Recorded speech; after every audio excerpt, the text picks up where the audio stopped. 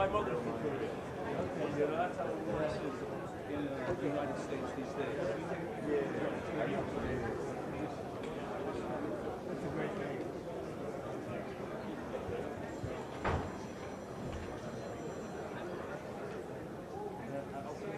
Okay, so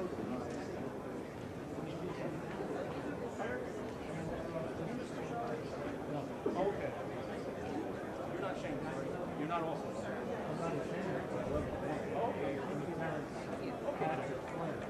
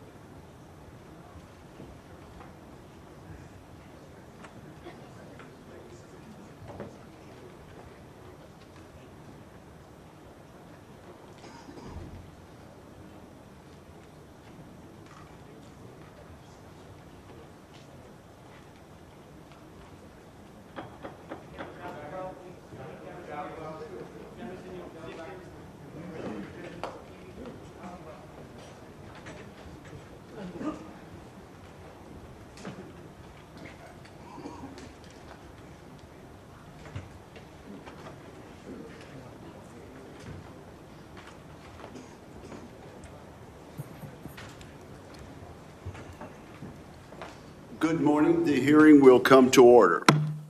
The Committee on Armed Services has convened this hearing to consider the pending nomination of Mr. Pete Hegseth to be Secretary of Defense. At this point, in light of the continued suffering and death in and around Los Angeles, California, I'm going to ask my colleagues and those in the audience to observe a moment of silence.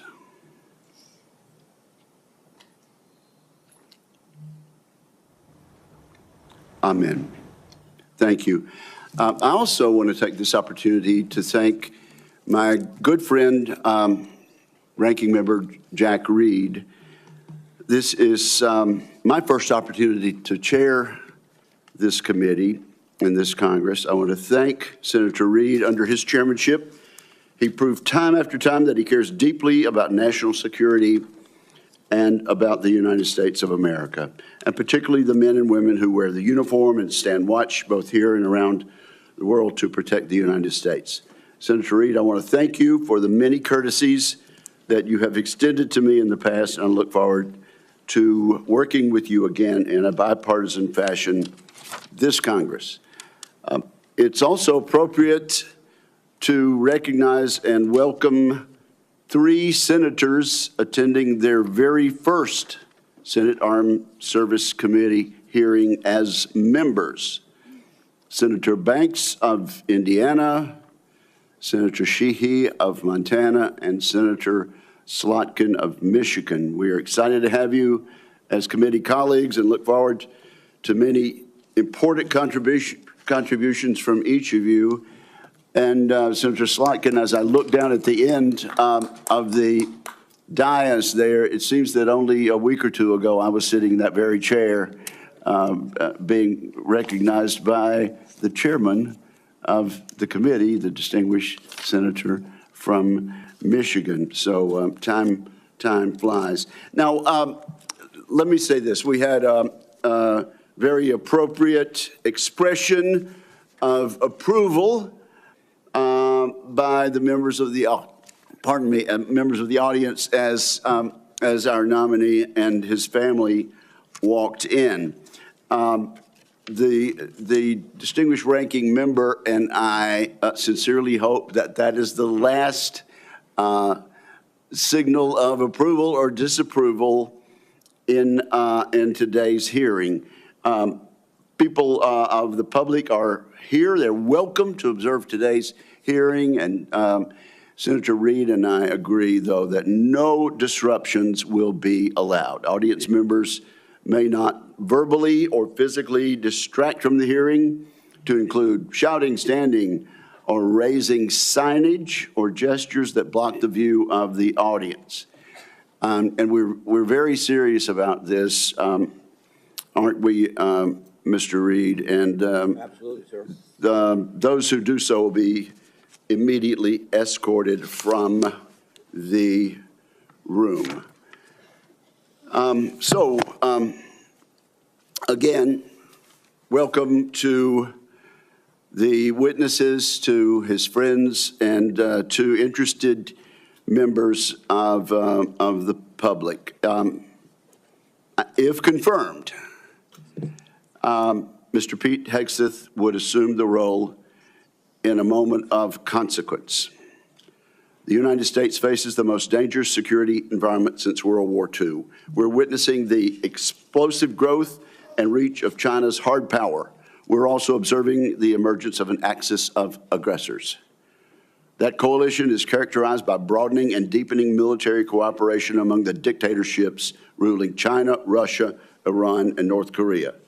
Terrorism remains a threat as Israel wages war against Hamas and Hezbollah, and as the Assad regime collapses in Syria. America has entered a window of maximum danger, and the department needs energetic and focused civilian leadership. Those values begin at the top with the Secretary of Defense. Many of my distinguished colleagues have served in a significant tenure on this committee. and our meetings are fairly long. We should reflect over previous secretaries of defense and their hearings and ask ourselves a simple question. Has the civilian leadership of the Pentagon under the administration of both parties proven up to the challenge? Often the answer has been no.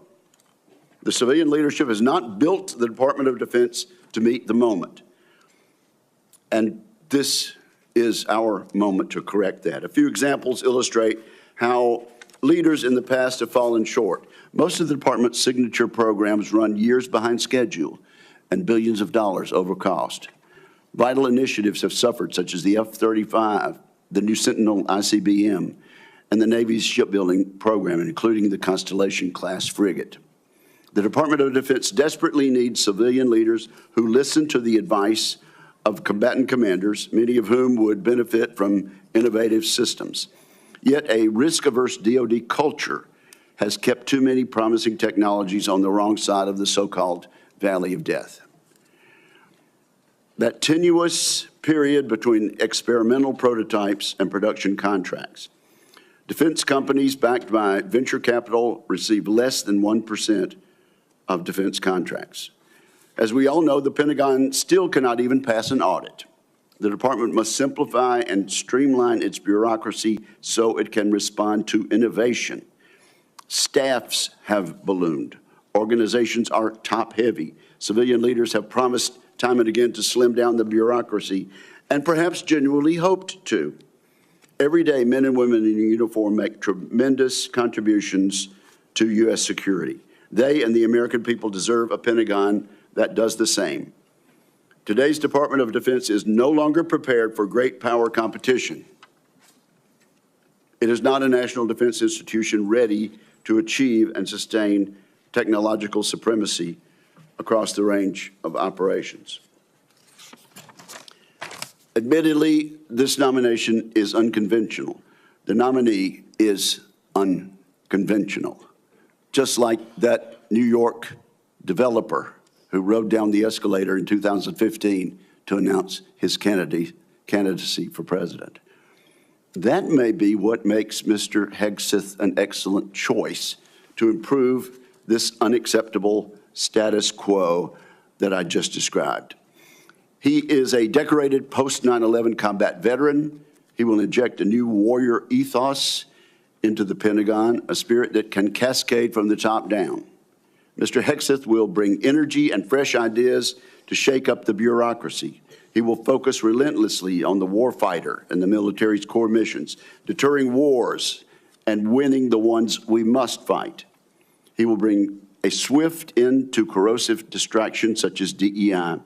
Today, many simply acknowledge and live with the systemic problems I have mentioned earlier in acquisition, accountability, technology transition, and organizational civil service reform. Mr. Hegseth will actually move to fix these issues decisively. In short, I'm confident that Mr. Hegseth, supported by a team of experienced top officials, will get the job done. The Secretary of Defense is an incredibly important position, but the Secretary's span of control is limited. The Pentagon is vast, with 3 million plus personnel, uniformed civilian and contractor. A successful secretary understands that steering the ship means focusing his attention on strategic level priorities. The secretary must be supported with exceptional subordinates who will run the day-to-day affairs of the Office of the Secretary of Defense, the military services, and the other DoD components. I'm also confident that as an infantryman, Mr. Hegseth understands the military principle of commander's intent. Communicate the clear objective, empower subordinates to use initiative and judgment, and hold everybody accountable. We must not underestimate the importance of having a top-shelf communicator as Secretary of Defense. Other than the President, no official plays a larger role in telling the men and women in uniform, the Congress, and the public about the threats we face and the need for a peace through strength defense policy. I have no doubt Mr. Hegseth will excel in a skill in which many of his predecessors have fallen short. Much has been made of both Mr. Hegseth's personal life and some of his policy pronouncements. Regarding his personal conduct, Mr. Hegseth has admitted to falling short, as we all do from time to time. It is noteworthy that the vast majority of the accusations leveled at Mr. Hegseth have come from anonymous sources. Contrast these anonymous accusations with the many public letters of support and commendation. We have seen letters from people who served with Mr. Hegseth. These individuals have worked with him professionally. They really know him and his character. These patriotic Americans have been willing to put their names and reputations on the line to support Mr. Hegseth. I look forward to sharing these testimonials with the American people. Let me mention one right now. It comes from David Bellavia, who earned the Medal of Honor for heroic actions in combat in Fallujah, Iraq. David Bellavia writes the following: Pete is fearless, unflappable, and confronts conflicts head-on. He's a leader to the core. When Pete is confirmed as the next Secretary of Defense of the United States of America, this country will finally know the privilege of having a true ambassador able to speak on behalf of this generation and its two-decade global war on terror. Washington doesn't build men like Pete. Combat builds men like Pete. As I said, there are more letters expressing the same endorsement. Today, we'll hear from the nominee directly. I want to thank Mr. Hegseth as well as his loved ones for being here today. I look forward to discussing his nomination. I look forward to hearing from Mr. Hegseth about the ways he hopes to rebuild the American strength that secures the peace. And so now I turn to my friend and colleague, Ranking Member Reed, for his opening remarks. Well, thank you very much, Mr. Chairman. I'd like to first congratulate you on your chairmanship.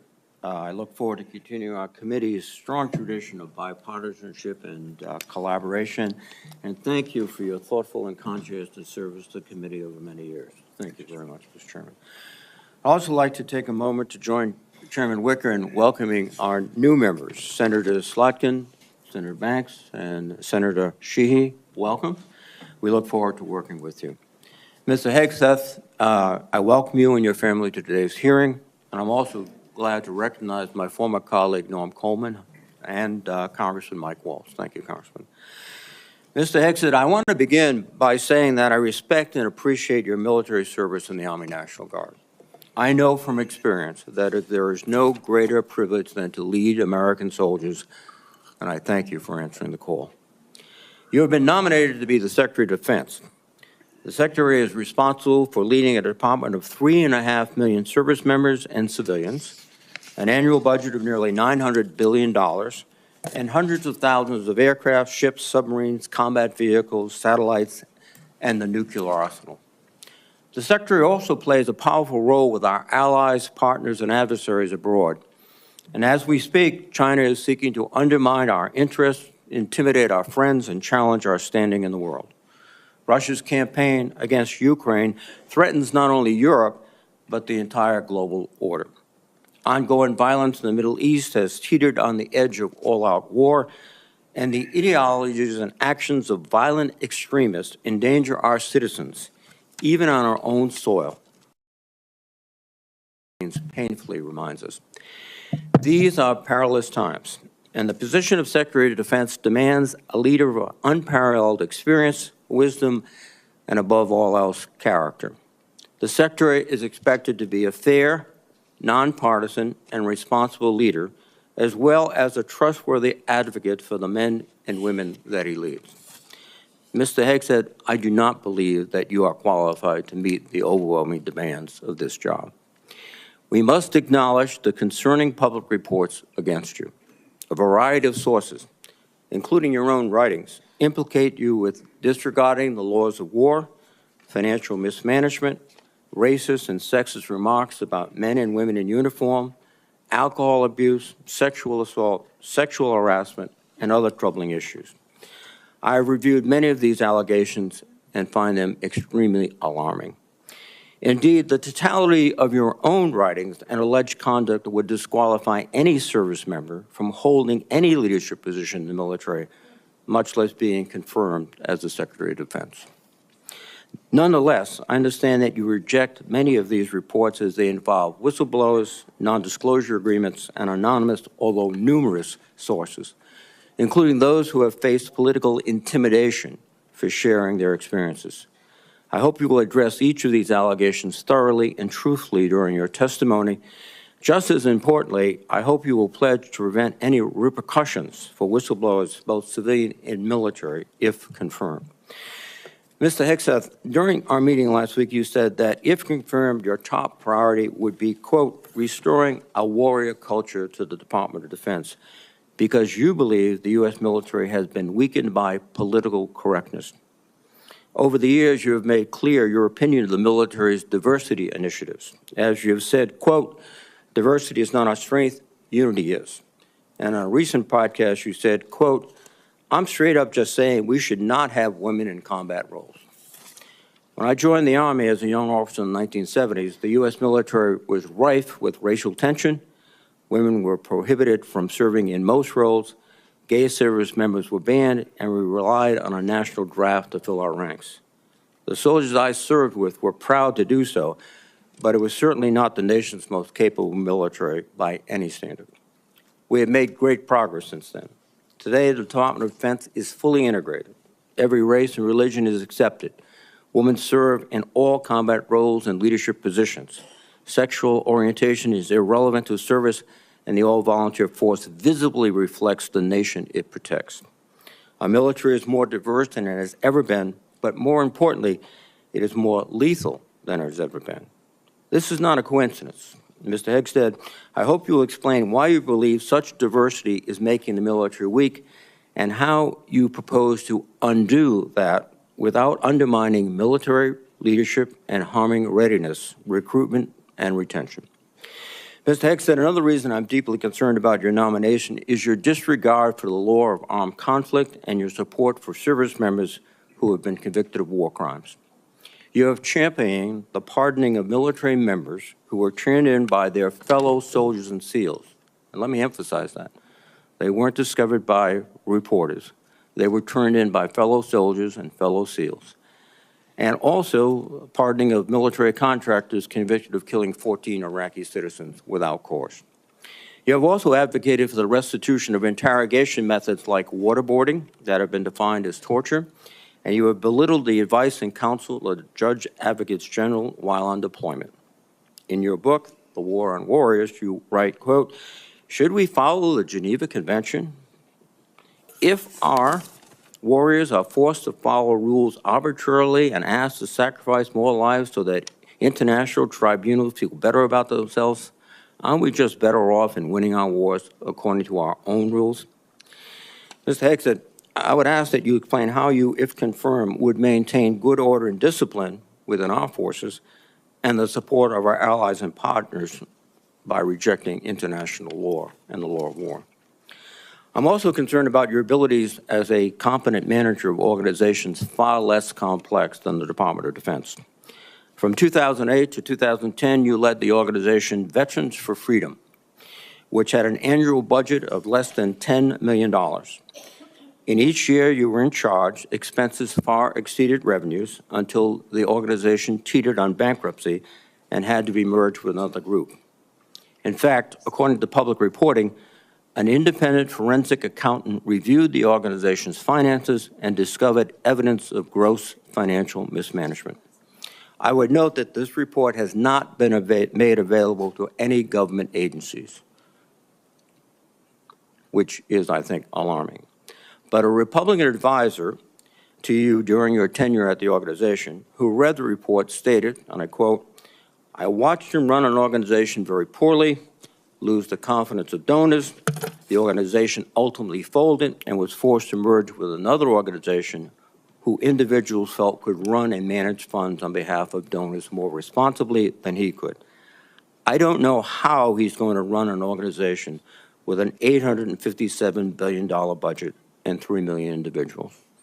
And that is the only comment we've had and the only access we've had to the forensic report. A similar thing happened with the Concerned Veterans for America, a second veterans group that you led from 2011 until 2016. During those 5 years, tax records show that the organization spent more than it raised. Just as troubling are reports that a significant amount of debt was incurred from social events and parties filled with excessive drinking and questionable personal behavior.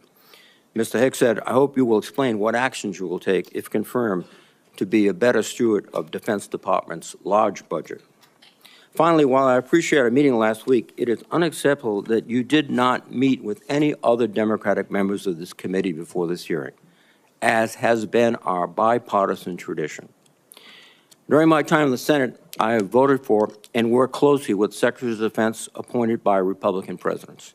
While we may disagree politically, there was always an understanding that rank partisanship should have no place when it comes to providing for the men and women who serve in uniform. And Mr. Hegseth, I am troubled by the many comments you have made both as a commentator and in your published writings. For example, in your book, American Crusade, you wrote, quote, "Modern leftists, who represent the soul of the modern Democratic Party, literally hate the foundational ideas of America." You also wrote, "The other side, the left, is not our friend. We are not esteemed colleagues, nor mere political opponents. We are foes. Either we win or they win. We agree on nothing else." Mr. Hegseth, if confirmed as Secretary of Defense, you would lead an organization that, like the country it represents, is composed of Democrats and Republicans. Yet your language suggests that you regard many of these men and women as foes. And I would ask you to explain why service members and civilians who do not share your political opinions can trust that they will not be targeted during your tenure. Indeed, the challenge of the Secretary of Defense is to remove partisan politics from the military. You propose to inject it. This would be an insult to the men and women who have sworn to uphold their own apolitical duty to the Constitution. Mr. Hegseth, you are the 9th nominee for Secretary of Defense that I've had the honor to consider as a member of the Senate Armed Services Committee. I have voted in favor of all your predecessors, including those in the first Trump administration. Unfortunately, you lack the character and composure and competence to hold the position of Secretary of Defense. Thank you. Thank you, Senator Reid. And now it's my privilege and honor and pleasure to recognize 2 witnesses who have come forward to introduce our nominee. First, I recognize my former colleague and former Senator Norm Coleman of Minnesota for the purpose of an introduction. Norm, we are glad to see you and glad to have you back, and you are recognized for an introduction. Thank you, Mr. Chairman, Ranking Member Reid, members of the committee, my former colleagues. I'm honored to introduce a son of Minnesota to you, Pete Hegseth. As a senator from Minnesota, I spent many hours with this young man as he walked the halls of Congress advocating on behalf of America's veterans. And he is young in the best sense of the word. He is strong, focused, intelligent, incisive, a great listener, and is almost supernaturally energetic, just what we need in a Secretary of Defense in times of massive change. He is the real deal. F. Scott Fitzgerald was a writer in my city of St. Paul, and so the problem with America is that there are no second acts. He was wrong. Pete was a brave soldier, has been an able communicator, and I believe is about to begin a great second act as our Secretary of Defense. He has struggled and overcome great personal challenges. Please don't give in to the cynical notion that people can't change. We need the ones who can change to lead us, to be beacons of hope, and to remind us that grace can lead us home.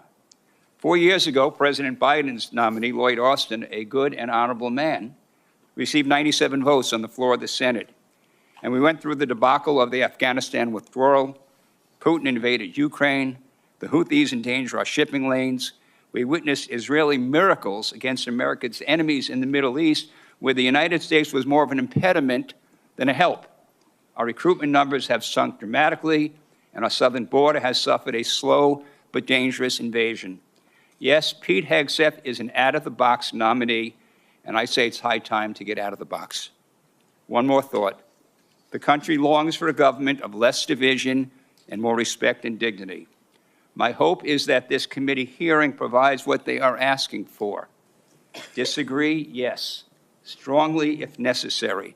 But then come together to support the nominee, this nominee, Pete Hegseth, of the one president we have at a time, laying aside partisan politics for the essential mission of national security upon which everything else depends. Mr. Chairman, I yield.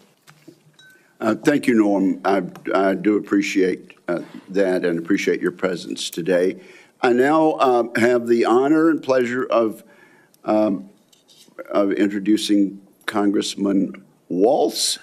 I understand, Congressman, you are still a member of the House for another day or two. Another day or two. Okay, and I now recognize Congressman Waltz for whatever opening statement and introduction he might make. Well, thank you, Chairman Wicker, and Chairman has a very nice ring to it, so congratulations, Ranking Member Reed, distinguished members of this committee. It is a privilege to appear before you today and urge the members of this committee to confirm Pete Hegseth as our next Secretary of Defense. And I'm not here today just to advocate on behalf of a future colleague, but to speak on behalf of someone I consider a dear friend for over a decade now. Like Pete, I served in the U.S. Army. Like Pete, I'm a veteran. We deployed to Afghanistan and all over the world at the height of the war on terror, which is the war of our generation. And like thousands of other warfighters, we've witnessed the hardships of war. We've experienced the loss of friends in combat. We've endured too much time away from family and friends, and no one, I can promise you this, no one hates war more than those who have had to go fight it. No one does. Pete's story, though, isn't that much different from the millions of other veterans, and they know it, and they appreciate him for the experiences that he's gone through. And after our country was brutally attacked on 9/11, Pete Hegseth answered the call of duty like so many others. He put the interests of this country ahead of his own. And I can tell you firsthand, as can the heroes sitting in this audience behind me, Pete's character of country, his selflessness, his duty, these are the key tenets that have shaped him into the leader that he is today. These are the traits that President Trump recognized when making the decision to nominate Pete for this critical role.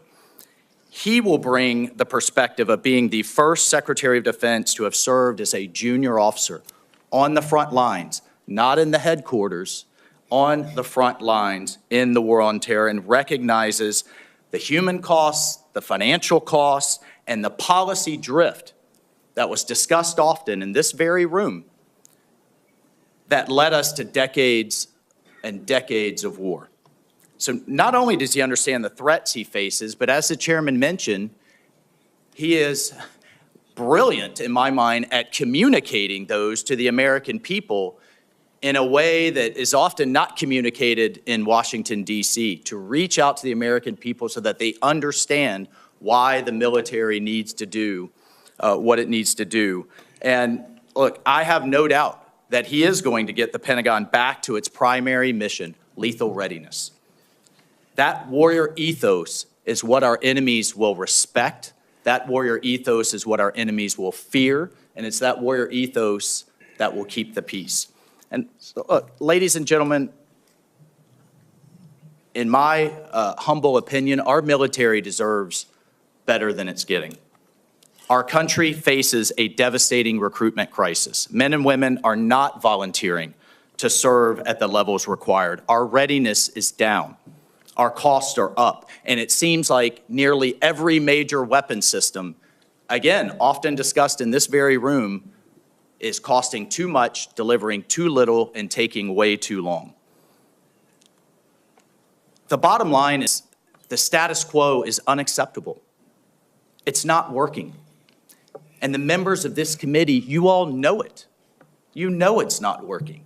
And the members of the House Armed Services know it's not working. And we have hearing after hearing, year after year, And here we are, decades later, describing the same problems. The Pentagon has continuously failed audits. The businesses that want to do business with the Pentagon have to pass an audit, but the entity itself fails an audit. Innovation is stalled, morale is down, standards have been weakened, and meritocracy is less valued.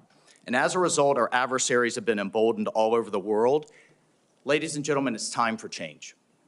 It is time for change. You all have literally seen thousands of veterans, as the chairman cited one amazing Medal of Honor recipient. But we have seen thousands of veterans expressing their support for Pete. This is a man who can reinvigorate that warrior ethos, and this is a man that will lead. I can't imagine having a more capable partner in my position as National Security Advisor. Pete is a man of family, of faith, and he's committed to making our country strong again. And most importantly, brother, I know this in my core, he will always have as a first principle the service members that are out there on the front lines for all of us at the heart of every decision he makes. So, senators, I urge you to support this confirmation.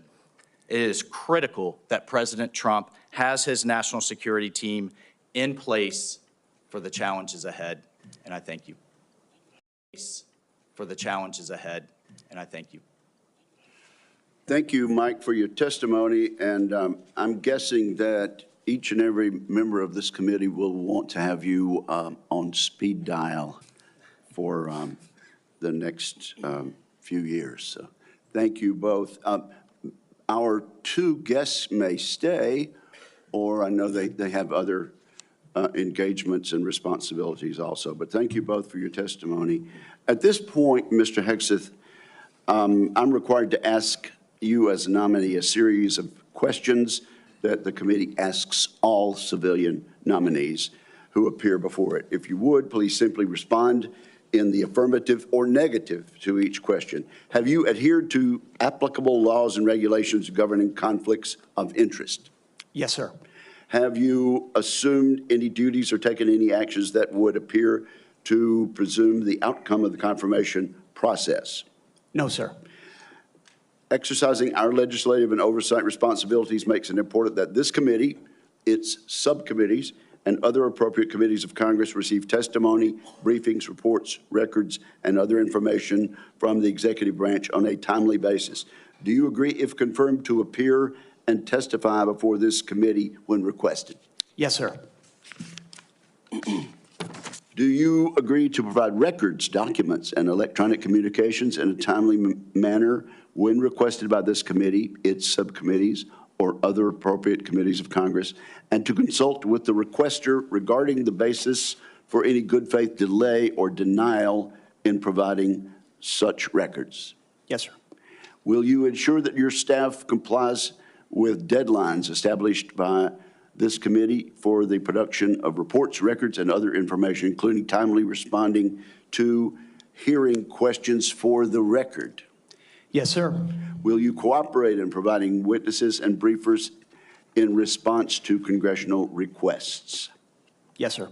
Will those witnesses and briefers be protected from reprisal for their testimony or briefings? Yes, sir. All right. So at this point, Mr. Hegseth, you are recognized for your opening statement. Well, thank you, Chairman Wicker, Ranking Member Reed, and all the members of this committee for this opportunity today. I'm grateful for and have learned a great deal from this advise and consent process. Our founders knew what they were doing. Should I be confirmed, I look forward to working with this committee, senators from both parties, to secure our nation. I want to thank the former senator from Minnesota, Norm Coleman, for his mentorship and friendship in this process, and the incoming National Security Advisor, Congressman, and more importantly for our purposes, Colonel Mike Waltz, for his powerful words. I'm grateful to them both. Thank you to my incredible wife, Jennifer, who has changed my life and been with me throughout this entire process. I love you, sweetheart, and I thank God for you. And as Jenny and I pray together every morning, All glory, regardless of the outcome, belongs to our Lord and Savior, Jesus Christ. His grace and mercy abounds each day. May his will be done. Thank you to my father, Brian, and mother, Penny, as well as our entire family, including our 7 wonderful kids, Gunnar, Jackson, Peter Boone, Kensington, Luke, Rex, sorry, it's a lot of them, and Gwendolyn. Their future safety and security is in all of our hands. And to all the troops and veterans watching and here in the room, Navy SEALs, Green Berets, soldiers, pilots, sailors, Marines, Gold Stars, and more, too many friends to name. Officers, enlisted, black and white, young and old, men and women, all Americans, all warriors. This hearing is for you. Thank you for figuratively and literally having my back. You are a misogynist. Not only that, you are a Christian Zionist. And support the war in Gaza by the Zionists. I want to thank the authorities for their swift reaction to that outburst and state that similar interruptions will be treated in like manner. Mr. Hegseth, you may continue. Well, as I'll say again, thank you for figuratively and literally having my back. I pledge to do the same for all of you. It's an honor to come before this committee today as President Donald Trump's nominee for the office of Secretary of Defense. 2 months ago, 77 million Americans gave President Trump a powerful mandate for change, to put America first, at home and abroad. I want to thank President Trump for his faith in me and his selfless leadership for our republic. The troops have no better commander-in-chief than Donald Trump. As I've said to many of you in private meetings, when President Trump chose me for this position, the primary charge he gave me was to bring the warrior culture back to the Department of Defense. He, like me, wants a Pentagon laser-focused on lethality, meritocracy, warfighting, accountability, and readiness.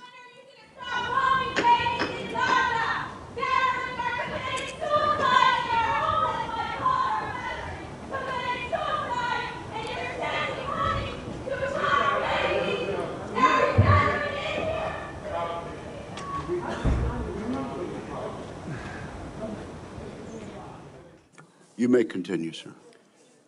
Returning the Pentagon back to warfighting, that's it. That's my job. Mr. Hegseth, suspend your remarks. Let me just say this. The Capitol Police are going to remove immediately individuals that are disrupting the hearing. I see a pattern attempted to be inflicted on the committee, and we're simply not going to tolerate that. You may proceed. To bring back warfighting, if confirmed, I'm going to work with President Trump and this committee to, 1, restore the warrior ethos to the Pentagon and throughout our fighting force. In doing so, we will reestablish trust in our military, addressing the recruiting crisis, the retention crisis, and readiness crisis in our ranks. Members of the security force will remove members.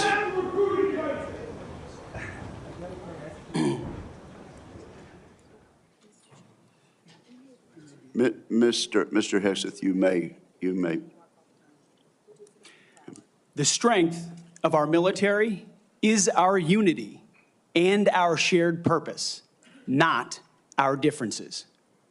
Number 2, we're going to rebuild our military, always matching threats to capabilities. This includes reviving our defense industrial base, reforming the acquisitions process, as you mentioned, Mr. Chairman, no more valley of death for new defense companies, modernizing our nuclear triad, ensuring the Pentagon can pass an audit, and rapidly fielding emerging technologies. And number 3, we're going to reestablish deterrence. First and foremost, we will defend our homeland, our borders, and our skies. Second, we will work with our partners and allies to deter aggression in the Indo-Pacific from the Communist Chinese. And finally, we will responsibly end wars to ensure that we prioritize our resources to reorient to larger threats. We can no longer count on reputational deterrence. We need real deterrence. The Department of Defense under Donald Trump will achieve peace through strength. And in pursuing these America First national security goals, will remain patriotically apolitical and stridently constitutional. Unlike the current administration, politics should play no part in military matters. We are not Republicans. We are not Democrats. We are American warriors. Our standards will be high, and they will be equal, not equitable. That's a very different word. We need to make sure every warrior is fully qualified on their assigned weapons system, every pilot's fully qualified and current on the aircraft they are flying, and every general or flag officer is selected for leadership or promotion purely based on performance, readiness, and merit.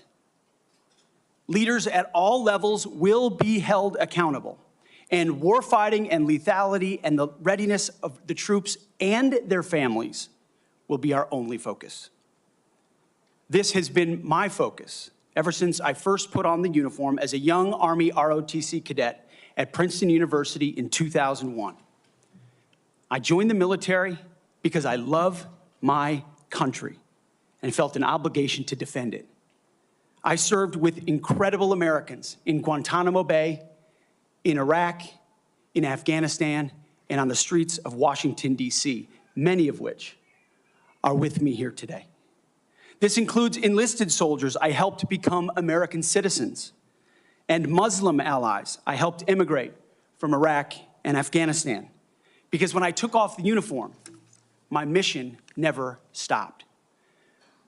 Now, it is true and has been acknowledged that I don't have a similar biography to defense secretaries of the last 30 years.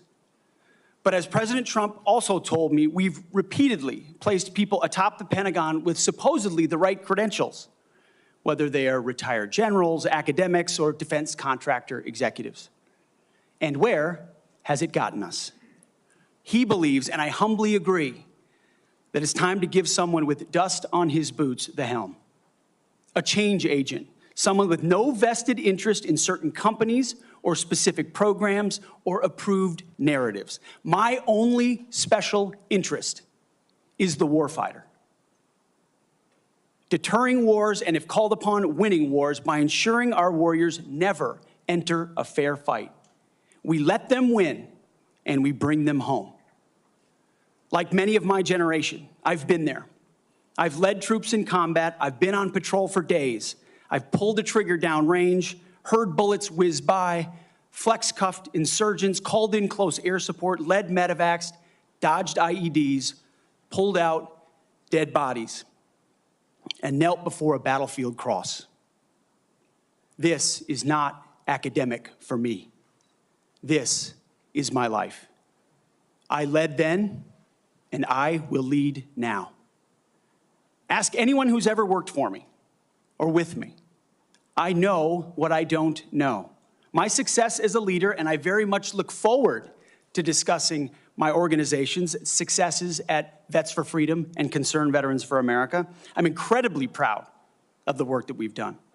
But my success as a leader has always been setting a clear vision, hiring people smarter and more capable than me, empowering them to succeed, holding everyone accountable, and driving toward clear metrics. Build the plan, work the plan, and then work harder than everyone else around you. I've sworn an oath to the Constitution before, and if confirmed, I will proudly do it again. This time, for the most important deployment of my life. I pledge to be a faithful partner to this committee, taking input and respecting oversight. We share the same goals: a ready, lethal military, the health and well-being of our troops, and a strong and secure America.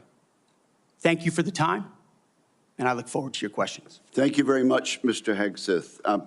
Before we begin with member questions, I would like to remind my colleagues that consistent with the bipartisan staff agreement from December, and in concert with exactly how this committee dealt with the last Secretary of Defense nominee, each member will be recognized for one round of 7 minutes to question the nominee. Out of respect for the time of all members of this committee, the time limits will be tightly enforced.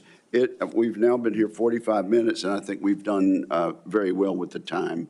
But at this point, I will begin my questioning of the nominee.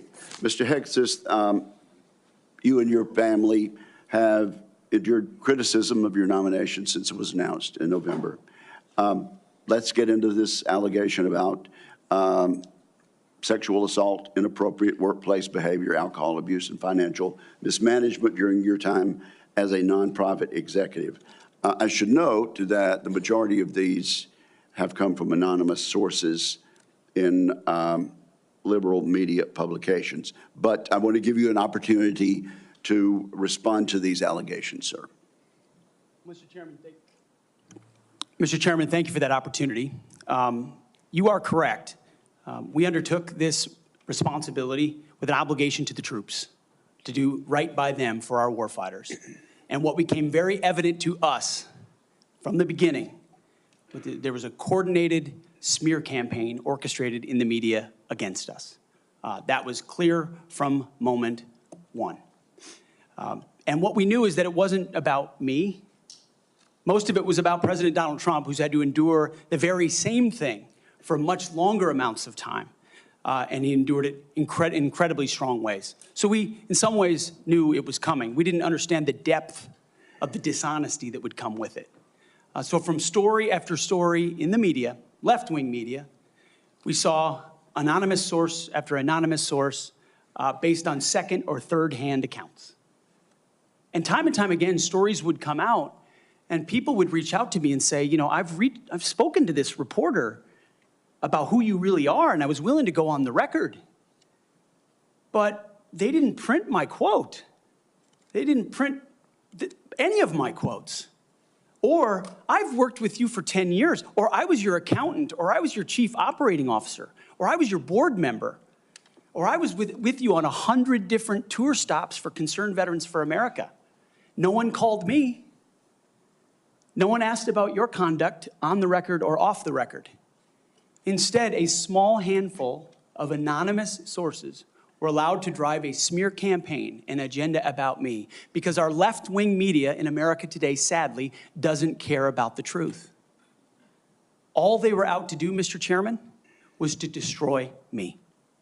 And why do they want to destroy me? Because I'm a change agent and a threat to them, because Donald Trump was willing to choose me, to empower me, to bring the Defense Department back to what it really should be, which is warfighting. So I'm willing to endure these attacks. But what I will do is stand up for the truth and for my reputation. False attacks, anonymous attacks, repeated ad nauseum, printed as nauseum, as facts. We have provided to the committee, Mr. Chairman, and I know you're going to share, on-the-record statement after on-the-record statement from people who have served with me, worked with me at Fox News, Concerned Vets, Vets for Freedom, you name it, from the top of the chain to the bottom, who will say, I treat them with respect, with kindness, with dignity. That's men, that's women, that's black, that's white, that's every background. I have prided myself as a leader of respecting people, being professional. That is the balance of mine. I'm not a perfect person, as has been acknowledged. Saved by the grace of God, by Jesus and Jenny. I'm not a perfect person, but redemption is real. And God forged me in ways that I know I'm prepared for. And I'm honored by the people standing and sitting behind me, and look forward to leading this Pentagon on behalf of the warfighters. Thank you, Mr. Hegseth. And frankly, I'm sure there are millions of Americans watching who would agree that they've experienced that same sort of redemption. So I do appreciate that. I realize that it involves a little bearing of the soul, but thank you for that. Now let's talk about top-line defense spending. I have a plan. I think you've read it. I issued another plan, Freedom's Forge, which you've also had a chance to look at. And you have noted correctly that the current trend line of defense spending falling below 3% of our GDP is a threat to national security. You also said building the strongest and most powerful military in the world must be done responsibly, but it cannot be done on the cheap. You still agree with that, do you not? Yes, sir, I do. Tell us what you think about, particularly about my plan to make the Defense Department less bureaucratic, less top-heavy, cut out some of the bureaucracy and layers, make it more friendly to startups and to new ideas, contained in my 20 or so page white paper, Defending Freedom's Forge. Senator, I've had a chance to review the Forged Act, that paper. Those are precisely the kinds of ideas that need to be pursued. And I look forward to working with this committee to ensure we cut the red tape, we incentivize innovation, we rebuild the defense industrial base, cut out the bureaucracy, all the things that are preventing the platforms and the tools from getting rapidly from our great defense companies here that should, and those that want to compete, into the hands of warfighters. But past his prologue on this, sir, and I would just look at what President Trump did after the drawdowns of lead from behind under President Obama. President Trump rebuilt our military. He didn't start wars, he ended them, and he didn't allow wars to start on his watch. We've had the same kind of defense cuts under the Biden administration. And so, look, I would present to the committee the reputation of President Donald Trump and me coming alongside him to ensure we have peace through strength by rebuilding our military, investing as necessary. Going under 3%, Mr. Chairman, is very dangerous. Okay, we got 45 seconds. Tell us, in that point, get us started at least talking about deterring China and the Indo-Pacific. It starts with priorities. The 2017 National Defense Strategy was the first step in reorienting away from simply entanglement in the Middle East, which our generation knows a lot about, and reorienting the behemoth that is the Pentagon toward new priorities, specifically the Indo-Pacific. So that strategy has started and was barely followed through on under the Biden administration. So we're going to start by ensuring the institution understands that as far as threats abroad, the CCP is front and center, also obviously defending our homeland as well. Thank you very much, Senator Reid. You're recognized. Well, thank you very much, Mr. Chairman. Before I begin my questioning, I would like to make 3 requests. First, many of my members would like a second round. That has been the custom. Senator Hagel was afforded 3 rounds. Senator Ash Carter, 2 rounds. And that was done by a Republican chairman with the consent and the appropriate guidance of Democrats. I must say, too, my recollection is I've never denied anyone the opportunity to ask the second round of questions as I chaired. I would request the second round. And my time is running. I think these are administrative. Oh, yeah, you're using your time. No, if the timekeeper will pause the time. I must say, I think we're going to have adequate time for questioning. And I know Democrat members have coordinated their questions as much as we have. And we are following the same exact precedent on all things that we did with Secretary Austin. So I respectfully understand what you're saying, but I think we have an agreement. It's been known for quite some time, and I intend to stick with that agreement which we made last December. What is your second request? Second, as been publicly reported, you and I have both seen the FBI background investigation of Mr. Hegseth, and I want to state for the record, I believe the investigation was insufficient, frankly. There are still FBI obligations to talk to people. They have not had access to the forensic audit, which I referenced to, and the person who had access to was quite critical of Mr. Hegseth. And I think people on both sides have suggested that they get the report. I know your colleagues have asked for it. Senator Thune assured me personally that he thought it was an appropriate idea. So I would ask, and I would say too, as the precedent one of President Trump's appointees had similar, very complicated personal issues. The report was made available to all the members of the committee. We would be following precedent, and I ask that that be made possible. Again, there's been much discussion about this, and what I intend to do is follow the exact precedent that we've had for the last two hearings with regard to secretaries of defense. Not only Secretary Austin, but Secretary Mattis 8 years ago. And that was for the chair and the ranking member to see the report. And so that is my intention as chair of this committee. Finally, Mr. Chairman, I have several letters that I would include for the record. One from Count Every Hero, which is an organization of retired four-star generals and former secretaries of defense that is critical of the proposed purge panels. One from an organization for domestic violence. One for a Council on American Relations. And also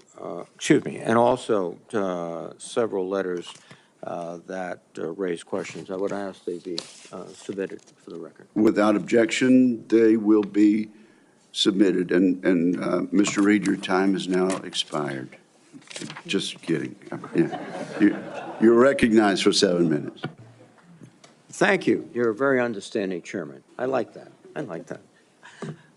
Ms. Hegseth, you've written, and it's quote, "Oh yeah, and fire any general who hasn't carried water for Obama and Biden's extra constitution and agenda-driven transformation for our military. Clean house and start over." It's come to my attention that current serving military personnel have received emails threatening them with being fired for supporting the current DOD policies. One mail that was sent to a military officer with the subject line, "Clean house," reminiscent of your specific comment, states, and I quote, "With the incoming administration looking to remove disloyal, corrupt, traitorous, liberal officers such as yourself, we will certainly be putting your name into the list of those personnel to be removed.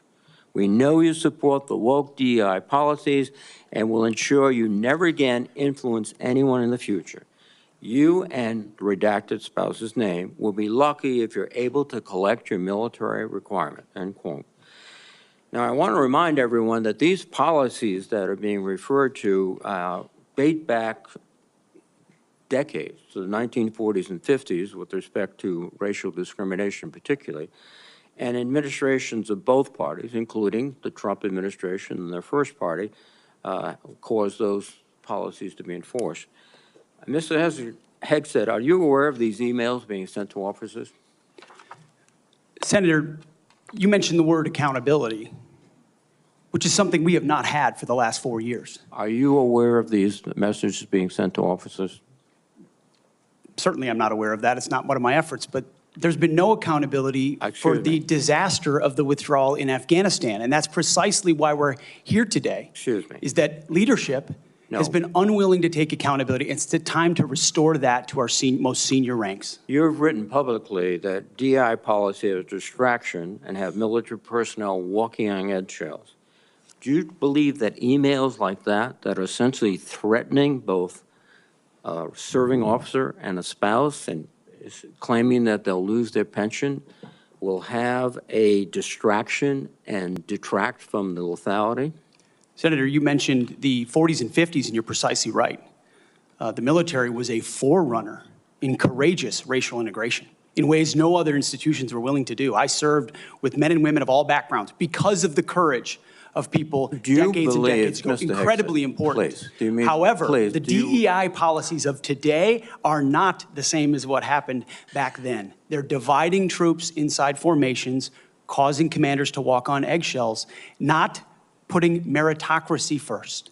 That's the indictment that's made by those serving right now. Excuse me. And why we're having this conversation. All of your public comments don't talk about meritocracy. They talk about liberal democratic efforts that are destroying the military, that those people are our enemies. That's not meritocracy. That's a political view. And your goal, as I see emerging, is to politicize the military in favor of your particular positions, which you've outlined extensively, which would be the worst blow to the professionalism of the United States military and would undercut readiness, undercut retention, because I can see officers receiving these emails beginning to wonder very seriously if they should continue. Let me change subject for a moment here. You've been instrumental in securing pardons for several convicted war criminals. In at least two of these cases, the military personnel who served in combat with these convicted service members were not supportive of the pardons. They did their duty as soldiers to report war crimes. Your definition of lethality seems to embrace those people who do commit war crimes, rather than those who stand up and say, this is not right. So what's the response to your service members who personally witnessed these and courageously reported them to their superiors? Senator, as someone who's led men in combat directly and had to make very difficult decisions, I've thought very deeply about the balance between legality and lethality, ensuring that the men and women on the front lines have the opportunity to destroy with and close the enemy, and that lawyers aren't the ones getting in the way. I'm not talking about disavowing the laws of war or the Geneva Conventions or the Uniform Code of Military Justice. Sir, I'm talking about restrictive rules of engagement that these men and women behind me understand they've lived with on the battlefield, which has made it more difficult to defeat our enemies. In many of the cases you're talking about in particular, sir, there was evidence withheld, there was prosecutorial misconduct, and as someone who looks case by case and defaults to the warfighter, to the men and women with dust on their boots, not the second guessers in air-conditioned offices in Washington, D.C. Excuse me. I look case by case and was proud to work with President Trump to understand those cases and ensure that our warriors are always looked out for. Those cases were adjudicated by who? People in Washington or fellow non-commissioned officers who had also served, sacrificed, and believed in the ethic of the military? Who were the court-martial? Senator, in multiple cases, they were actually acquitted, but charges cases, lingered. yes, regardless of where those convening authorities were, yes, sir. Some were, but others were convicted, and you asked for pardon. That's the only reason you asked for pardon, because they were convicted. But the other factor, too, is you've already disparaged in writing the Geneva Convention, the rules of law, all of these things. How will you be able to effectively lead a military in which one of the principal elements is discipline, respect for lawful authority? You have made statements to your platoon after being briefed by a JAG officer. Well, by the way, would you explain what a JAG-off is? I don't think I need to, sir. Why not? Because the men and women watching understand. Well, perhaps some of my colleagues don't understand. It would be a JAG officer who puts his or her own priorities in front of the warfighters. Their promotions, their medals, in front of having the backs of those who are making the tough calls on the front lines. Thank you, Senator Reid. Interesting. Thank you, Senator Thank you Reid. very much. Senator Fisher. Thank you, Mr. Chairman, and welcome, Mr. Hegseth, to you and to your family. Thank you for the meeting that we had. We talked about a number of things. First and foremost was that nuclear weapons are foundational to our national defense, and having a safe, effective, and credible nuclear deterrent underpins our alliances, and as you know, it deters our adversaries. Nuclear deterrence has been, and you and I believe, agreed on this, it must continue to be unequivocally the highest priority mission of the Department of Defense. But deterrence only works if our adversaries believe our nuclear forces are effective and credible. All three legs of our triad are undergoing that generational recapitalization programs, and we cannot afford any more delays in those programs. Sir, do you believe and agree with President Trump's 2018 nuclear posture review that preventing adversary nuclear attacks is, quote, the highest priority of the United States? Senator, yes, I do. If confirmed, will you commit to supporting all three legs of the nuclear triad and to using every tool available to deliver these systems on schedule? Senator, yes, I do, because ultimately our deterrence, our survival is reliant upon the capability, the perception, and the reality of the capability of our nuclear triad. We have to invest in its modernization for the defense of our nation. While former secretaries of defense have stated that nuclear deterrence is the highest priority, we haven't really seen that translated into budget requests or using the tools like the Defense Production Act. You've spoken about increasing lethality. You've spoken about getting programs done faster. How would you actually implement a culture change so that we can see these delivery schedules move forward, be rewarded? I can tell you in most every briefing we have, the schedules we're on are too late. So what would you do? Well, ultimately focused first on the things that are most important, as we have discussed, Senator, the nuclear triad, understanding whether it's the B-21 or the Minuteman to the Sentinel, all aspects, or the Columbia-class submarines, ballistic missiles. What are the priorities that need to be focused on and ensure that in those particular cases, you mentioned it, Senator, the Defense Production Act, emergency powers. If we're at a place where our nuclear capabilities are perceived to not be what they are, that is an emergency. And we have an ally in our incoming commander-in-chief, in President Donald Trump, who has spoken about these things, understands the power and strength of nuclear deterrence, will not allow them to be deprioritized. It's the existential threat. It's the existential threat to this nation. How do you change the culture? It's not just the Production Act that's going to be able to do it. How are you going to move forward faster? Competition, Senator, is important, critically important. The Death Valley that was talked about, leveraging the innovation of Silicon Valley, which for the first time in generations has shown a willingness, desire, and capability to bring its best technologies to bear at the Pentagon, a Pentagon that has become too insular, tries to block new technologies from coming in. So we have to embrace that, there's some great Office of Strategic Capital, DIU initiatives that provide loans to companies to participate, because you have to invest in the defense industrial base for the longer term projects. We have the capability, the missiles and the munitions, but also to rapidly field emerging technologies that we need on the battlefield right now. So as we learn things, say in the war in Ukraine, those technologies, as we look at threats we're gonna face, find ways to rapidly field those using off-the-shelf technologies or standard designs, modular designs. Another easy one, Senator, that became evident in the process is digital designs. The Pentagon often builds entire systems without first using a digital design. Okay. Which means you build prototypes and then scrap them and start over again. No private sector business could survive doing business that way. So there's a lot of innovation, and I'm going to hire a lot of smart people already have to help with that.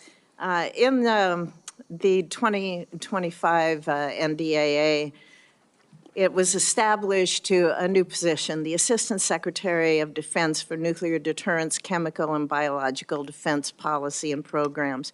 And that was established so we could cut through a lot of the bureaucratic stovepipes that we see in the office of the Secretary of Defense.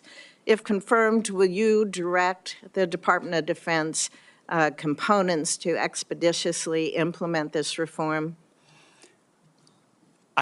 It sounds, I would want to look directly at exactly what that reform is. It is I take your word that it's great, Senator. I will review it robustly, and I look forward to implementing it. Okay, thank you. During the first Trump administration, the 2018 Nuclear Posture Review concluded that the U.S. needed to once again develop and deploy a nuclear-armed sea-launched cruise missile known as SLCM, to offset significant Russian and Chinese advantages in theater-range nuclear capabilities. Since then, Congress, on a strong bipartisan basis, has directed the Navy and the National Nuclear Security Administration to continue this effort. Do you support the SLCM program?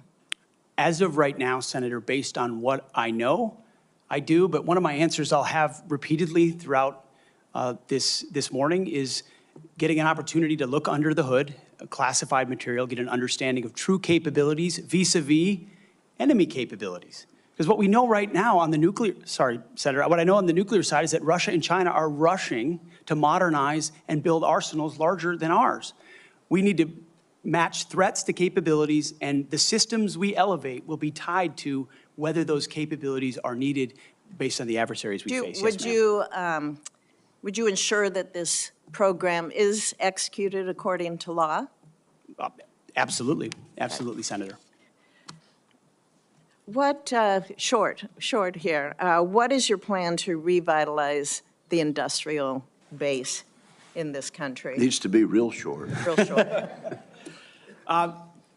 Serious investment targeted at systems that we truly need by also incentivizing competition and laser focus from the OSD, from the Office of Secretary of Defense, to all the particular strategic initiatives to revive them so it's not just one system, it's multiple systems. You may want to expand on that on the record. At this point, my colleagues, I would ask unanimous consent to enter into the record a letter organized by a group called Flag Officers for America, which has 120 retired generals and admirals offering their support for Mr. Hegseth's nomination. I ask unanimous consent.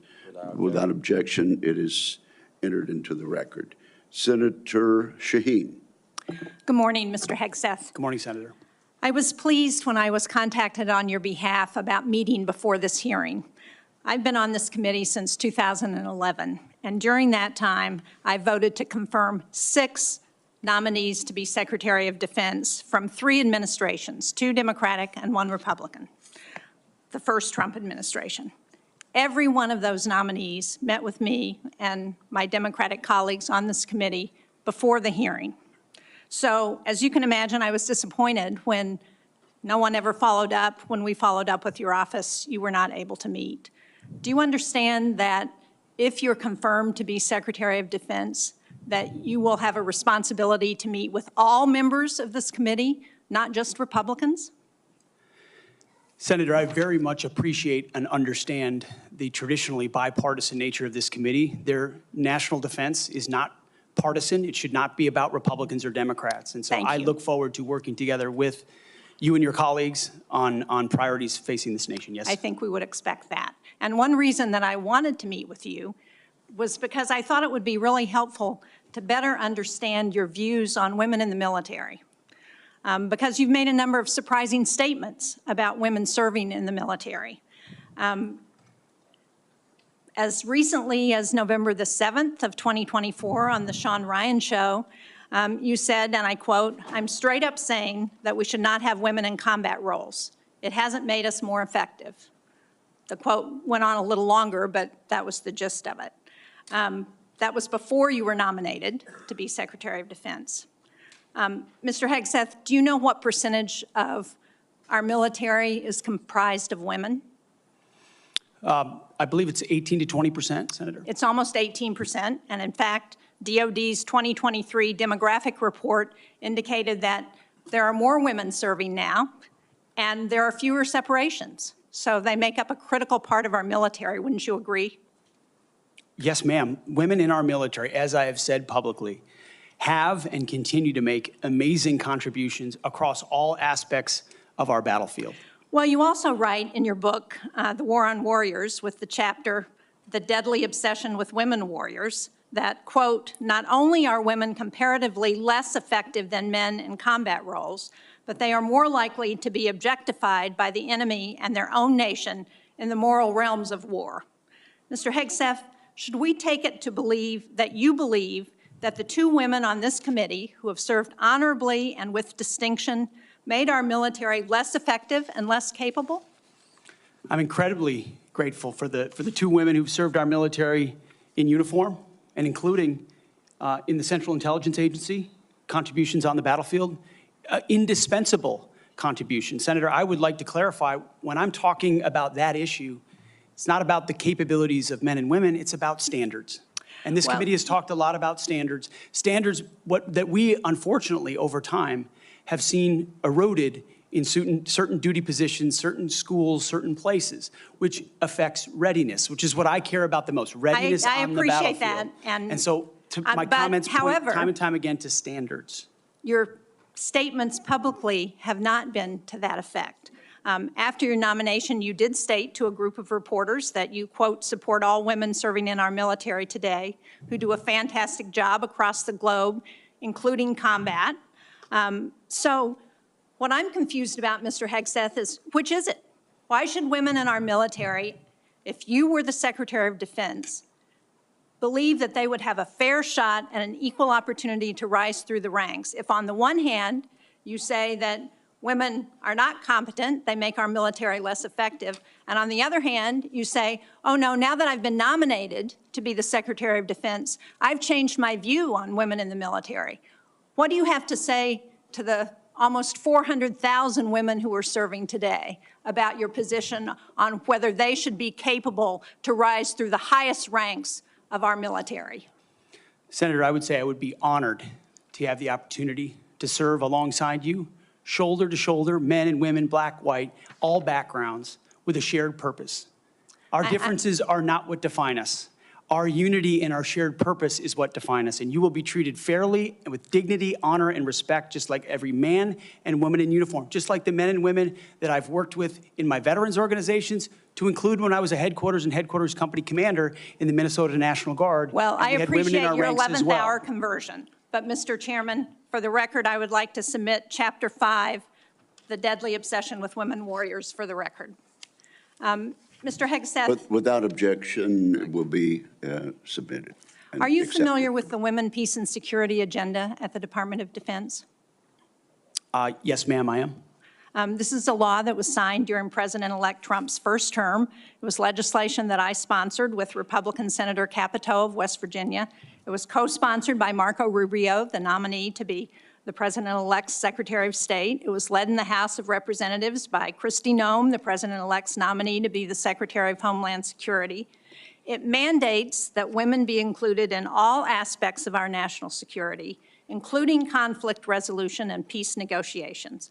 And at the Department of Defense, it has been the law for 8 years under both the Trump and Biden administrations. The DoD has incorporated women throughout its decision-making as a result. Every single combatant commander across 2 administrations has told this committee that this law and its implementation at the Department of Defense provides them a strategic advantage operationally. Based on your comments, it appears that the example that you would like to set, not only for women in this country, but for women across the globe, 50% of the world's population, as the prospective nominee to lead the most combat-credible military in the entire world, is that women should not have an equal opportunity in our military. So will you commit to preserving the Women, Peace, and Security law at DoD and including in your budget the requisite funding to continue to restore and resource these programs throughout the DoD? Senator, I will commit to reviewing that program and ensuring it aligns with America First national security priorities, meritocracy, lethality, and readiness. And if it advances American interests, it's something we would advance. If it doesn't, it's something we would look at. Since former President Trump signed the law, I hope that he agrees with you. Thank you, Senator Shaheen. At this point, I would ask unanimous consent to enter into the record 5 letters of support from female service members and combat veterans who support Mr. Hegseth's nomination. These women represent diverse viewpoints, from a retired colonel with over 25 years of service to an active duty Navy surface warfare commander to a senior airman.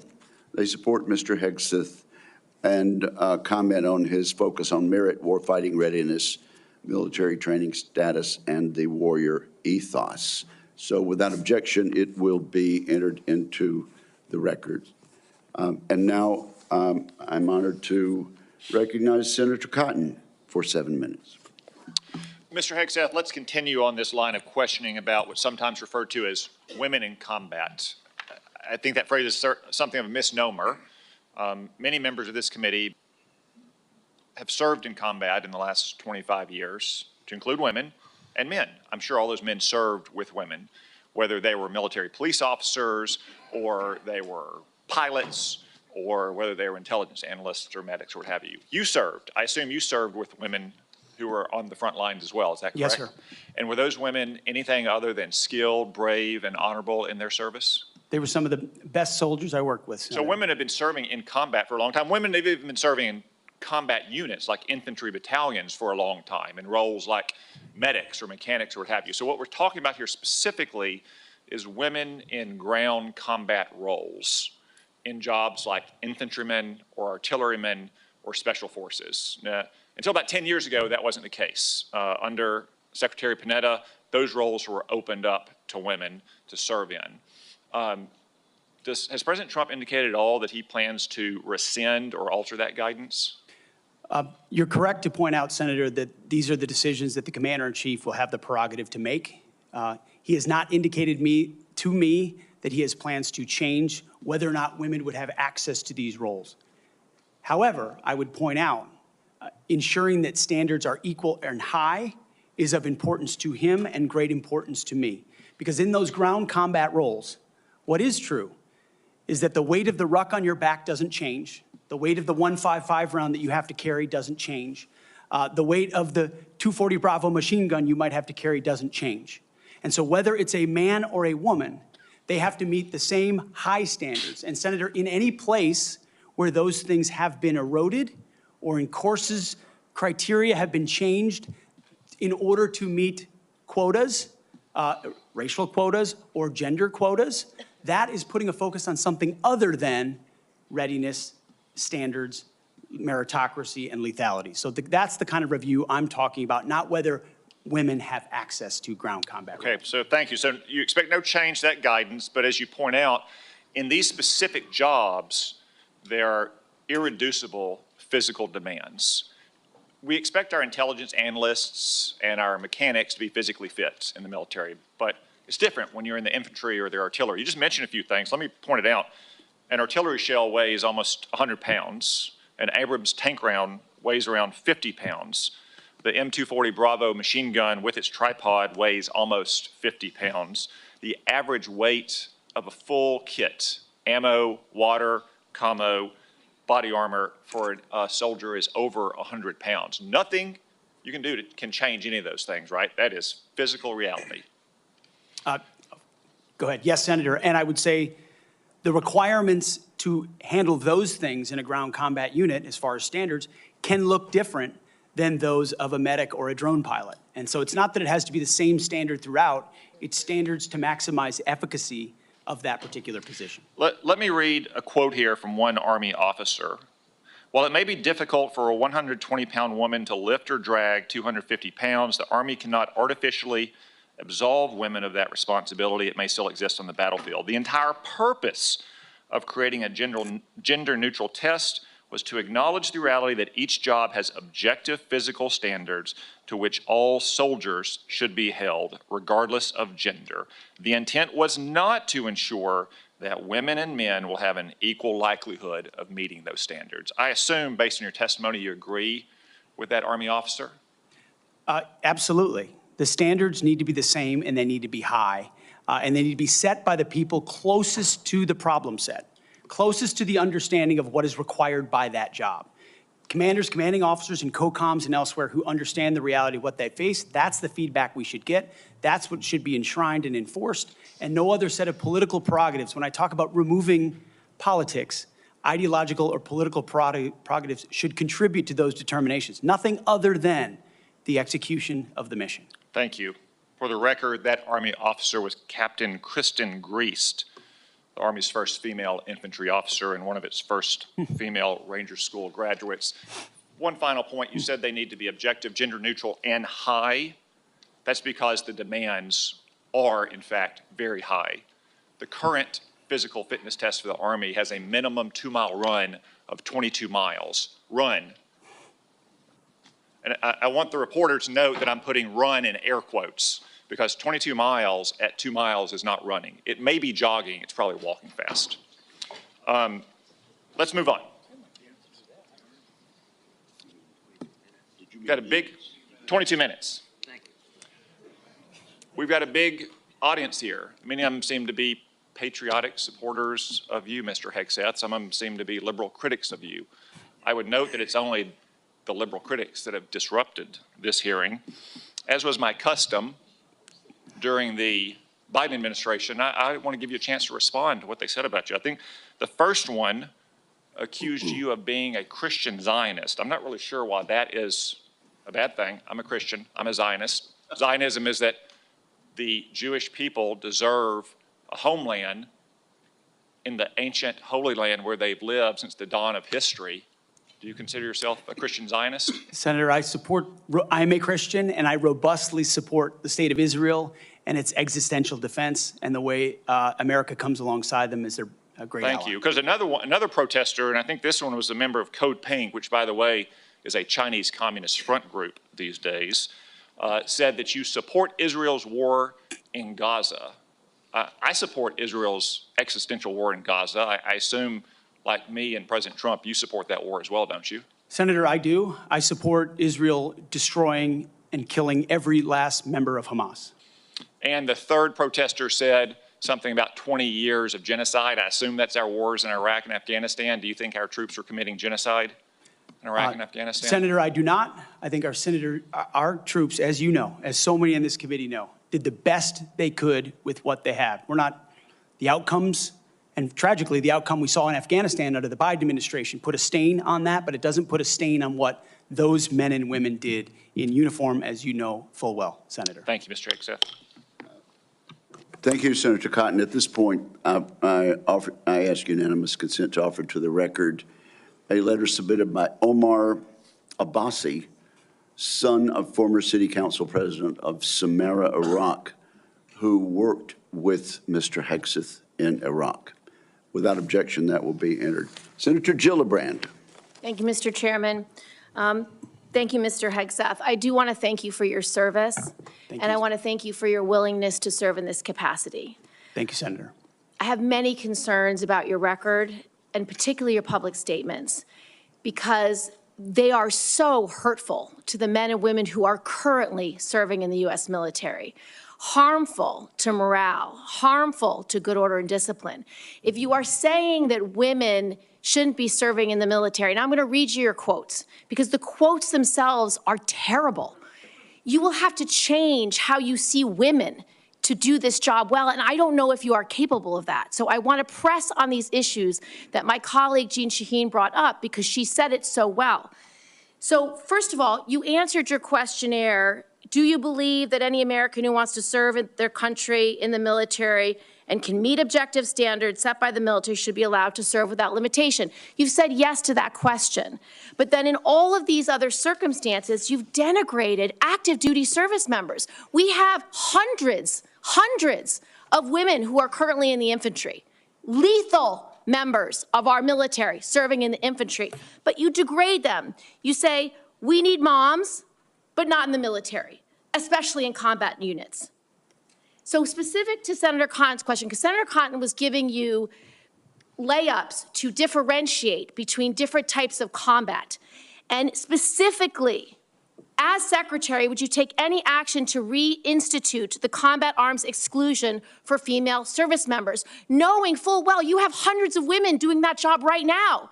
And the standards, your 2-mile run, Tom, is about the Army Combat Fitness Test. It is not the requirements to have an MOS 11 Bravo, which is the infantry. These are the requirements today for people serving in the industry, men and women. They are gender neutral, and they are very difficult to meet. They have not been reduced in any way, and our combat units, our infantry is lethal. So please explain specifically, because you will be in charge of 3 million personnel. It is a big job. And when you make these public statements, and I get you were not Secretary of Defense then, I get you were on TV, I get you were helping veterans, I get it was a different job. But most recently, you said this in November of 2024, knowing full well you might have been named as Secretary of Defense. So please explain these types of statements, because they're brutal and they're mean and they disrespect men and women who are willing to die for this country. Well, Senator, I appreciate your comments, and I would point out I have never disparaged women serving in the military. I respect every single female service member that has put on the uniform, past and present. My critiques, Senator, recently and in the past, and from personal experience, have been instances where I've seen standards lowered, and you mentioned 11 Alpha, 11 Bravo, MOS, places in units, and the book that has been referenced multiple times here, The War on Warriors. I spent months talking to active duty service members, men and women, low ranks, high ranks, combat arms and not combat arms. And what each and every one of them told me, and which personal instances have shown me, is that in ways direct, indirect, overt, and subtle, standards have been changed inside infantry training units, ranger school, infantry battalions, to ensure that Give me one example. Please give me an example. I get you're making these generalized statements. Commanders meet quotas to have a certain number of female infantry officers or infantry enlisted, and that disparages those women who are incredibly capable of meeting that for the standard. infantry. Commanders do not have to have a quota for women in the infantry. That does not exist. It does not exist. And your statements are creating the impression that these exist, because they do not. There are not quotas. We want the most lethal force. But I'm telling you, having been here for 15 years, listening to testimony about men and women in combat and the type of operations that were successful in Afghanistan and in Iraq, women were essential for many of those units. When Ranger units went in to find where the terrorists hiding in Afghanistan or in Iraq, if they had a woman in the unit, they could go in, talk to the women in a village, say, where are the terrorists hiding? Where are the weapons hiding? And get crucial information to make sure that we can win that battle. So you cannot denigrate women in general, and your statements do that. We don't want women in the military, especially in combat. What a terrible statement. So please, do not deny that you've made those statements. You have. We take the responsibility of standards very seriously, and we will work with you. I'm equally distressed you would not meet with me before this hearing. We could have covered all of this before you came here, so I could get to the 15 other questions that I want to get to. So women you have denigrated. You have also denigrated members of the LGBTQ community. Did you know that when Don't Ask, Don't Tell was in place, we lost so many crucial personnel, over 1,000 in mission-critical areas. We lost 10% of all our foreign language speakers because of a political policy. You said in your statement, you don't want politics in the DOD. Everything you've said in these public statements is politics. I don't want women. I don't want moms. What's wrong with a mom, by the way? Once you have babies, you therefore are no longer able to be lethal. I mean, you're basically saying women, after they have children, can't ever serve in the military in a combat role. It's a silly thing to say. It's a silly thing to say, beneath the position that you are aspiring to. To denigrate LGBTQ service members is a mistake. If you are a sharpshooter, you're as lethal regardless of what your gender identity is, regardless of who you love. So please know this to be a true statement. So you say it was a political thing. You say it undermined us, social engineering. I don't know why someone having to publicly say or not publicly say who they love is social engineering. I think having that policy in the first place was highly problematic. And as you said in your statement, do you agree anybody should be able to serve in the military if they meet the standards?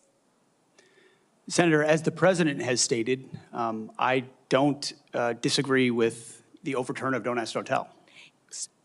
Great, because I don't want you thinking, can't serve if you're a mom, can't serve if you're LGBTQ, and then last, can't serve if you're a leftist. The statements you said about people who have views differently than you, that we're the enemy, are you saying that 50% of the DOD, if they hold liberal views or leftist views or are Democrats, are not welcome in the military? Are you saying that?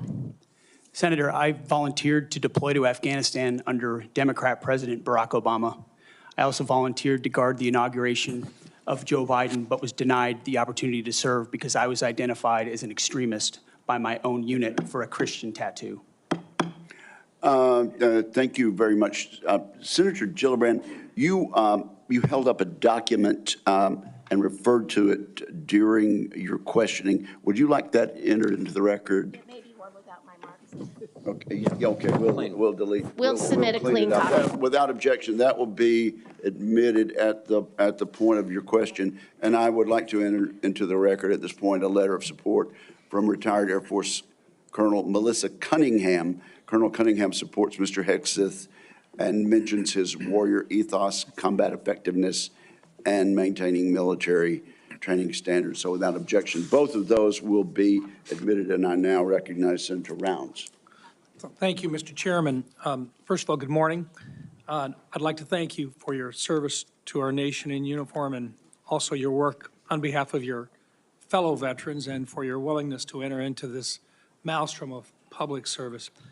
I think the presence of so many veterans who have showed up to support you speaks volumes. I also want to recognize your family service and sacrifice. You know as well as anyone that it's not just the man that enters the arena, but it's the entire family who also works their way through this process as well. I appreciated our meeting with you and with your wife Jennifer this last month. I thought that we had an excellent conversation, and I appreciate your statement and your answers to the advanced policy questions, especially your desire to bring a renewed focus on warfighting and lethality back to the Pentagon. I also respect and I appreciate my friend and colleague, Senator Gillibrand, and some of her questions, and I know that she had a number of them in there. You had an opportunity to respond very briefly. Were there any other responses that you would like to make or clarifications that you would like to make before I move on to my questions? Senator, thank you very much for the opportunity to meet and for the question. I would also acknowledge you were mentioning female engagement teams, which have shown a great deal of success on the battlefield. It would be and universally acknowledged as such.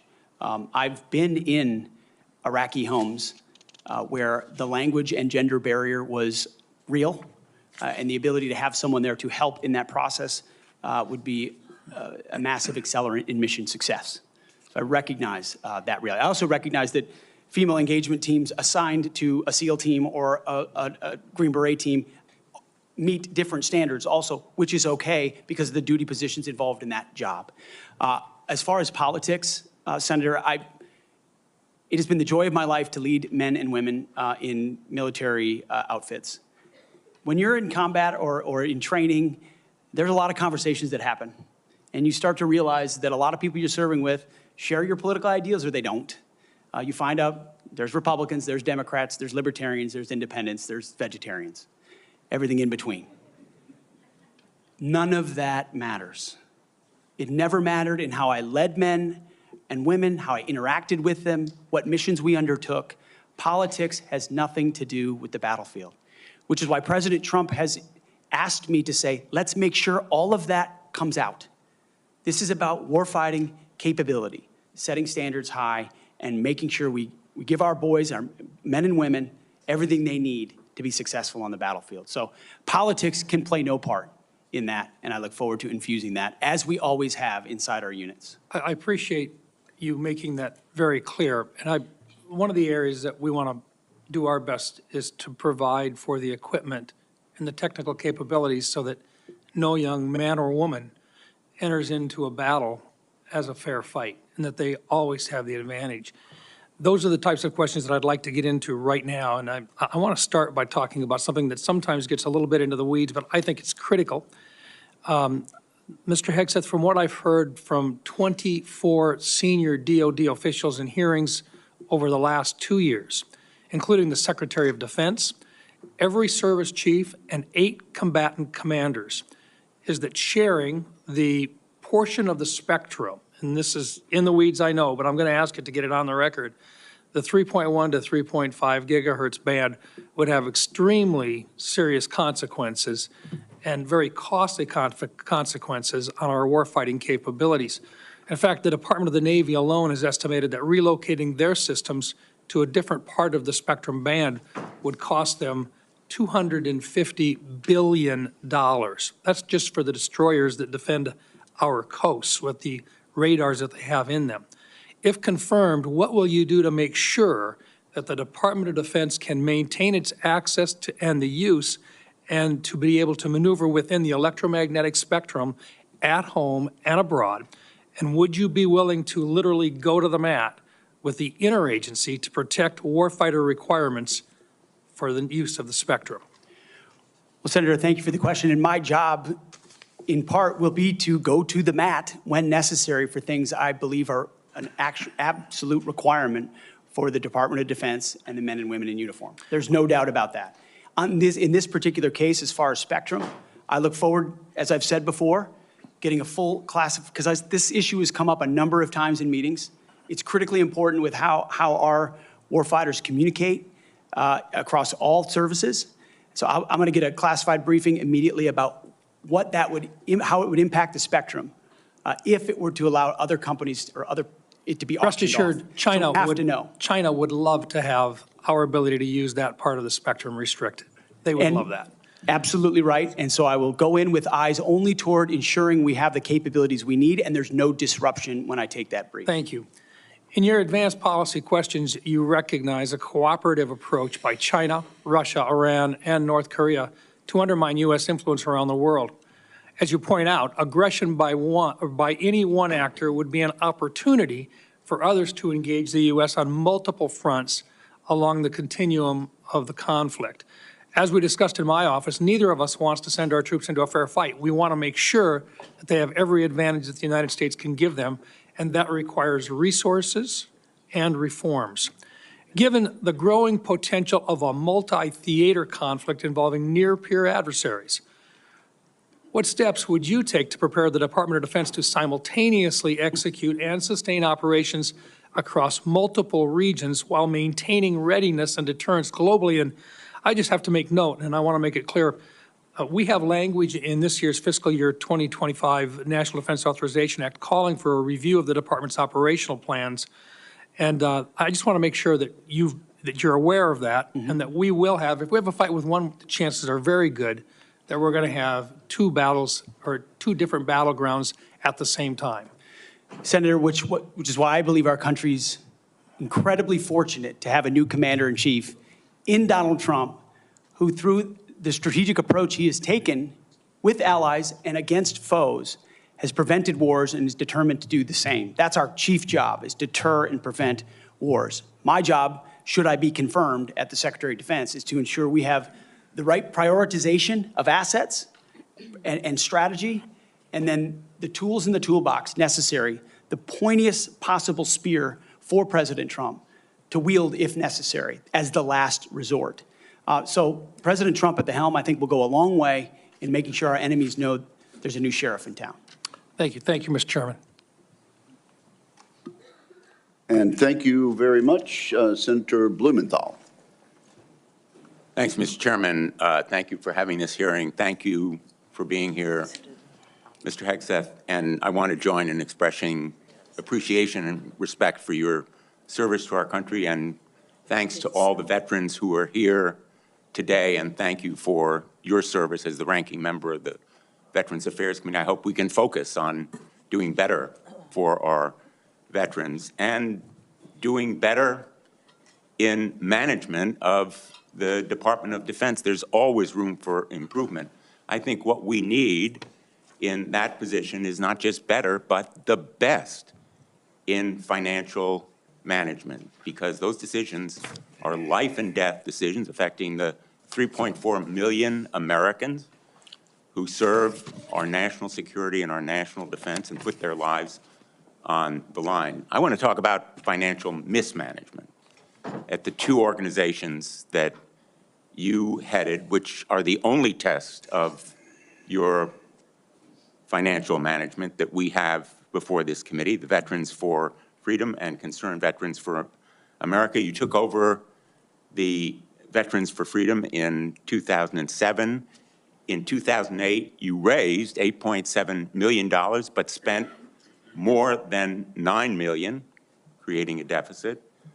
By January 2009, you told donors that the organization had less than $1,000 in the bank and debts of $434,000. By 2010, revenue at the Veterans for Freedom had dropped to about $265,000. In the next year, it had dropped further to $22,000. You don't dispute these numbers, do you? Senator, I'm extremely proud of the work me and my fellow vets did at Vets for Freedom.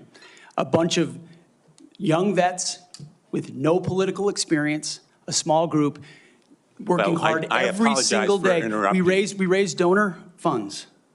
And we have letters submitted for the record from almost everyone that worked with me every single day, including our chief operating officer, who will attest that every dollar we raised was used intentionally toward the execution of our mission, which is supporting the warfighters, exactly why we're here today, the warfighters in the Iraq surge. There was a campaign in 2008, Senator. If Barack Obama if I versus can John just McCain. ask you We another believe question, John McCain would be the right because person to I have win, and so we the spent tax more. returns from that organization. I'm glad they're which for the record. I am going to ask to be entered into the record, Mr. Chairman. Without objection. These tax returns are yours. They have your signature. And I'm going to ask that members of the committee review them because they're the only documents. I've asked for others. I've asked for the FBI report that would presumably document, it should have documented, this kind of financial mismanagement. And these are the 990s from that organization. By the year of 2011, donors had become so dissatisfied with that mismanagement, they, in effect, ousted you. They merged that organization with Military Families United, and thereafter, you joined a second organization as executive director. In between, Senator, I went to Harvard University for 2 years and Afghanistan. I want to ask you questions about Concerned Veterans for America. Again, another set of tax returns, the 990s from that organization. I ask they be made part of the record, Mr. Chairman. Without objection, both of those returns are now part of the record. 2011 to 2016. At the end of 2013, shortfall of $130,000. At the end of 2014, shortfall of $428,000. You had a surplus the following year, but then another deficit of $437,000. By the time you left, that organization had deep debts, including credit card transaction debts of about $75,000. That isn't the kind of fiscal management we want at the Department of Defense. We can't tolerate it at the Department of Defense. That's an organization with a budget of $850 billion, not 10 or 15 million, which was the case at those two organizations. And it has command responsibility for 3.4 million Americans. The highest number that you managed in those two organizations was maybe 50 people. Let me ask you, how many men and women now serve in the United States Army? What is Sen's strength? Senator, I would like an opportunity to respond to Well, I've asked you a impugning question. of my leadership of a veterans organization. Concerned Veterans for America, you're on the VA committee, sir, and I appreciate your service there. The VA Accountability Act and the Mission Act were all brainchilds of Concerned Veterans for America. We used our donor money very intentionally and focused to create policy that bettered the lives of veterans. Mr. Hegseth, I'm asking you a very simple question. How many men and women currently serve in the United States Army? Senator, the United States Army, 450,000 on active duty, sir. And how many in the Navy? And the Navy is 425, sir. Well, it's 337 this year. How many in the Marine Corps? 175,000, sir. 172,300. Those numbers dwarf any experience you had by many multiples. I don't believe that you can tell this committee or the people of America that you are qualified to lead them. I would support you as the spokesperson for the Pentagon. I don't dispute your communication skills, but I believe that we are entitled to the facts here. I've asked for more documents. I assume you'd be willing to submit to an expanded FBI background check that interviews your colleagues, accountants, ex-wives, former spouses, sexual assault survivors, and others, and enable them to come forward. Senator, I'm not in charge of FBI background checks. But you would submit to it and support it. I'm not in charge of FBI background checks. Thank you, Senator Blumenthal. I at this point, want to submit a letter from Captain Wade Zirkle, the founder of Vets for Freedom, and the person who hired Pete Hegseth to run the organization. Although the 2008 financial crisis dried up fundraising for nonprofits, Captain Zirkle says, and I quote, "Pete responded to this crisis with decisive action by reducing staff and renegotiating all debts with creditors until they were fairly resolved, an impressive feat and a testament to Pete's character." Pete departed VFF in 2010 to take on a new role with Concerned Veterans for America. Pete departed on good terms. Without objection, that will be added to the record. Senator Ernst, you are recognized for 7 minutes. Thank you, Mr. Chair. And I ask unanimous consent to enter into the record a letter submitted by Mr. Mark Lucas, who is a fellow Iowan and Iowa Army National Guard member. Mr. Lucas and I served together in the Iowa Army National Guard. He succeeded Pete Hegseth as Executive Director of Concerned Veterans for America.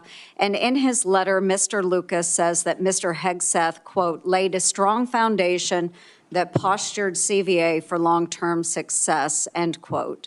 And that Mr. Hegseth, quote, continued to be an invaluable asset to both me as a leader and the organization, end quote. So I would ask for unanimous consent to enter this Washington Times article and the letter from Mr. Mark Lucas into the record. Without objection. Okay, thank you, Mr. Chair. Good morning, Mr. Hegseth, and thank you very much. I appreciate your service to our nation. It's something that I know you are very proud of, and it is something that we have in common and that we share. You and I have had many productive conversations. And just for our audience, we have had very frank conversations. Is that correct, Mr. Hegseth? Senator, that is a correct characterization. You know that I don't keep anything hidden, pull no punches. My colleagues know that as well. So I do appreciate you sitting down and allowing me the opportunity to question you thoroughly on those issues that are of great importance to me. Just to recap those issues, 3 that are very important. One is the DOD and making sure that we have a clean audit. The second is women in combat, and we'll talk a little bit more about that in a moment. And the third was maintaining high standards and making sure that we are combating sexual assault in the military. Okay, so Mr. Hegseth, I'm going to address the issue because this will tie into some of the financial concerns that have been raised here as well. And it's why, you know, I, trusting my fellow Iowan, asked for unanimous consent of his letter to go into the record. But like me, a lot of Iowans are really, really concerned and upset about the wasteful Washington spending and, of course, in our Pentagon. It's an issue that I have been combating for years. So there's significant room for greater efficiency and cost cutting within the department. And the DOD is the only federal agency that has never passed an audit. As the Senate DOJ caucus chair and founder, that's unacceptable to me, and it should be unacceptable to you as well. So I appreciate that you mentioned that in your opening statement. What are those steps that you will take to ensuring the Pentagon has a clean audit by the year 2028? Senator, I appreciate your work on this topic, which you've been involved in for a long time. You mentioned Concerned Veterans for America. I just want to clarify. We have very generous donors who set a very clear budget that we stuck to every single year. So the latitude there was restricted, and we worked very hard and diligently inside it. You've also been a leader on the Pentagon audit for a very long time. I think when we met, Senator, I said 2014 was the first year. We discovered a 2013 op-ed I wrote about the need for a Pentagon audit, because an audit is an issue of national security and frankly, respect to American taxpayers who give $850 billion over to the Defense Department and expect that we know where that money goes. And if that money is going somewhere that doesn't add to tooth and instead goes to fat or tail, we need to know that. Or if it's wasted, we need to know that. So I think previous secretaries of defense, with all due respect, haven't necessarily emphasized the strategic prerogative of an audit.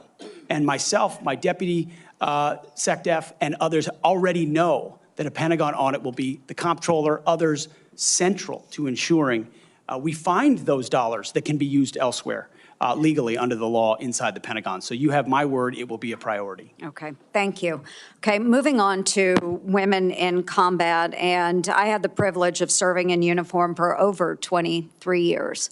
Between our Army Reserves and our Iowa Army National Guard, did serve in Kuwait and missions in Iraq. And so it is incredibly important that I stress, and I hope that if confirmed, you continue to stress, that every man and woman has opportunity to serve their country in uniform and do so at any level, as long as they are meeting the standards that are set forward. And we talked about that in my office. I do believe in high standards.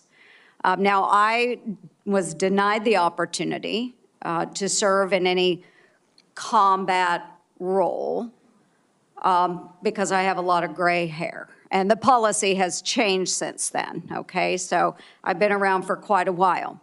But for the young women that are out there now and can meet those standards, and again, I'll emphasize they should be very, very high standards. They must physically be able to achieve those standards so that they can complete their mission. But I want to know, again, let's make it very clear for everyone here today. As Secretary of Defense, will you support women continuing to have the opportunity to serve in combat roles?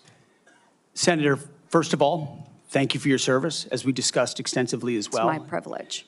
And my answer is yes, exactly the way that you caveated it. Yes, women will have access to ground combat roles, given the standards remain high, and we'll have a review to ensure the standards have not been eroded in any one of these cases. That'll be part of one of the first things we do at the Pentagon, is reviewing that in a gender-neutral way, the standards, ensuring readiness and meritocracy is front and center. But absolutely, it would be the privilege of a lifetime to, if confirmed, to be the Secretary of Defense for all men and women in uniform who fight so heroic. They have so many other options. They decide to put their right hand up for our country, and it would be an honor to have a chance to lead them. Thank you. And just very briefly, we only have less than a minute left, but we have also discussed this in my office. A priority of mine has been combating sexual assault in the military and making sure that all of our service members are treated with dignity and respect. This has been so important. Senator Gillibrand and I have worked on this, and we were able to get changes made to the Uniform Code of Military Justice to make sure that we have improvements and on how we address the tragic and life-altering issues of rape, sexual assault. It will demand time and attention from the Pentagon under your watch if you are confirmed. So as Secretary of Defense, will you appoint a senior level official dedicated to sexual assault prevention and response? Senator, as we have discussed, yes, I will.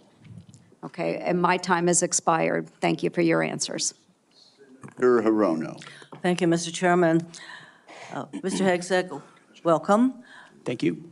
I am focused on your fitness to serve, including your character and temperament and your overall qualifications to do the job. And I do appreciate the comments of Ranking Member Reed with his concerns regarding your nomination, because I share those concerns. As part of my responsibility as a member of this committee to ensure the fitness of all nominees to come before any of the committees on which I sit, I ask the following two initial questions. First, since you became a legal adult, have you ever made unwanted requests for sexual favors or committed any verbal or physical harassment or assault of a sexual nature? No, Senator. Have you ever faced discipline or entered into a settlement relating to this kind of conduct? Senator, I was falsely accused in October of 2017. It was fully investigated, and I was completely cleared. I don't think completely cleared is accurate, but the fact is that your own lawyer said that you entered into an NDA and paid a person who accused you of raping her a sum of money to make sure that she did not file a complaint. Moving on. As Secretary, you will be in charge of maintaining good order and discipline by enforcing the Uniform Code of Military Justice, UCMJ. In addition to the sexual assault allegations, and by the way, the answer to my second question should have been yes. I have read multiple reports of your regularly being drunk at work, including by people who worked with you at Fox News. Do you know that being drunk at work is prohibited for service members under the UCMJ? Senator, those Yes are or no? multiple false anonymous reports peddled by NBC Do you News know that run that directly drinking on the job contradictory to is the dozens of men and women at not Fox News contemplated? Channel who I work with I'm who not came hearing on the the answer to my record question. and said they've In your never opening seen statement, that. Mr. Hegseth, you commit to holding leaders accountable at all levels. That includes you, of course. And frankly, as Secretary, you will be on the job 24/7. You recently promised some of my Republican colleagues that you stopped drinking and won't drink if confirmed, correct? Absolutely. Will you resign as Secretary of Defense if you drink on the job, which is a 24/7 position? I've made this commitment on behalf of Will the you men and women I'm resign serving. as Secretary of Defense I've if made this you commitment drink on on the behalf of job? the men and women I'm serving I'm not because it's the hearing- most important deployment I'm not of my hearing an life. answer to my question, so I'm going to move on. While you have made that commitment, you will not commit to resigning if you drink on the job. As Secretary of Defense, you will swear an oath to the Constitution and not an oath to any man, woman, or president, correct? Senator, on multiple occasions, including as a young second lieutenant, I have sworn an oath to the Answer is Constitution, yes. and I'm proud to do so. Yes, ma'am. In June of 2020, then President Trump directed former Secretary of Defense Mark Esper to shoot protesters in the legs in downtown D.C., an order Secretary Esper refused to comply with. Would you carry out such an order from President Trump? Senator, I was in the Washington, D.C. National Guard unit that was in Lafayette Square during those Would you events, carry holding out a an riot order to shield on shoot behalf of my protesters country. in the legs? I saw 50 as Secret directed Service agents to get injured Secretary by Esper? rioters trying to jump over the fence, set Again, the church on fire, and destroy You know a what, statue. that sounds to me that you will Chaos. comply with such an order. You will shoot protesters in the leg. Moving on. President-elect has attacked our allies in recent weeks, refusing to rule out using military force to take over Greenland and the Panama Canal, and threatening to make Canada the 51st state. Would you carry out an order from President Trump to seize Greenland, a territory of our NATO ally Denmark, by force, or would you comply with an order to take over the Panama Canal? Senator, I will emphasize that President Trump received 77 million votes to be the lawful We're not commander-in-chief of talking this about country. the election. My question is, would you use our military to take over Greenland or an ally of Denmark? Senator, one of the things that President Trump is so good at is never strategically tipping his hand. And so I would never in this public forum give one way or another direct what orders the president would give me in any context. That sounds to me that you would contemplate carrying out such an order to basically invade Greenland and take over the Panama Canal. Current DoD policy allows service members and eligible dependents to be reimbursed for travel associated with non-covered reproductive health care, including abortions. Will you maintain this common sense policy? Senator, I've always been personally pro-life. I know President Trump has as well, and we will review all policies, but our standard is whatever the president wants on this particular issue. With my advice, I will take a look at. If the president tells you that this common sense policy will not be maintained, you will not enable our service members to seek reproductive care. So it sounds I don't like to believe the me. federal government should be I'm not hearing funding answers to my questions, travel for Mr. abortion. Chairman. I just want to note that the other area that of serious concern to me is President Trump saying that he wants to use the military to help with mass deportations, which will cost billions of dollars. And what that will do to readiness is very, very concerning. Mr. Hegseth, I have noticed a disturbing pattern. You previously have made a series of inflammatory statements about women in combat, LGBTQ service members, Muslim Americans, and Democrats. Since your nominations, however, you have walked those back on TV in interviews and most recently in your opening statements. You are no longer on Fox and Friends, Mr. Hegseth. If confirmed, your words, actions, and decisions will have real impacts on national security and our service members' lives. There are close to 3 million personnel in the Department of Defense, $900 billion budget. I hardly think you are prepared to do the job. Thank you, Mr. Chairman. Thank you. That wasn't a question, Mr. Hegseth. Thank you, Senator Rono. Senator Sullivan. Thank you, Mr. Chairman and Mr. Hegseth. Congratulations on your nomination, and thank you and your family for your service and sacrifice. Thank you, Senator. Now for the most important question you will receive all day. In 1935, before the Congress, the father of the United States Air Force, General Billy Mitchell, was testifying about a certain place in the world. He said, quote, "I believe that in the future, whoever holds this place will control the world. This location is the most strategic place in the world." What place was Billy Mitchell talking about? And let me give you a hint, it wasn't Greenland. I believe he was talking about the great state of Alaska. He was talking about the great state of Alaska. Great answer. If confirmed, will you commit to come with me to the great state of Alaska and meet our warriors who are on the front lines every day?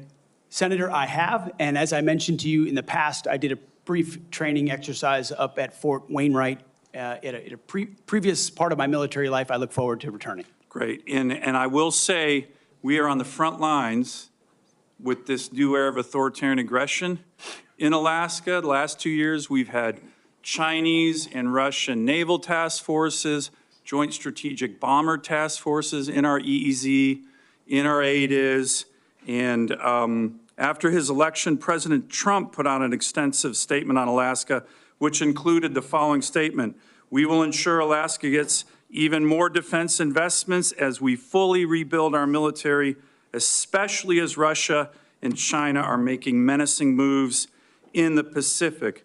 Mr. Hegseth, if confirmed, will you work with me, this committee, and the incoming Commander-in-Chief on continuing to build up our military assets and infrastructure in Alaska to reestablish deterrence in the Arctic and in the Indo-Pacific? If confirmed, Senator, it would be a pleasure to work alongside you and this entire committee to recognize the very real threat in the Indo-Pacific, the very real ways, even these past couple of weeks, that Russia has attempted to probe and push in and around Alaska, and also the very real strategic significance of Alaska vis-a-vis shipping lanes through the Arctic. There are many, many ways in which Alaska is strategically significant, and with a necessary shift toward Indo-PACOM, Alaska, by necessity, will play an important role in that. Thank you, Ms. Hegseth. I very much appreciate your focus on lethality and warfighting. We desperately need it.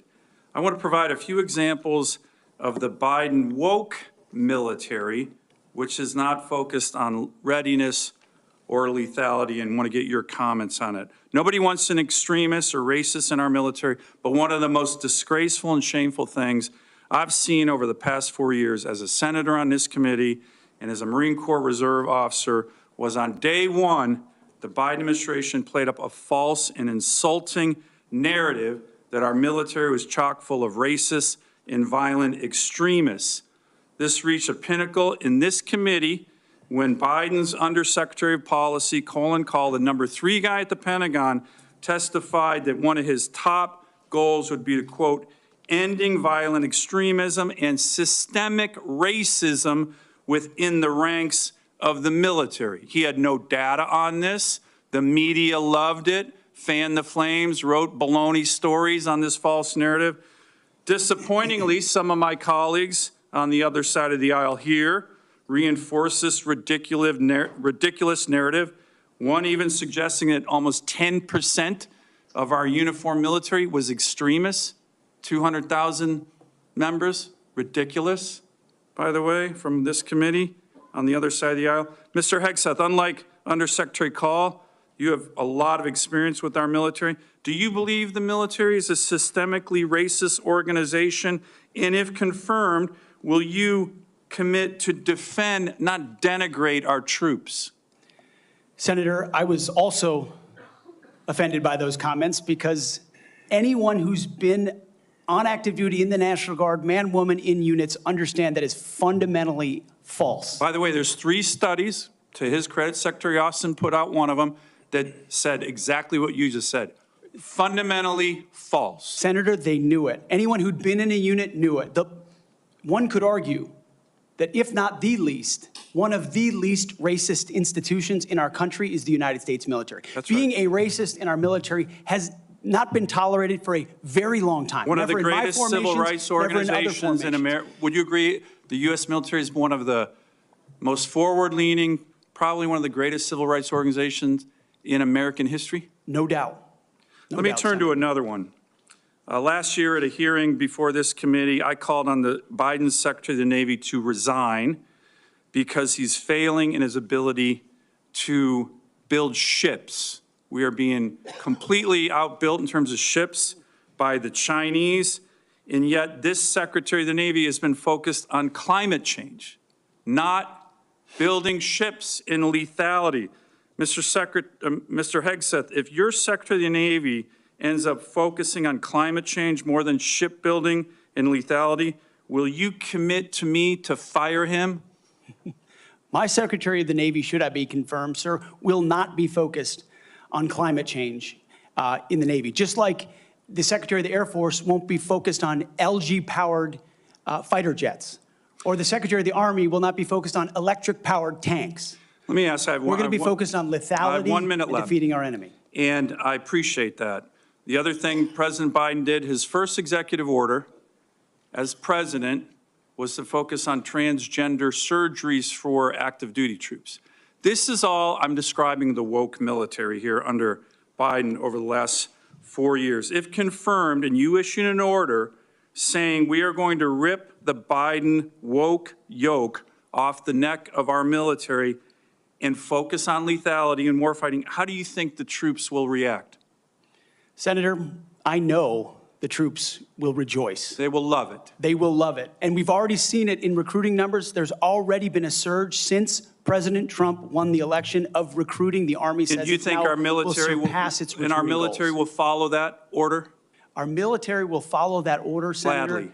Gladly, because they want to focus on lethality and warfighting and get all the woke, political prerogative, politically correct, social justice, political stuff out of the military. Thank you, Senator Sullivan. Thank you, Senator Mr. Kane. Thank you, Mr. Hegseth. I'm looking forward to this opportunity to talk. I want to return to the incident that you referenced a minute ago that occurred in Monterey, California in October 2017. At that time, you were still married to your second wife, correct? I believe so. And you had just fathered a child by a woman who would later become your third wife, correct? Senator, I was falsely charged, fully investigated, and completely cleared. So you think you were completely cleared because you committed no crime. That's your definition of cleared? You had just fathered a child 2 months before by a woman that was not your wife. I am shocked that you would stand here and say you're completely cleared. Can you so casually cheat on a second wife and cheat on the mother of a child that had been born 2 months before, and you tell us you are completely cleared? How is that a complete clear? Senator, her child's name is Gwendolyn Hope Hegseth, and she's a child of God, and she's 7 years old. And she was, and you cheated on the mother of that child less than 2 months after that daughter was born, didn't you? Those were false charges. Well, It was fully investigated, and I was completely cleared. And I am so grateful for the marriage I have to this amazing woman behind me. You've admitted that you had sex at that hotel in October 2017. You said it was consensual, isn't that correct?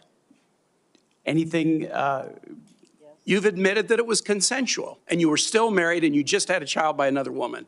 again. How do you explain your judgment? Completely false charges against me. You fully investigated, and I was completely clear. You have admitted that you had sex while you were married to wife 2 after you just had fathered a child by wife 3.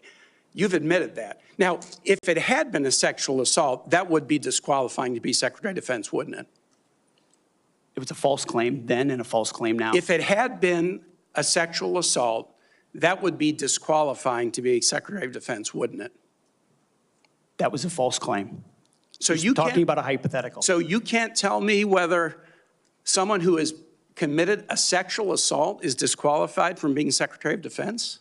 Senator, I know in my instance, and I'm talking about my instance only, it was a false claim. But you acknowledge and it was fully investigated. that you cheated on your wife and that you cheated on the woman by whom you had just fathered a child. You have admitted that.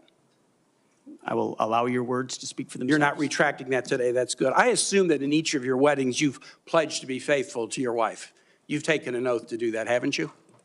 Senator, as I've acknowledged to everyone in this committee, not a perfect person, not claiming to be. But no, I just asked a simple question. You've taken an oath like you would take an oath to be Secretary of Defense in all of your weddings to be faithful to your wife. Is that correct? I have failed in things in my life, and thankfully I'm redeemed by my Lord and Savior, Jesus Christ. In finalizing divorces from your first and second wives, were there non-disclosure agreements in connection with those divorces? Senator, not that I'm aware of. If there were, would you agree to release those first and second wives from any confidentiality agreement? Senator, it's not something I'm aware of. But if there were, you would agree to release them from a confidentiality agreement? Senator, that's not my responsibility. Did you ever engage in any acts of physical violence against any of your wives? Senator, absolutely not. But you would agree with me that if someone had committed physical violence against a spouse, that would be disqualifying to serve as Secretary of Defense, correct? Senator, absolutely not have I ever done that. You would agree that that would be a disqualifying offense, would you not? Senator, you're talking about a hypothetical. I don't think it's a hypothetical. Violence against spouses occurs every day. And if you as a leader are not capable of saying that physical violence against a spouse should be a disqualifying fact for being Secretary of the most powerful nation in the world, you're demonstrating an astonishing lack of judgment. The incident in Monterey led to a criminal charge, a criminal investigation, a private settlement, and a cash payment to the woman who filed the complaint. And there was also a non-disclosure agreement, correct?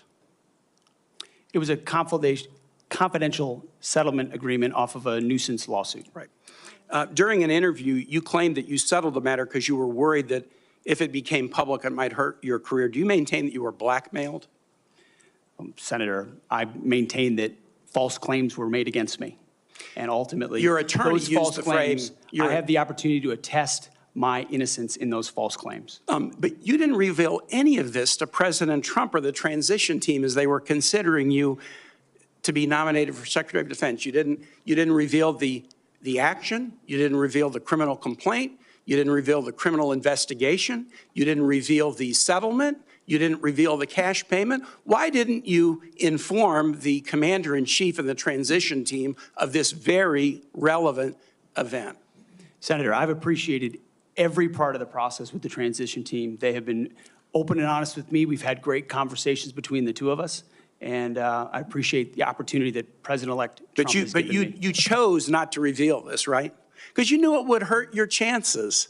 So you chose not to reveal this really important thing to the commander-in-chief and the transition team because you were worried about your chances rather than trying to be candid with the future president of the United States.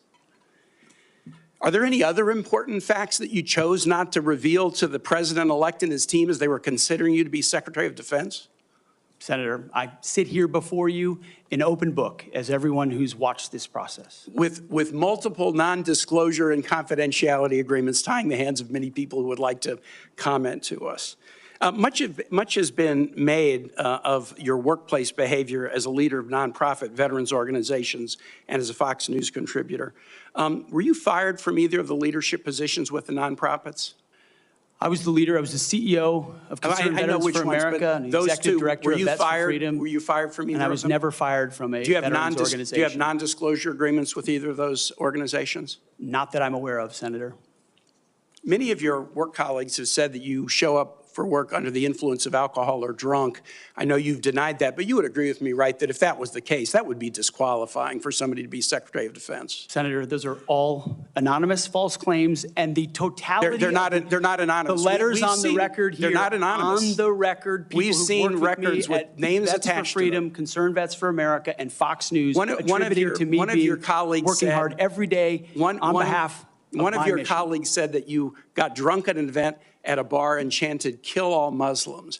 Another colleague, not anonymous, we have this, said that you took co-workers to a strip club. You were drunk, you tried to dance with strippers, you had to be held off the stage, and one of your employees in that event filed a sexual harassment charge as a result of it.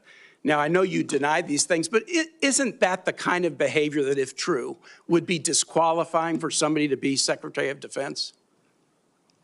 Senator, anonymous false charges. They're not anonymous. And I'll just conclude and say this to the chairman. You claim that this was all anonymous. We have seen records with names attached to all of these, including the name of your own mother. So don't make this into some anonymous press thing. We have seen multiple names of colleagues consistently throughout your career that have talked about your abusive actions, Chairman, attitudes, I think he's words, over and his time. statements He's way to women. over his time. I now yield. And thank you very much. I now ask unanimous consent to enter into the record a family court order concerning the appointment of parenting time between Mr. Hegseth and Mrs. Samantha Hegseth. It states that there were no claims of domestic abuse or probable evidence of abuse in the relationship. Without objection, that will be added to the record. And we now move to Senator Kramer. Thank you, Mr. Chairman. Thank you, Mr. Hegseth, for your service, for your willingness to endure this. And I'm sorry for what has been happening to you, particularly the very idea that you should have to sit there and answer hypothetical potential in somebody's imagination crimes that may take place at some point, and wouldn't that disqualify you if you were a murderer or if you were a rapist? Unfair, and I'm embarrassed for this behavior. But first, I want to say thank you for your strong proclamation, unapologetic proclamation of faith in Jesus Christ. I sat here and listened to your opening statement and thought, wow, this is a guy who in today's culture is willing to stand up and say the first thing is first, faith in Jesus Christ. And I was reminded of what Christ said in Matthew, seek ye first the kingdom of God and his righteousness, and these things shall be added unto you. You are going to have a great future as our secretary, and I look forward to that day happening. I also want to get back to, you mentioned, and it got rather dismissed quickly, pivoted, as a lot of things do. You'd mentioned that you were not able to serve with your National Guard unit in the protection of the inauguration of Joe Biden because of a tattoo, a Christian tattoo. Can you elaborate just a little bit on what is this very offensive, extremist, racist tattoo that you have? It's a tattoo I have right here, Senator. It's called the Jerusalem Cross. It's a historic Christian symbol. In fact, interestingly, recently I attended briefly the memorial ceremony of former President Jimmy Carter on the floor of our National Cathedral. On the front page of his program was the very same Jerusalem Cross. It is a Christian religious symbol. And when the events happened before preceding the Biden inauguration, I was a part of the mobilization to defend that inauguration, as someone who'd been a proud supporter of Donald Trump, but also a member of the military, had orders to come to Washington, D.C. to guard that inauguration. And at the last minute, those orders were revoked. I'd never had orders revoked before. I'd been on orders to a lot of places to do a lot of difficult and dangerous things. They were revoked, and I was not told why. Later, when I wrote my book, I was able to get information. It was because I had been identified. Someone who'd served in Iraq, in Afghanistan, in Guantanamo Bay, holding a riot shield outside the White House. I'd been identified as an extremist, as someone unworthy of guarding the inauguration of an incoming American president. And if that's happening to me, Senator, how many other men and women, how many other patriots, how many other people of conscience? We haven't even talked about COVID and the tens of thousands of service members who were kicked out because of an experimental vaccine. In President Trump's Defense Department, they will be apologized to, they will be reinstituted with pay and rank. Things like focusing on extremism, Senator, have created a climate inside our ranks that feel political when it hasn't ever been political. Those are the types of things that are going to change. And Senator Sullivan, you mentioned that study. After a whole study was held, extremism working group study, 100 extremists were identified in the ranks of 3 million. And most of those were gang-related. So it was a made-up boogeyman to begin with. You, Mr. Hegseth, are not the extremist. The people who would deny you your expression of faith are the extremists. They're the racists. They're the bigots. You're the one that is protecting their right to be one. Thank you for that. I want to go to another point in your opening statement, and it's summarized in this beautiful one-sentence paragraph. You said, quote, "Leaders at all levels will be held accountable, and warfighting and lethality and the readiness of the troops and their families will be our only focus." At that moment, in my mind's eye, I heard soldiers, airmen, Marines, sailors, guardians from the Pentagon to the Pacific and everywhere in between applaud. Applaud. And they're thinking, it's about time. I can get on board with that idea. And quite honestly, and I want to get to this because I think it's so important. I would say, I don't know, just about maybe everyone, I'm trying to think of an exception to this, that wears the uniform that has ever come before this committee or that I've met with privately, publicly, that I've been on tours with, that I've traveled with, that wear the uniform, whether it's with 4 stars or no stars, agrees with that statement. And I just want to caution you, and I'd be interested in your feedback on this. You know, there's been a lot of talk about firing woke generals, creating the purge group, and all those things you and I have talked about. I would say give those men and women a chance under new leadership. You know, my favorite painting in the Rotunda is of George Washington retiring his commission, establishing on day one, a man who could have been king, chose to be a civilian leader of this country. And I just would encourage you to trust them first, and look forward to them saluting the civilian leadership of this country. So just maybe if you could spend a minute just elaborating a little bit about the wokeness, where it comes from, and who will be held accountable. The wokeness comes not from the uniform ranked, Senator, but from the political class. On day one, on January 20th, when President Trump is sworn in, he will issue a new set of lawful orders. And the leadership of our services will have an opportunity to follow those lawful orders or not. Those lawful orders will not be based on politics. They will be based on readiness, accountability, standards, and lethality. That is the process by which leaders will be judged. And accountability is coming, because everybody in this room knows if you're a rifleman and you lose your rifle, they're throwing the book at you. Mm-hmm. But if you're a general who loses a war, you get a promotion. That's not going to happen in Donald Trump's Pentagon. There will be real standards for success. Everyone from the top, from the most senior general to the most lowly private, will ensure that they're treated fairly, men and women, inside that system. I also just want to commend you for your answers to Senator Fisher's questions about nuclear deterrence. But I also appreciate the fact that you emphasize reputational deterrence, because deterrence is not a weapon system, it is an attitude, and you project an attitude of deterrence. Thank you, Mr. Chairman. Thank you, Senator Kramer. Senator King. Thank you, Mr. Chairman. Mr. Hegseth, welcome to the committee. Thank you, Senator. You've made several references to your religion today. I share that devotion to Christianity, but I must say I've been reminded somewhat of Saul on his way to Damascus. You seem to have been converted over the last several weeks and several months. You wrote in your book just last year that, but if we're going to, this is the book, War on Warriors, but if we're going to send our boys to fight, and it should be boys, we need to unleash them to win. Later on, our boys should not fight by rules written by dignified men. Which is it? Is it only boys can fight? I mean, you've testified here today that you believe in women in combat, but you didn't just last year. How do you explain your conversion? Senator, my testimony is clear.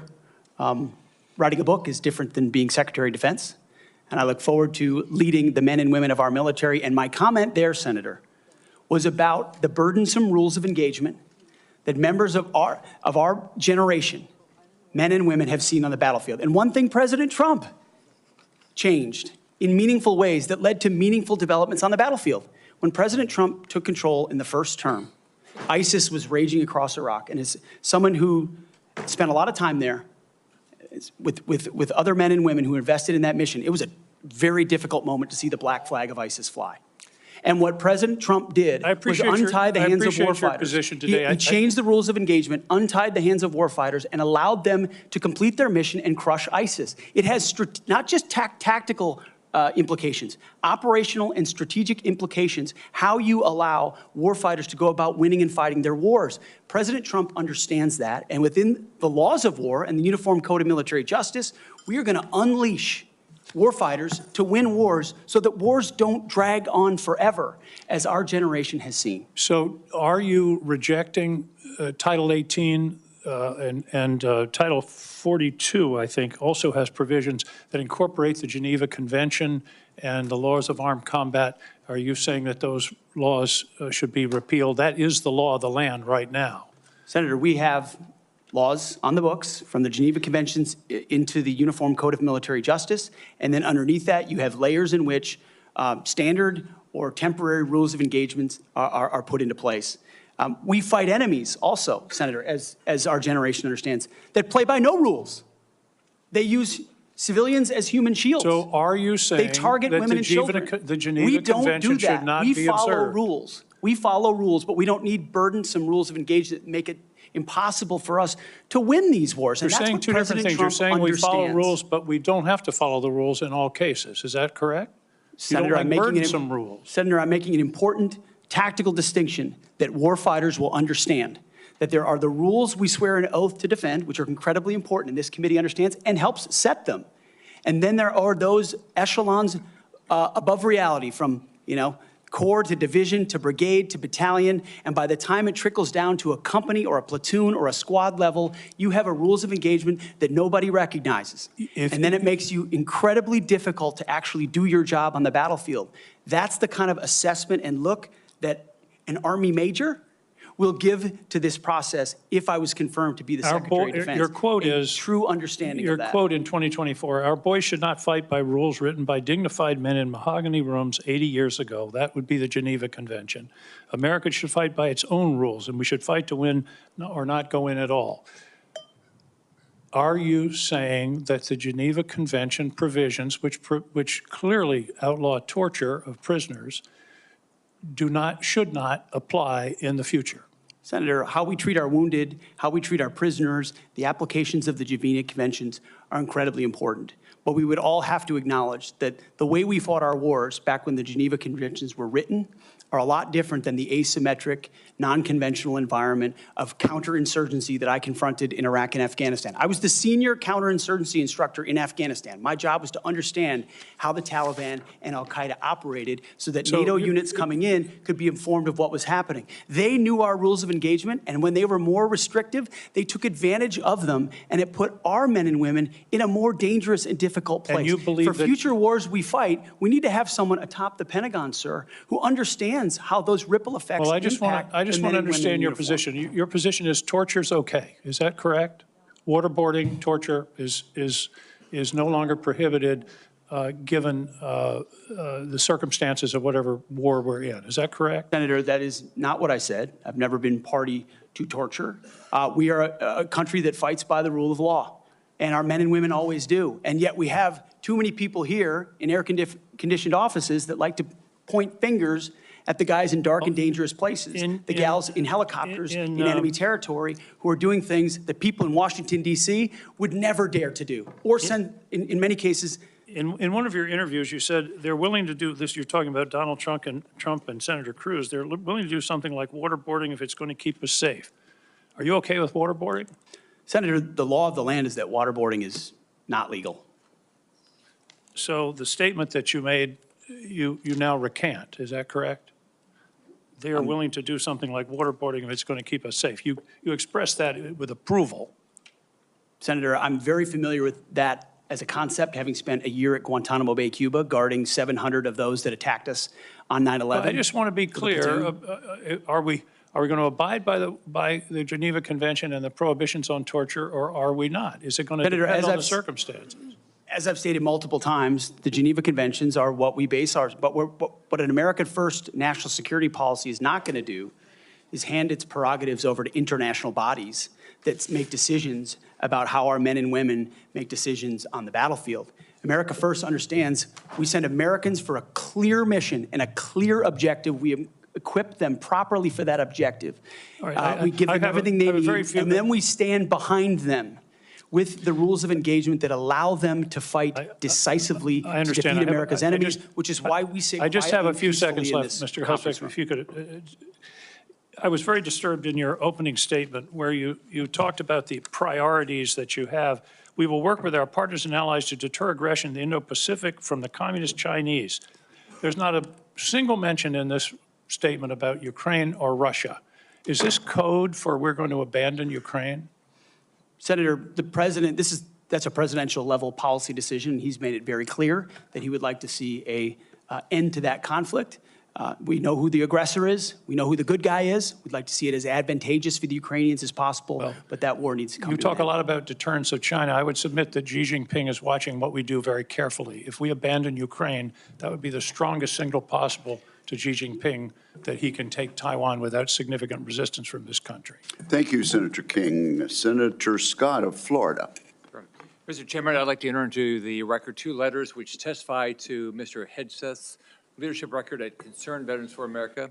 The first letter submitted by Mr. Darren Selnick, a senior advisor at CFA, stated that there's been no better leader, policy champion, or fighter for the military and veterans than Pete. He was instrumental in 2014 and 2017 in ensuring that veterans had health care choice. The second letter submitted by Mr. Kaysen Spiro, digital media director of CVA from 2015 to 2017, stated, Pete brought incredible energy, focus, and a clear vision to the organization and showed everything that the team accomplished together.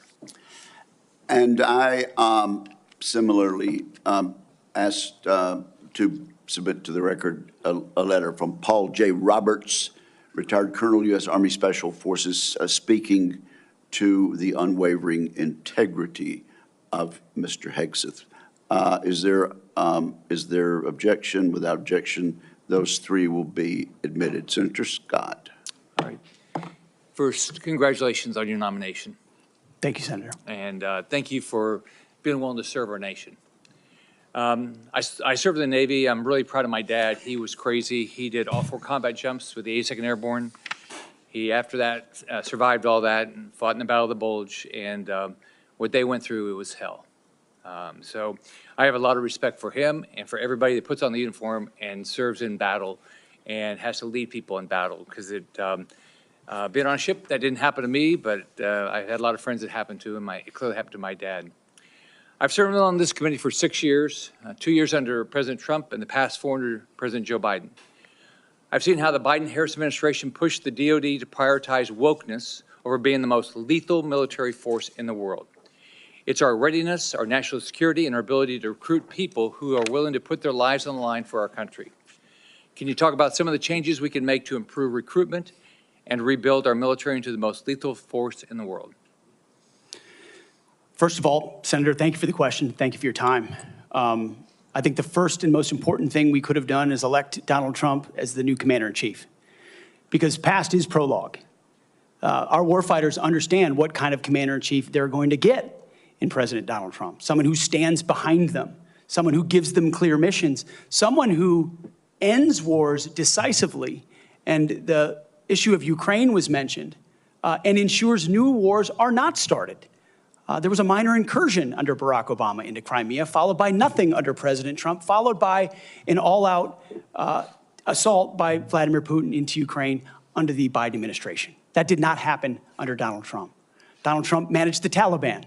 Under the Biden administration, Afghanistan collapsed tragically, ending in the lives of 13 at Abbey Gate, who we remember every single day, and no one was held accountable for that. Chinese spy balloons were flying over the country. None of that happened under Donald Trump, and our warfighters understand that. So there's no better recruiter, in my mind, for our military than President Donald Trump. My job is to come alongside him, should I be confirmed, and continue to emphasize his emphasis on warfighting, on getting anything that doesn't contribute to meritocracy out of how decisions are made inside the Pentagon. What gender you are, what race you are, your views on climate change, or whether you are a person of conscience and your faith should have no bearing on whether you get promoted or whether you're selected to go to West Point or whether you graduate from Ranger School. The only thing that should matter is how capable are you at your job? How excellent are you at your job? I served in multi-ethnic units in every place that I worked, every place that I served. None of that mattered. But suddenly we re-inject DEI and critical race theory, dividing troops into different categories, oppressor and oppressed, in ways that they otherwise just want to work together. That's why I've pointed out before, and I'll say it again, and because I'm sure it'll be quoted to me at some point. The dumbest phrase in military history is our unity is our strength. No, our shared purpose is our strength. Our shared mission is our strength.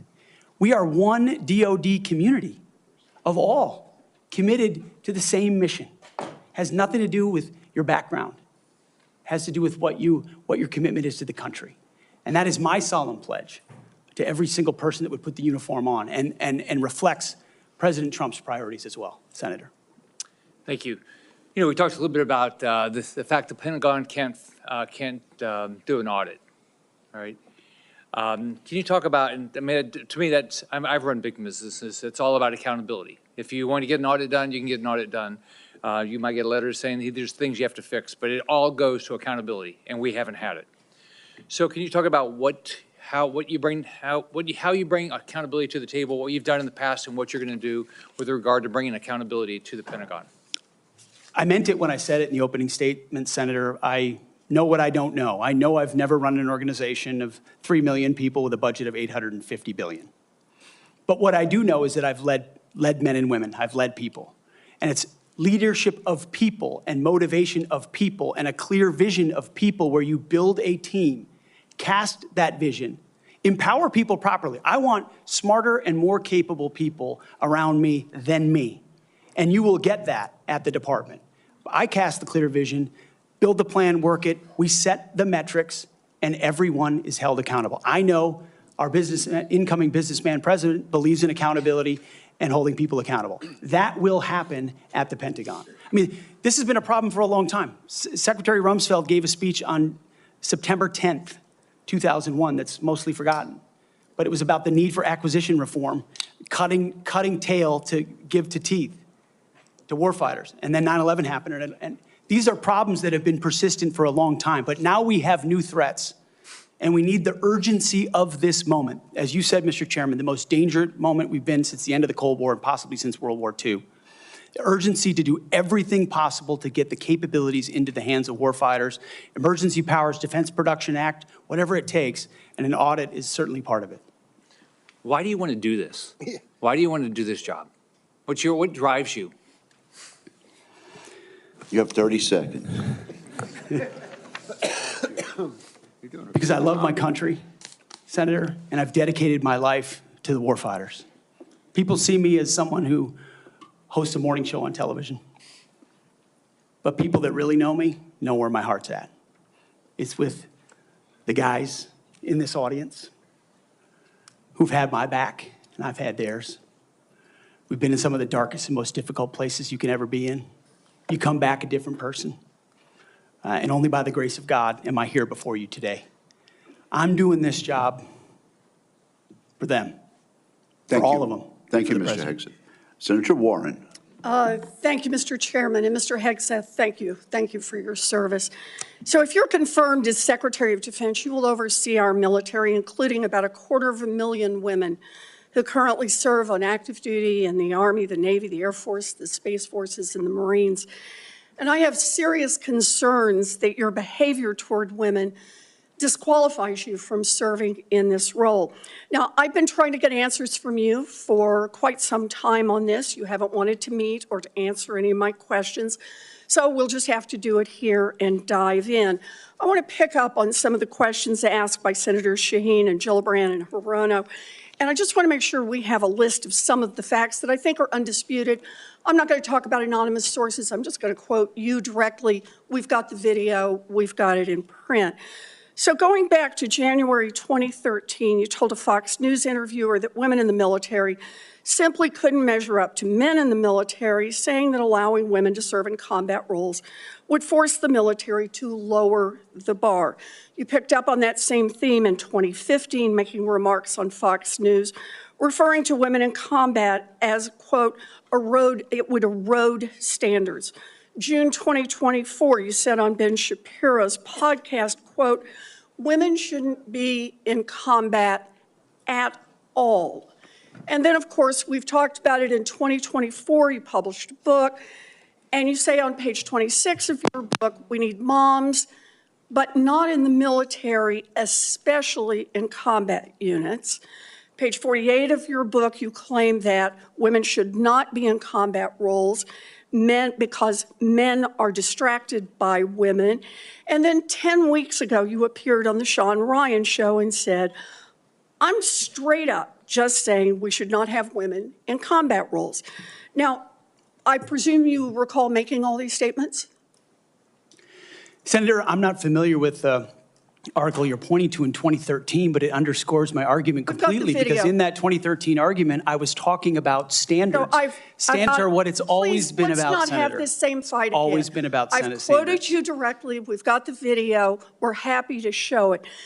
But I want to be clear here. For 12 years, you were quite open about your views, and your views were consistently the same. Women are inferior soldiers, sailors, Marines, airmen, and guardians. And in case anyone missed the point, and these are your words from 10 weeks ago, women absolutely straight up should not be permitted to serve in combat. And I notice on each of these quotes, those are said without qualification. It's not by how much you can lift or how fast you can run. They don't belong in combat, period, or your words, straight up. And then on November 9th, 2024, just 32 days after your last public comment saying that women absolutely should not be in combat, you declared that, quote, some of our greatest warriors are women, and you support having them serve in combat. Now, that is a very, very big about face in a very, very short period of time. So help me understand, Mr. Hegseth, what extraordinary event happened in that 32-day period that made you change the core values you had expressed for the preceding 12 years? Senator, again, I very much appreciate you bringing up my comments from 2013, because for me, this issue has always been about standards. And unfortunately, because of some of the people that have been in political power for the last 4 years, priorities other than standards, lethality, and meritocracy have driven decision-making. I'm quoting you from the podcast. Women shouldn't be in combat at all? Where is the reference to standards that they should be there if they can carry, if they can run? I don't see that at all, Mr. Hegseth. What I see is that there's a 32-day period in which you suddenly have another description about your views of women in the military. And I just want to know, what changed in the 32 days that the song you sang is not the song you come in here today to sing? Senator, the concerns I have and the concerns that many have had, especially in ground combat units, is that in pursuit of certain percentages or quotas, standards have been changed. And that makes the combat more difficult Let me make a for everybody suggestion involved. about what happened in that 32 days. You got a nomination from President Trump. Now, I've heard of deathbed conversions, but this is the first time I've heard of a nomination conversion. And I hope you understand that many women serving in the military right now might think that if you can convert so rapidly your long-held and aggressively pursued views in just 32 days, that 32 days after you get confirmed, maybe you'll just reverse those views and go back to the old guy who said straight up, women do not belong in combat. Now, Mr. Hegseth, you have written that after they retire, generals should be banned from working for the defense industry for 10 years. You and I agree on the corrosive effects of the revolving door between the Pentagon and defense contractors. It's something I would have liked to talk with you about if you'd come and been willing to visit with me.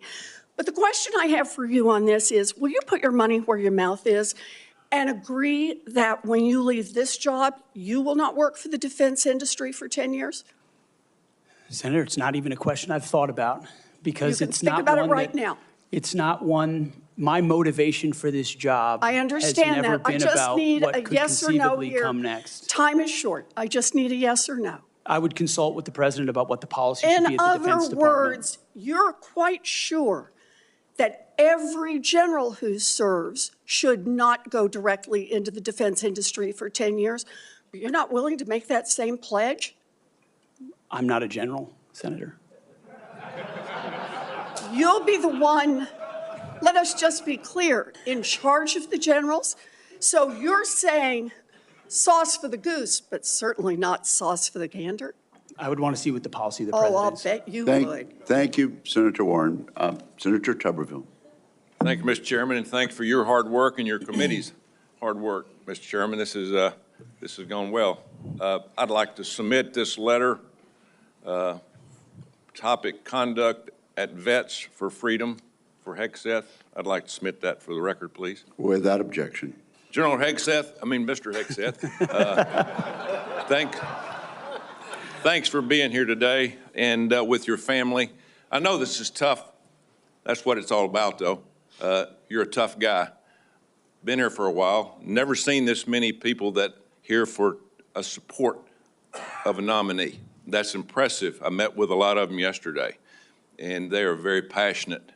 So thank you for willing to take this on, and congratulations on your nomination. I'm worried about recruiting. I mean, we can look at everything out there and talk about all these things, these narratives, but at the end of the day, I came from a team sport where the players actually won the games. And that's what's going to happen here. You're not going to win the game. Now, you're going to set the precedent. You're going to get the blame or the credit, but there's going to be people that's going to be under you that's going to set the precedent for the future of our country. Now, the war games that we play on our computers with our adversaries right now, for us, it don't look good because our military, we're in trouble. Our whole country's in trouble. Thank God President Trump got elected November the 5th. We couldn't have kept down this same path. We could not, that could not happen. I met with a couple of generals this summer. Coach, we're spending more money on transgender restrooms than we are coverings for $100 million airplanes. That's not acceptable. We can't do that. That's not what this is about. Met with a couple of Navy SEALs not too long ago. They just got back from crawling around in the mud and the muck overseas, unknown places. Couldn't tell you where they've been, carrying a weapon, obviously protecting us and our allies. And the first week they're back, what they do, they had to go through a week of DEI training. Both are now out. They give it up. It was embarrassing to them of what they had to do. We've lost all sight of what we're doing in our military, lost all sight. It starts with leadership, and it starts with recruiting. Well, when a young man used to, when I was growing up, if you couldn't afford to go to college, you had the opportunity to go to the military where you could learn a trade. You could learn, you could make a living for your family, and eventually possibly get an education. That was a good alternative. We've forgotten that. We've forgotten it. We can't give up on our young people. Young people are our number one commodity in this country, and they're the ones that's going to live and die for the freedom of this country in the future. So, again, thank you for taking this on. Recruiting.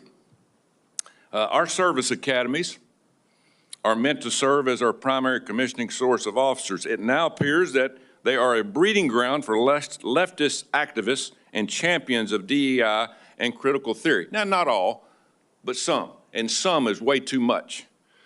How are we going to eliminate this, Mr. Hegseth? How are we going to get this back on track to where we grow our leaders? I had a young man that forever he wanted to go to West Point. I got him a nomination, I got him accepted, and he turned it down. He says, Coach, I'm not getting involved with that mess. How are we going to overcome this? Senator, thank you for the question.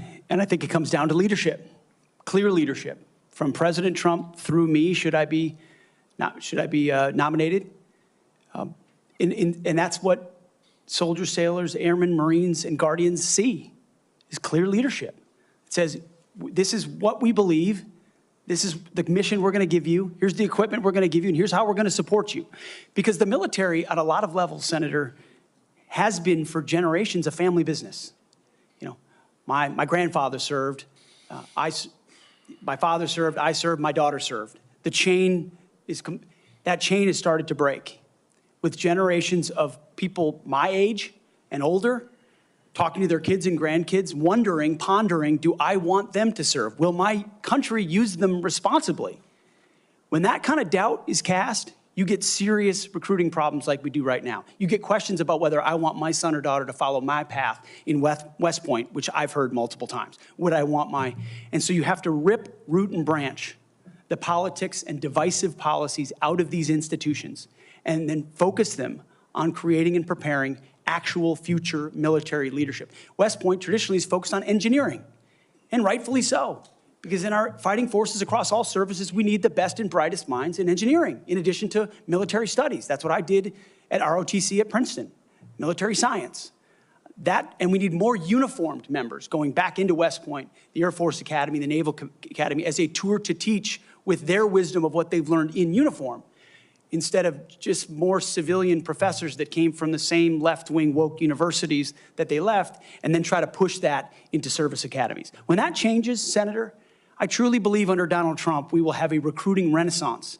That sends signals to the world, to our enemies and our allies alike, that America's back. And thankfully, then we have the men and women of our country willing to want to serve. Thank you, and it's about attitude, too, and I love your attitude. You've got to be motivated. You've got to understand that people, they will hook up with you. They will understand and learn under their leaders. Why would you fight for a country that you don't love? That's what I keep hearing from a lot of our college kids, that they're getting from these woke universities that they go to. Now, and I worked at a lot of them. That is one of the excuses I get from our kids. We've got to break that. Another one. According to the Pentagon, between 2001 and 2024, the number of civilian employees in the Office of the Secretary of Defense has nearly doubled from 1,500 to 3,000. Civilians on Joint Chiefs has increased from 191 to almost 1,000. Our military end strength goes down. Our staff numbers are exploding. What are you going to do about that? Senator, we're going to address that. We won World War II with 7 four-star generals. Today, we have 44 four-star generals. There's an inverse relationship between the size of staffs and victory on the battlefield. We don't need more bureaucracy at the top. We need more warfighters empowered at the bottom. So it's going to be my job, working with those that we hire and those inside the administration, to identify those places where fat can be cut so it can go toward lethality. Thank you, Senator Tuberville. Senator Peters. Thank you, Mr. Chairman. Mr. Hegseth, welcome to this committee. Thank you. You know, we have far too much partisanship in our country right now. I think it's eating away at the fabric of what has always made this country great, about bringing people together from all sorts of backgrounds, all sorts of experiences. And we know that in our motto, together as one, we are strong. And so we in this committee, and certainly I speak for myself, but I think I speak for many of my colleagues, want to take partisanship out of this proceeding as much as we can. I'm not naive. It's out there. I get it. But we've got to try to take that out. And I want you to know that as a member of this committee, I have voted in a bipartisan way for secretaries of defense. I voted for 2 secretaries when Donald Trump was previously president. We had those 2. We had, I think, 5 total secretaries of defense during that 4-year period. So we want to keep that in mind as to what we might see in this coming administration. But I voted, and we voted by a big margin for those folks as well. But part of that was the process and having an opportunity to get to know the person and understand their qualifications and understand the standards. You know, I made repeated requests to meet with you prior to this meeting. I know many of my other colleagues also wanted to meet with you. I did that with the other nominees that I was happy to vote for. I thought they were highly qualified individuals and true professionals. And yet I could never get a meeting with you. Was there a reason you were afraid to have one-on-one meetings with some of my colleagues before the hearing? Senator, I know there was a great deal of outreach to multiple offices. Schedules get full. There's a lot going on. I was ready. And I welcome the opportunity, pending ready. my schedule, to have an opportunity to sit down. I was ready. It would have been so much better to have that opportunity to talk beforehand. I think that's a big mistake, and it doesn't set us on a good course when you refuse to meet with people and have a professional conversation about the huge challenges that we face at the Department of Defense. My colleagues, the folks who introduced you and others, the chairman has mentioned about the management of the DoD is a concern, cost overruns, delays on weapon systems. We need strong management at the Department of Defense, first and foremost.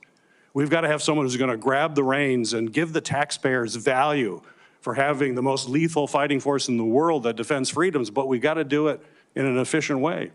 I've heard about the jobs you've had in the past. Let's just talk about qualifications. I know you had 2 previous positions. How many people reported to you in those positions?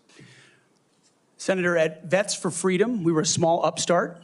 Our focus was just the number, working please. on Capitol Hill, going back to the battlefield Just to the support number. warfighters. Just the number, please. We probably had 8 to 10 full-time staff and lots of volunteers. So you had 8. Has there been any other, we've heard about the 2, and certainly there's been a lot of talk about the mismanagement, et cetera, et cetera. I'm just curious. I won't go into that. Just curious. So you had 8 there. What's the largest number of people you've ever supervised or had in an organization in your career? Not 3 million. Senator. No, I don't expect that.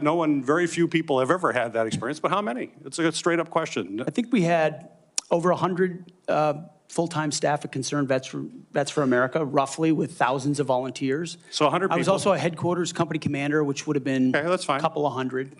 Nothing remotely near the size of the Defense Department, I would acknowledge that. Actually, Senator. not remotely near even a medium-sized company in America, let alone a big company in America, especially a major corporation. And we're hiring you to be the CEO of one of the most complex, largest organizations in the world. We're the board of directors here. I don't know of any corporate board of directors that would hire a CEO for a major company if they came and said, you know, I supervised 100 people before. They'd ask you, well, what kind of experiences you had? We need innovation. Can you give me an experience or your actual experience of driving innovation in an organization? Give me an example of where you have done that. Oh my goodness, Senator, absolutely. At Concerned Veterans for America, we created the Fixing Veterans Healthcare Task Force, a bipartisan task force that never been done before, to create policy, to drive policy change on Capitol Hill that organizations fought ferociously against. We got the VA Accountability Act passed and the Mission Act passed in a way that a nonprofit of our size, veterans organization, has never done. And that's testified in all the letters that we put forward to the committee, which are on the record. I have limited time. Thank you for that. Give me an example of where you've driven down cost. I've heard the examples that Senator Blumenthal gave. The cost was a real problem for you in your 50-person organization that you actually raised a lot less than what you actually spent. Did you drive costs down? If in a 50-person organization, let me tell you, we've got to drive costs down dramatically in an organization of 3 million people and hundreds of billions of dollars. You don't have that experience that you can talk about. To me, this is, or acquisition reform. Acquisition reform, you bring that up. Have you had experience in acquisition reform? I've written about and studied on acquisition reform. Have you for quite actually some done time. it? Because what we need in the hands of our warfighters better change because we're not doing it well right now. It better, and we need people who have experience actually doing that. You know, you talk about standards. Again, I'm going to go back to a CEO of the most complex organization in the world. I don't think there's a board of directors in America that would hire you as a CEO with the kind of experience you have on your resume. You talk about standards. You talk about raising or low, that we have a problem of standards in the DOD, and we have to raise standards for the men and women who serve. Do you think that the way to raise the minimum standards of the people who serve us is to lower the standards for the Secretary of Defense? That we have someone who has never managed an organization more than 100 people is going to come in and manage this incredibly important organization and do it with a professionalism and has no experience that they can tell us that they have actually done that? I have real problems with that. This is not about other issues that are brought up. They're all very important. I'm just about trying to get things done, managing efficiently, and having the best people who have demonstrated that in a large organization. And I'm sorry, but I don't see that in your background. There are a lot of other things you can do very well. You're a capable person, but you have not convinced me that you're able to take on this tremendous responsibility with a complex organization and having little or no significant management experience. Senator, I'm grateful to be hired by one of the most successful CEOs in American history, should I be confirmed. Mr. Hegseth, it seems to me that you've supervised far more people than the average United States senator supervises typically.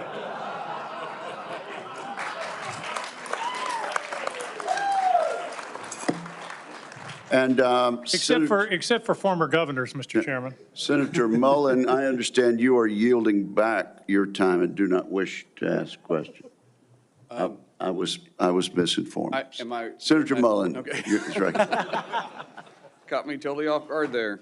I'd like to submit for the record signatures by 32 members of the House of Representatives who are veterans. The signatures call on the Senate to honor the constitutional duty of advise and consent by conducting a fair, thorough confirmation process that evaluates his nomination solely on the substance and merits. His distinguished military service, academic credentials, and a bold vision for revitalizing the national defense. I ask unanimous consent to enter into the record. Without objection.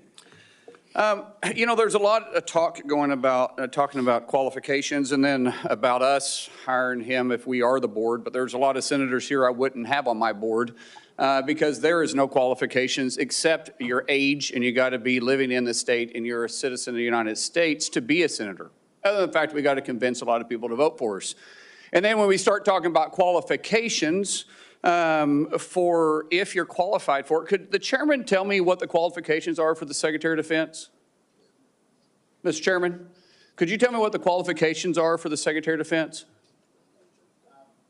I'd be happy I'll read it. for you to do that. Yeah. Let me read it for you because I Googled I was getting some advice from my second in command. Yeah, but I'm just making a point because there's a lot about qualifications, and I think it's so hypocritical of senators, especially on the other side of the aisle, be talking about his qualifications, not being able to lead the Secretary or be the Secretary of Defense, and yet your qualifications aren't any better. You guys aren't any more qualified to be the senator than I'm qualified to be the senator, except we're lucky enough to be here. But let me read you what the qualifications of the Secretary of Defense is, because I Googled it, and went through a lot of different sites, and really it's hard to see. But in general, the U.S. Secretary of Defense position is filled by a civilian. That's it. If you have served in the U.S. Army Forces and have been in the service for, you have to be retired for at least 7 years, and Congress can weigh that. And then there's questions that the senator from from Massachusetts brought up about serving on a board inside the military industry, and yet your own secretary that you all voted for, Secretary of Austin, we had to vote on a waiver because he stepped off the board of Raytheon. But I guess that's okay because that's a Democrat Secretary of Defense. But you so quickly forget about that. And then Senator Kaine, or I guess I better use the senator from Virginia, starts bringing up the fact that what if you showed up drunk to your job? How many senators have showed up drunk to vote at night? Have any of you guys asked them to step down and resign from their job? And don't tell me you haven't seen it because I know you have. And then how many senators do you know have got a divorce before cheating on their wives? Did you ask them to step down? No. But it's for show. You guys make sure you make a big show and point out the hypocrisy because the man's made a mistake. And you want to sit there and say that he's not qualified? Give me a joke. I mean, it is so ridiculous that you guys hold yourself as this higher standard and you forget you got a big plank in your eye. We've all made mistakes. I've made mistakes. And Jennifer, thank you for loving him through that mistake. Because the only reason why I'm here and not in prison, I've changed, but I'm not perfect. But I found somebody that thought I was perfect. And for whatever reason, you love Pete, and I don't know why. But just like our Lord and Savior forgave me, my wife's had to forgive me more than once too, and I'm sure you've had to forgive him too. And so thank you. So before I go down this rabbit hole again, tell me something about your wife that you love. She's the smartest, most capable, loving, humble, honest person I've ever met. In addition to being incredibly beautiful. Don't forget about your kids. I'm supposed to talk about my kids? No, well, she's also the mother. Oh, an amazing mother. Yes. Of our blended family of 7 kids. Brother, I'm pulling you which love along. her. I'm trying to help you here. You know, do you believe that you're going to be running the Secretary or the Department of Defense by yourself? Senator, absolutely not. Just as President Trump is assembling his cabinet, I look forward and already am in the process of building one of the best possible teams you can imagine with decades and decades of experience outside of the Pentagon, driving innovation and excellence, and also inside the building, knowing how to make it happen. Yes, sir. So in your organizations that you did have the privilege of running, did you have a board that you... In both organizations, we had a board, yes. Okay, and what did you do with that board? What kind of decisions did you make with them? Those boards provided oversight and insight into decision-making. They all have special, unique sets that maybe filled gaps that you're not the expertise in? Yes, sir. So do you believe you're capable of surrounding yourself with capable individuals that you're going to be able to run those same ideas by and surround yourself with people that are smarter and better equipped in maybe areas that you don't necessarily carry those expertise with? Senator, the only reason I've had success in life, to include my wonderful wife, is because of people more capable around me and having the self-confidence to empower them and say, hey, run with the ball, run with the football, take it down the field. We'll do this together. I don't care who gets the credit.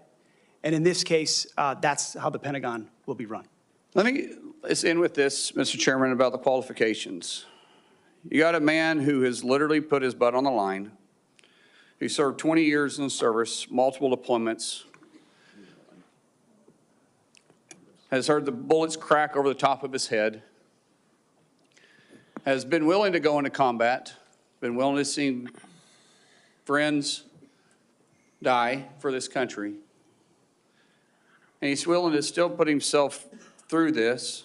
His wife is willing to still stand beside him, knowing he wasn't perfect, knowing that all this was going to be brought up, and he's still willing to serve the country.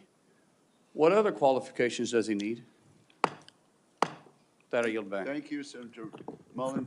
Senator Duckworth. And again, we really are going to strictly enforce the rule about no demonstrations or noise. distinguished ranking member. Just a point of personal privilege to make a correction. The reason that General Austin required a waiver was not because of his participation in a corporate enterprise. It was because he did not have 7 years of interruption between his service and his appointment. Second point is that if any of us were appointed as Secretary of Defense, we would be subject to the same types of questions. And the case in point is Senator John Tower was nominated for Secretary of Defense. It was discovered by his colleagues that his behavior was not commensurate with the responsibilities despite his service, and he was voted down. Thank you. Thank you, Mr. Chairman. Senator Duckworth, you are recognized. Thank you, Mr. Chairman. And also, Secretary Mattis had to have this waiver as well. Mr. Hegseth, this hearing is about whether you are qualified to be Secretary of Defense, and one of the qualifications, to answer my colleague's question, is to actually win the votes of every member of this committee and to be confirmed by the United States Senate. And you need to convince us that you're worthy of that vote, because the people of the state of Illinois voted for me to be their senator so that I could cast that vote when it comes to picking who is going to be the next Secretary of Defense. This hearing now seems to be a hearing about whether or not women are qualified to serve in combat, and not about whether or not you are qualified to be Secretary of Defense. And let me just say that the American people need a SecDef who's ready to lead on day one. You are not that person. Our adversaries watch closely during times of transition, and any sense that the Department of Defense that keeps us safe is being steered by someone who's wholly unprepared for the job puts America at risk, and I am not willing to do that. With that in mind, Mr. Hegseth, I want you to try to explain to the American people, this committee, who have to vote for you, and to our troops who are deployed around the world, why you are qualified to lead the Department of Defense. We already know that you've only led the largest, a 200-person organization. We already know that you so badly mangled a budget that after you left, they had to bring in a forensic accountant to figure out what went wrong, and that the largest budget you ever managed was about $18 billion. You know, that is about 51,560 times fewer lower than the Department of Defense budget of $825 billion. $16 million is 51,568 times smaller than the defense budget. Please describe me, Mr. Hegseth, you talk about DOD passing an audit. Please describe to me a time or an organization when that you led underwent an audit, because you say you're going to hire smarter people than you to run this audit. I'm not asking you to be an accountant. I want you to be able to tell me what kind of guidance will be given to those employees, what will happen if, whether or not you pass that audit. Have you led an audit of any organization, yes or no?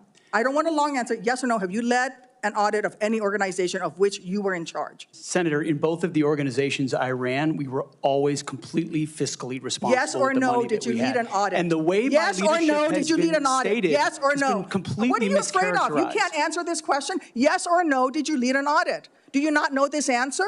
Senator, yes every part no? of my leadership yes of these organizations yes has or been no, did you lead an audit? misrepresented I will from take top that as to a bottom. no. What were the findings? So there were no findings because you've never led an audit. What guidance did you give the auditors? None, because you've never led an audit. Nobody expects you to be an accountant, Mr. Hegseth. What we expect is for you to understand the complexity of this Pentagon budget process that is absolutely necessary to outfit our warfighters.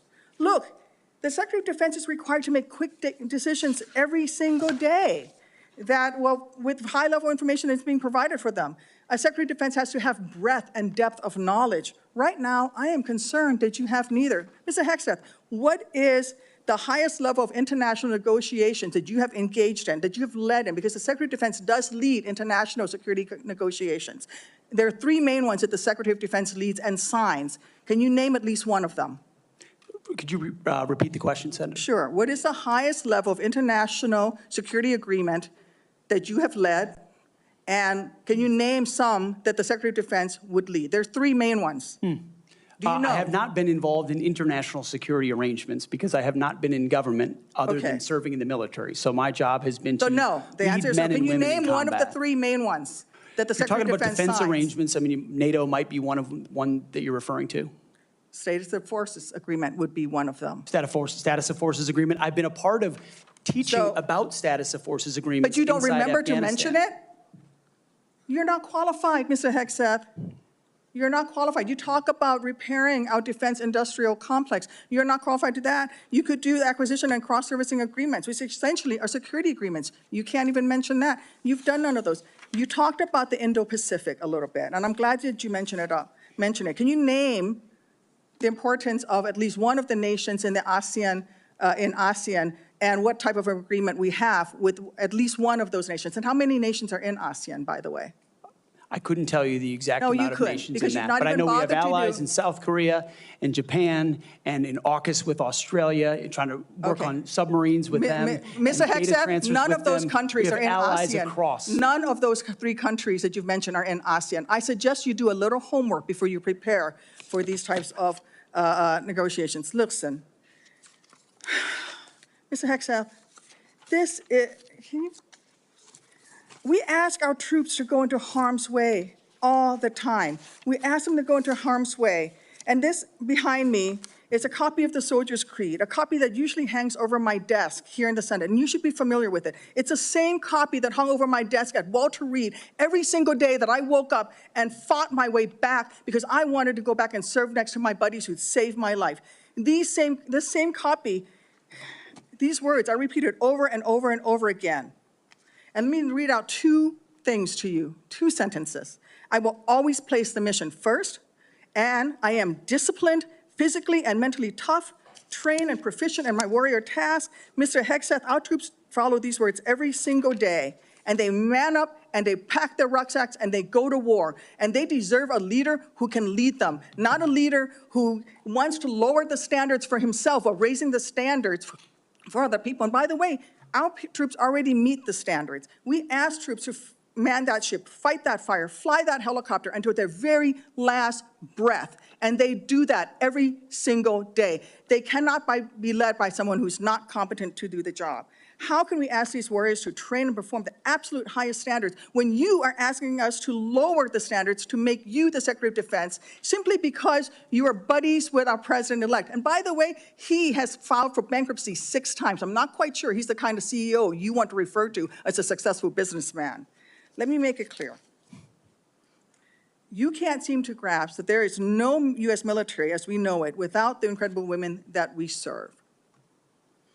Women who've earned their place in their units. You have not earned your place as Secretary of Defense. You say you care about keeping our armed forces strong and that you like that our armed forces are meritocracy, then let's not lower the standards for you. You, sir, are a no-go at this station. Thank you, Senator Duckworth. I would like to submit for the record a letter submitted by Mr. Brian Marriott that says anyone who would claim that Pete mismanaged funds at Vets for Freedom is ignorant of the facts. Without objection, it will be admitted to the record. Senator Budd. Thank you, Chairman Wicker, and congrats on your chairmanship of this committee. I want to thank you for your leadership and your handling of this today. I think you're doing a great job.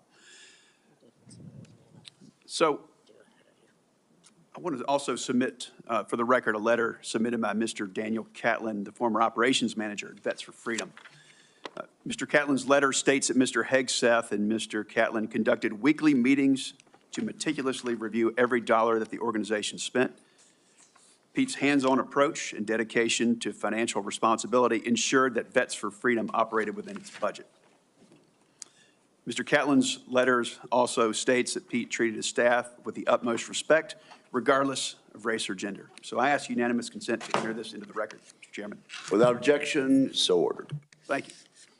Mr. Hegseth, congratulations on your nomination. Thanks for appearing before the committee today. I enjoyed meeting you in my office before Christmas, and I've enjoyed our friendship before that.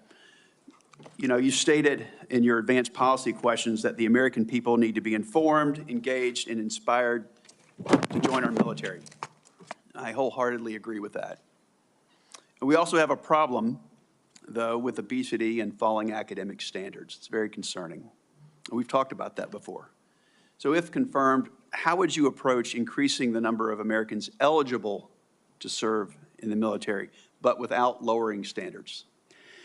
Well, Senator, I think there are already, to the credit of, I believe, the Army and other services have now caught up to that, which have piloted programs that have had some success, that have allowed young Americans who want to serve in the military but can't necessarily pass the ASVAB or pass the APFT to get into basic training, an opportunity to get caught up, or preparatory class. Unfortunately, yes, we do have a problem of obesity in our country, not necessarily something that if I'm confirmed, Secretary of Defense is able to address. But I do think leading from the front matters. I do think having a Secretary of Defense that will go out and do PT with the troops matters, that has been out there and done that before. And hopefully that's a motivating factor for young people. But the reality of obesity and criminal backgrounds and medical problems have long been an issue of recruitment in America, unfortunately. What changed is the perception of military service because of the condition of the services, and frankly, because of, in some ways, the way our schools don't teach young people to love the country anymore. And if you don't love the country, why do you want to serve that country? That's a deeper problem. But all of those things need to be addressed to revive recruiting, and obesity is certainly a part of it. Thank you for that. So I've had multiple conversations, young folks back in North Carolina, young men, young women, and we get to meet a lot of them. But, you know, I hear from some of these folks who I encourage to join the military. They say that they're concerned that it's become politicized. And if confirmed, would you commit to working with my office to address the military recruiting crisis and ensuring the military is focused on warfighting? Senator, absolutely. Number one, from day one, with a mandate from the Commander-in-Chief, who received that mandate when Americans spoke out loudly and said, we want peace through strength, we want America first foreign policy, and we don't want political ideology driving decisions inside our Defense Department. That was clear. It's an infection that the American people are acutely aware of, which the men and women in this room have lived firsthand. I've lived it firsthand. And that's why it will be a priority. And I truly believe, and I'm humbled by this, the response we've already seen from young men and women who've decided to join the military when they had said, I wasn't going to. But seeing a Commander-in-Chief, Donald Trump, reassured them. Seeing the possibility, if confirmed, of a Secretary of Defense that would have their back reassured them. And so in the first couple of months after President Trump's election, we have already seen, the numbers are there, a recruiting surge in all the services that I would welcome the opportunity to continue. And it's humbling to think that families across this country would have confidence in us to deliver for their young men and women. There's no more important task. Thank you for that. So shifting gears a bit, I want to hear some of your thoughts on the growing fighter aircraft capacity gap with China and what this means for a potential fight in the Indo-Pacific. So if confirmed, what policy recommendations will you make to the President on procurement and maintenance of fourth and fifth generation fighters while we continue to research and develop sixth generation and collaborative combat aircraft? Senator, that's a very important conversation, one that I've been looking at a great deal. A lot of it, just to be clear, involves classifications and understanding precisely cost and capabilities, including capabilities of enemy systems, both not just fourth and fifth, but potential sixth generation, which we've already seen a prototype released from the Chinese. That's a dangerous development, considering at least the publicly understood condition of NGAD, which I look forward to the opportunity to looking underneath the hood on that. But ensuring fourth and fifth are capable and upgraded as necessary will be a part of our contingency. But when you look at what's happening in the Indo-Pacific, say operability, range is going to matter because it's such a large battle space. That will all factor in decisions that are made. And that's where I feel, frankly, a little bit liberated, is that I didn't work at Lockheed or any number of, pick a defense contractor. I didn't mean to point one out in particular. Pick any. I haven't. I don't have a special interest in any particular system or any particular company or any particular narrative. I want to know what works. I want to know what defeats our enemies, what keeps us safe, what deters them, what keeps our enemies up at night. Whatever that is, I want more of it, and I want to invest in it. And I know that's the view that President Trump has as well. Thank you. You know, some have commented recently about the need to eliminate immediately a manned aircraft. So I'd say maybe one day, but that day's not now, and certainly not before 2027, especially in the Indo-Pacific. So if confirmed, will you commit to work with my office in this committee to ensure the proper mix of fighters, manned and unmanned? I look forward to working with you on that, Senator, because unmanned will be a very important part of the way future wars are fought. Just the idea of survivability for a human being drives cost and time in ways that unmanned systems do not. But I look forward to that conversation, Senator. Thank you, Senator Budd. I now recognize Senator Reed for a unanimous consent request. Mr. Chairman, I would ask unanimous consent that 2 letters be submitted for the record. One letter is signed by numerous organizations, including the Government Accountability Project, the other signed by several organizations, including the Truman National Security Project. Without objection, so ordered. Now, Senator Kelly, Senator Rosen got here after the gavel went down. Do you really want to go ahead of her? I am going to defer to my good friend and colleague, Senator Rosen, That from is the a really great good, state of Nevada. Really good decision. Senator Rosen, you are recognized. And thank you, Senator Kelly. I owe you one. Thank you, Chairman Wicker, Ranking Member Reed, for holding this hearing. And Mr. Hegseth, I appreciate your service and your willingness to serve again. However, I am deeply disappointed that you would not agree to meet with me, as other members have said on this committee prior to this hearing, as is the precedent for this committee and others. So let me tell you a little bit about what I would have talked about had you made yourself available prior to the hearing. Nevada is home to the premier aviation training ranges for both the Air Force and the Navy, the largest ammunition depot in the world, and the only place in the country where we are able to verify the reliability of our nuclear stockpile without the need for explosive testing. The Nevada National Guard is one of the only few units across the country with the mission of fighting wildfires. That's for another hearing. And currently activated to fight the devastating fires around Los Angeles in support of our neighbors. We therefore play a critical role in our national security, and the person who holds the position of Secretary of Defense matters greatly to Nevada service members and our military equities. But every single person who serves in the military, we've talked about, my colleagues, esteemed colleagues, have talked about recruitment and retention. One day, they will become a veteran. So my veterans and the folks who are serving active duty now are concerned about what you think. DOD does not have jurisdiction over Nevada's 200,000 plus veterans, but I am interested in your views about the service members once they've transitioned out of the military, given the influence you would have while they're in service if confirmed. In 2019, on a segment of Fox and Friends, you said that veteran service organizations, VSOs, I'm going to quote, encourage veterans to apply for every government benefit they can ever get after they leave the service. You stated you don't want to, quote, be dependent on government assistance from the VA based on injuries or illnesses that might have arisen from your military service. So I'm just going to ask you a few yes or no questions about veterans, understanding you don't have jurisdiction, but this is important to our morale, is important to our recruitment, and is important to our retention, and it is important to how we respect others in this country.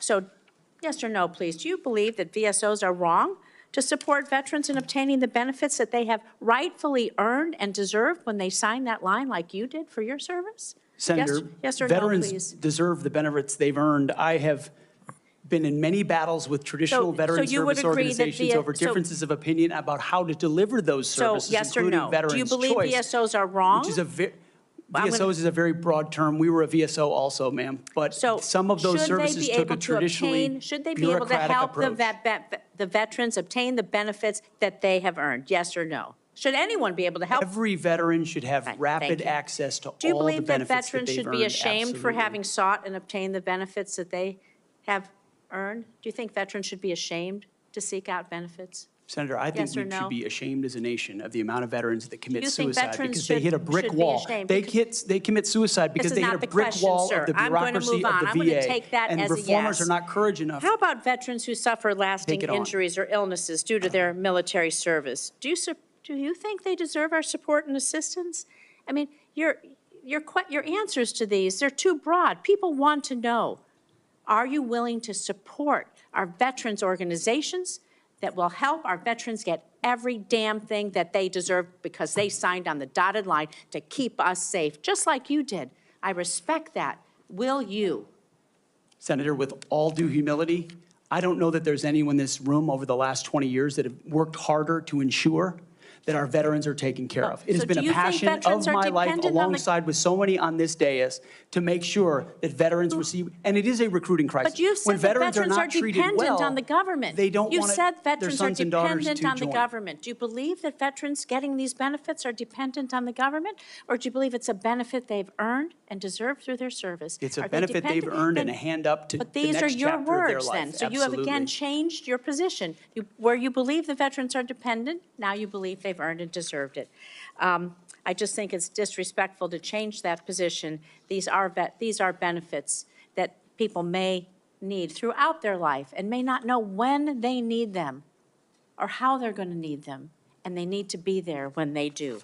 Thank you. I'm going to move on to my next question. America's role in the world.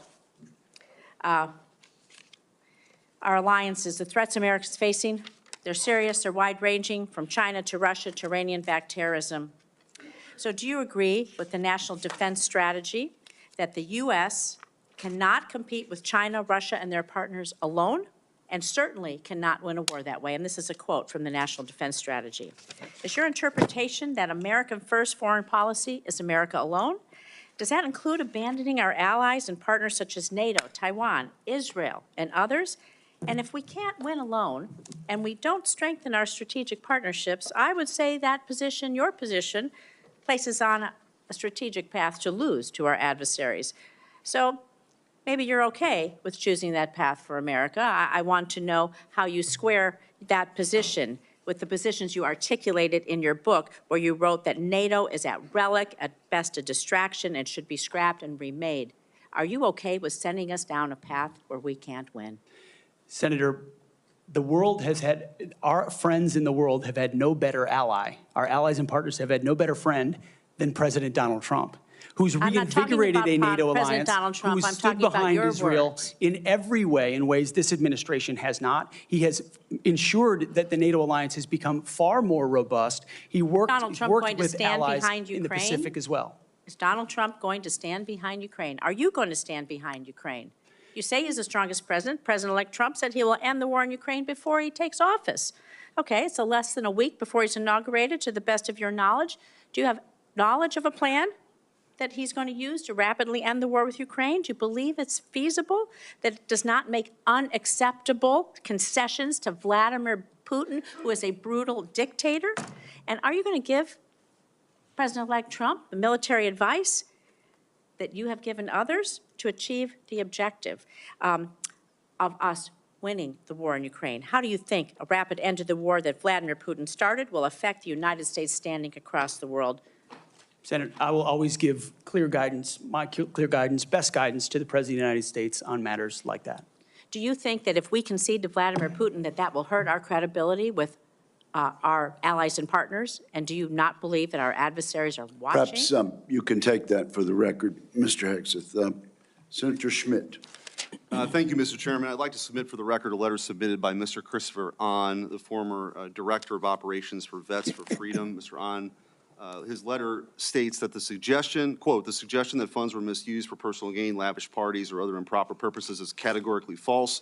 Throughout my time working with Pete Hegseth, he consistently demonstrated exceptional integrity and leadership. I asked unanimous consent to enter this letter into the record. Without objection, so ordered. Senator Schmidt. Thank you, Mr. Chairman. Mr. Hegseth, good to see you here today. Thank you for your service. Thank you, Senator. And your willingness to serve.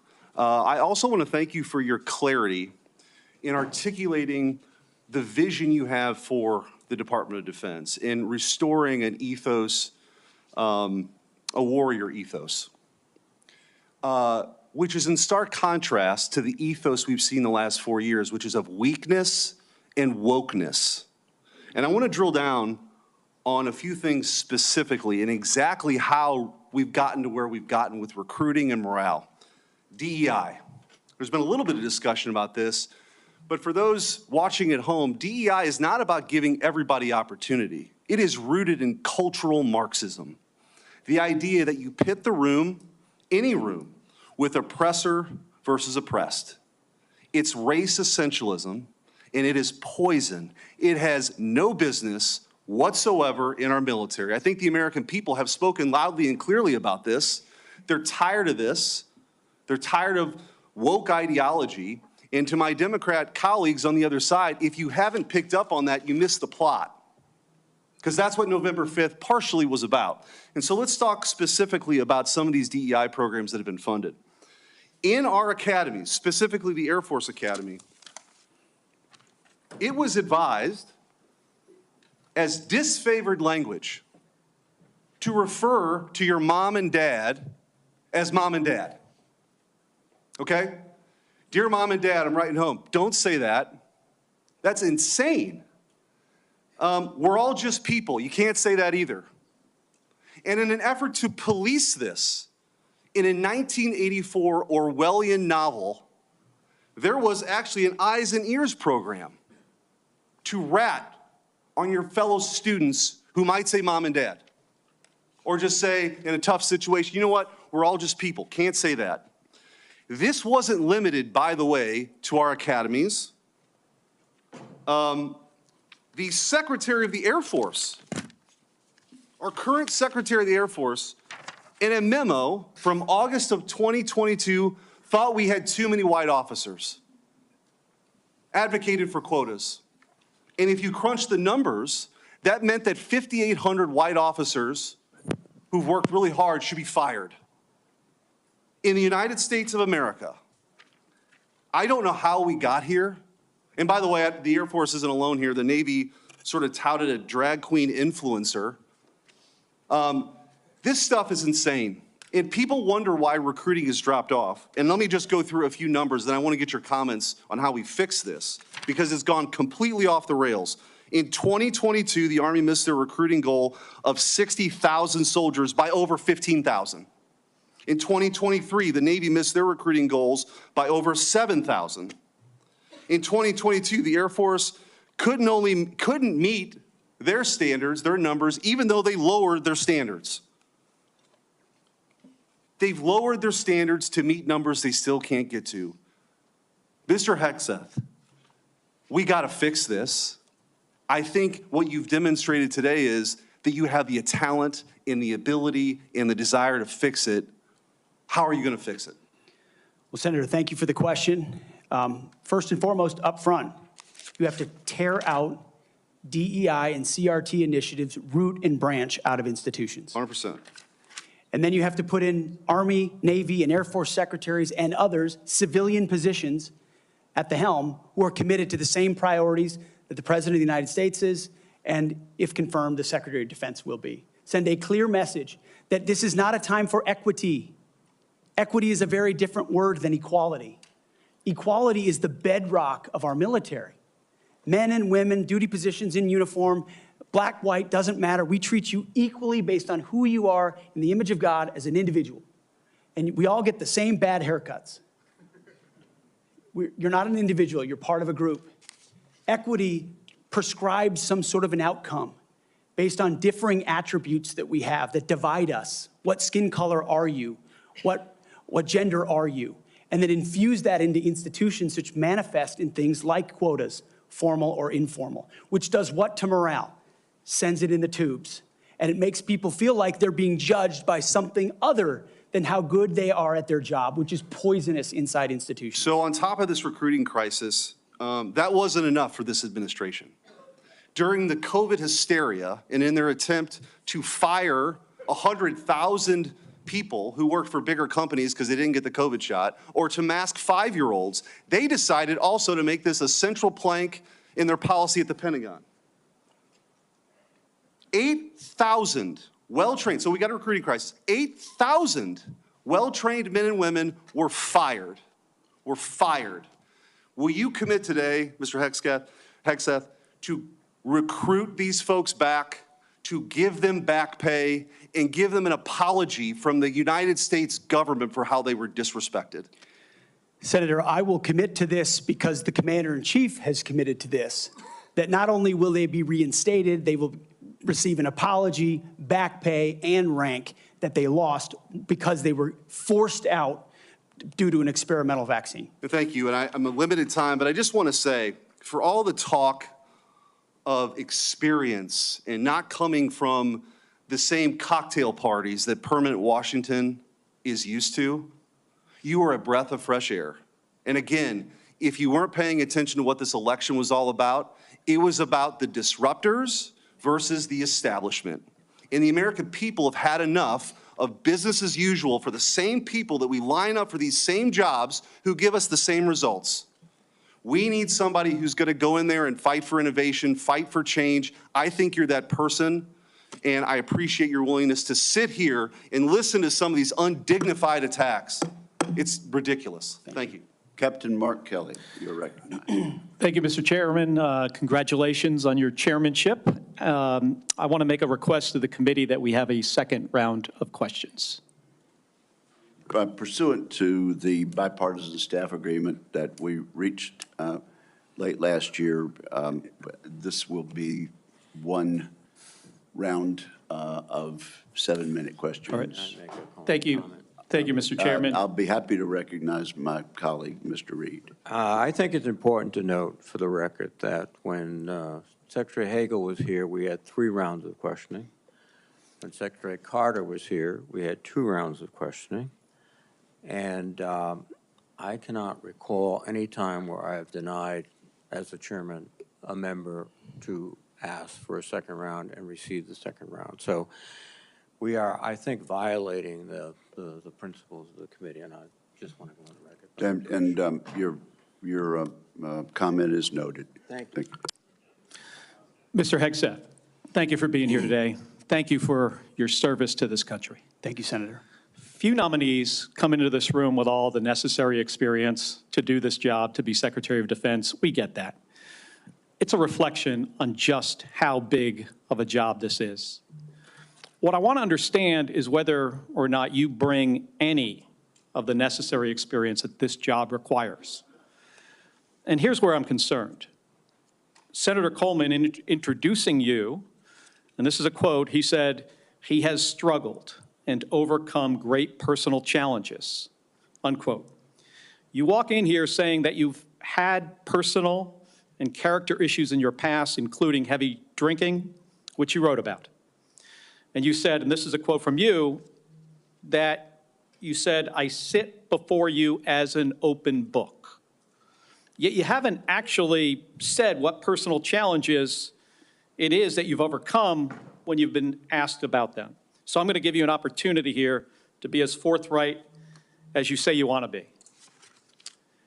So while leading Concerned Veterans of America, there were very specific cases cited by individuals about your conduct. I'm going to go through a few of them, and I just want you to tell me if these are true or false. Very simple. On Memorial Day 2014, at a CVA event in Virginia, you needed to be carried out of the event for being intoxicated. Senator, anonymous smears. Just true or false? Very simple. Summer of 2014 in Cleveland, drunk in public with the CVA team. Anonymous smears. I'm just asking for true or false questions, true or false answers. An event in North Carolina, drunk in front of 3 young female staff members after you had instituted a no alcohol policy and then reversed it. True or false? Anonymous smears.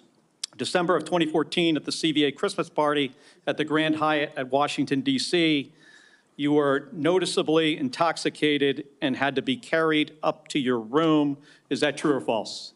Anonymous smears. Another time, a CVA staffer stated that you passed out in the back of a party bus. Is that true or false? Anonymous smears. In 2014, while in Louisiana on official business for CVA, did you take your staff, including young female staff members, to a strip club? Absolutely not. Anonymous smears. So,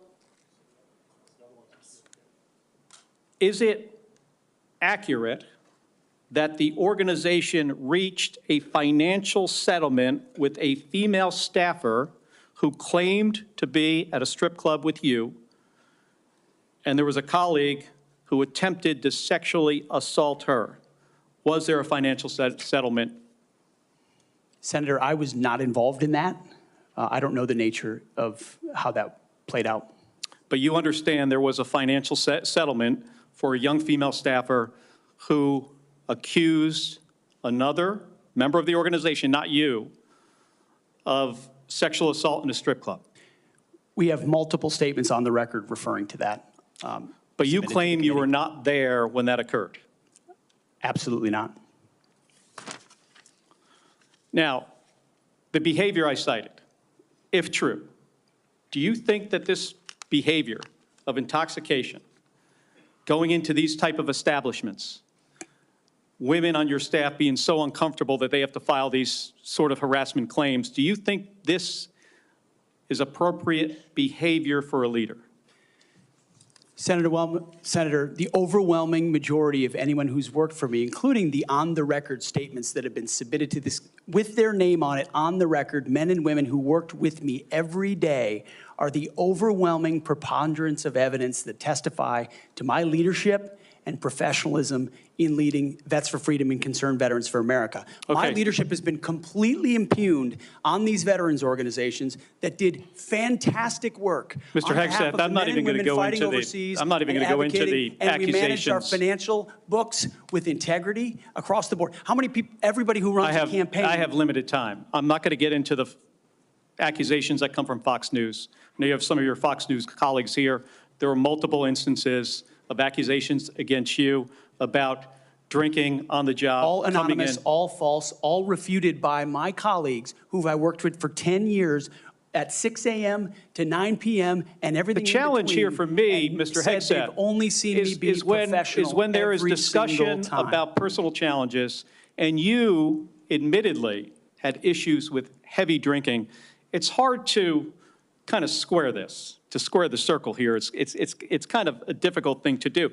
Let me ask you, if I have about 90 seconds left here, if you had to answer these questions about sexual assault against you and your drinking and your personal conduct, would it have been different if you were under oath? Senator, all I'm pointing out is the false claims against me.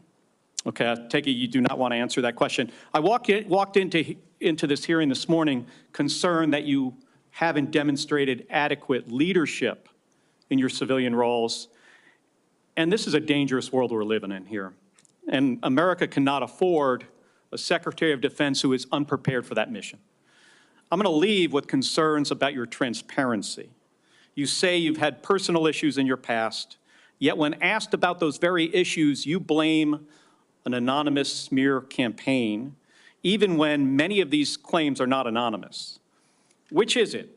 Have you overcome personal issues, or are you the target of a smear campaign? It can't be both.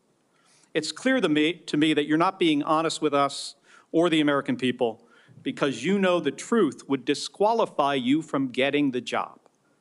And just as concerning as each of these specific disqualifying accusations are, what concerns me just as much is the idea of having a Secretary of Defense who is not transparent.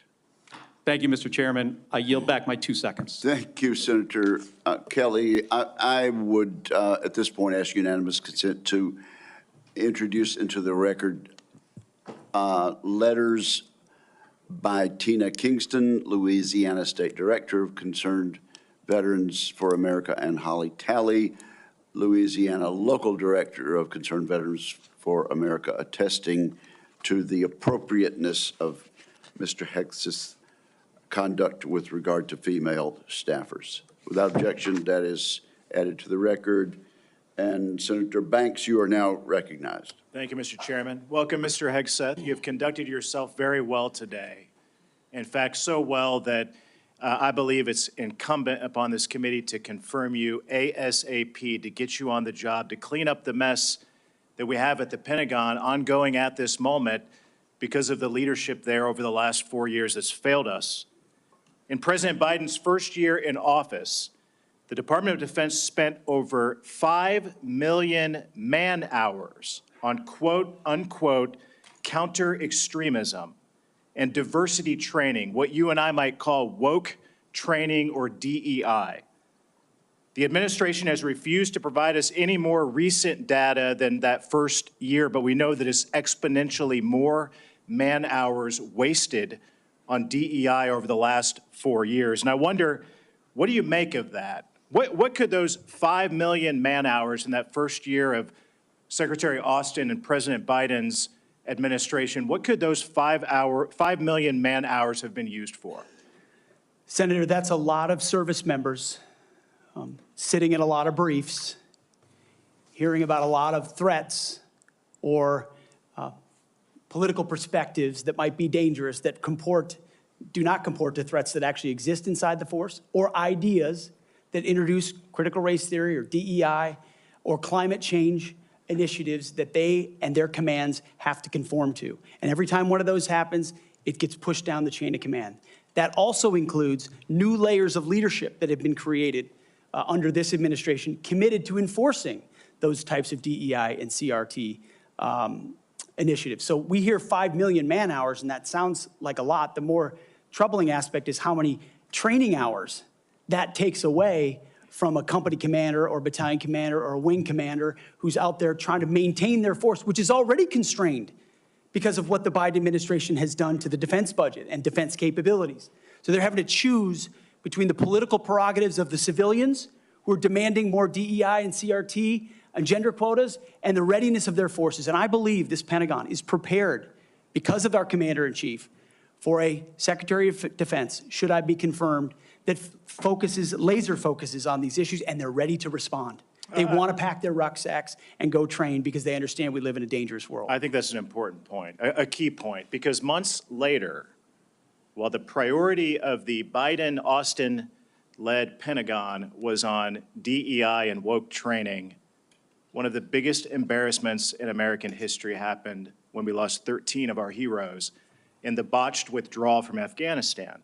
Secretary Austin testified before the House Armed Services Committee a couple of years ago, and responding to a question from me said he had, quote, no regrets about what happened in Afghanistan. I wonder, what do you make of that?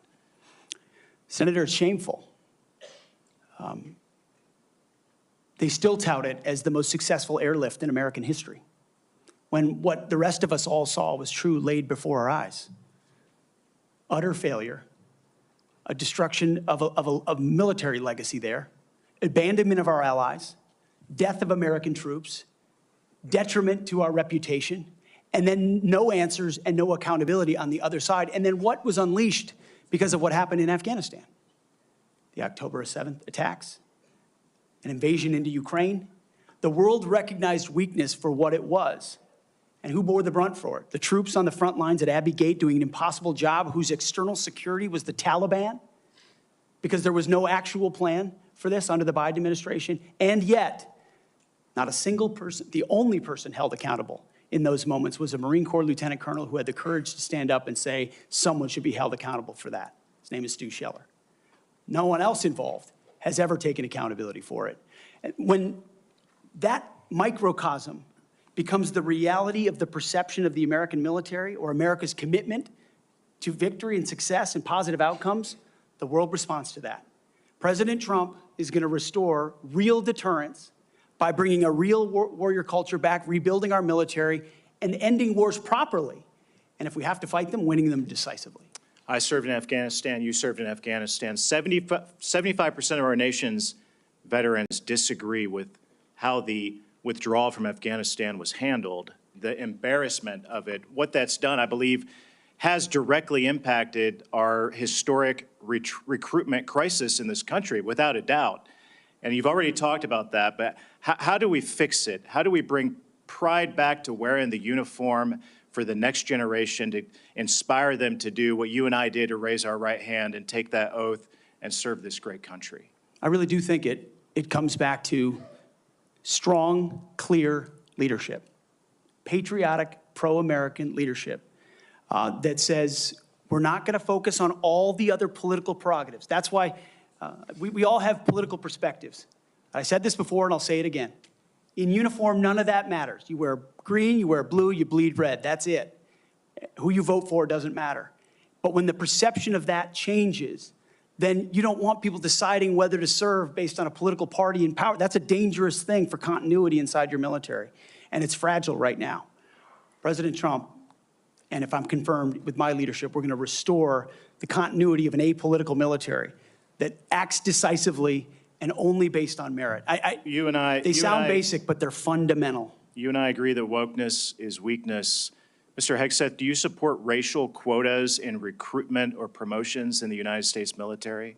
Senator, I do not support any form of racial quota. Do you support affirmative action at our nation's military academies? Senator, I only support hiring and promoting and admitting the best and brightest, whatever their background is. I think that's very important. Mr. Hegseth, Lloyd Austin, the secretary, later went AWOL. He disappeared for days and never told the president, didn't even inform the president's chief of staff that he was going into the hospital. Would that ever occur on your watch?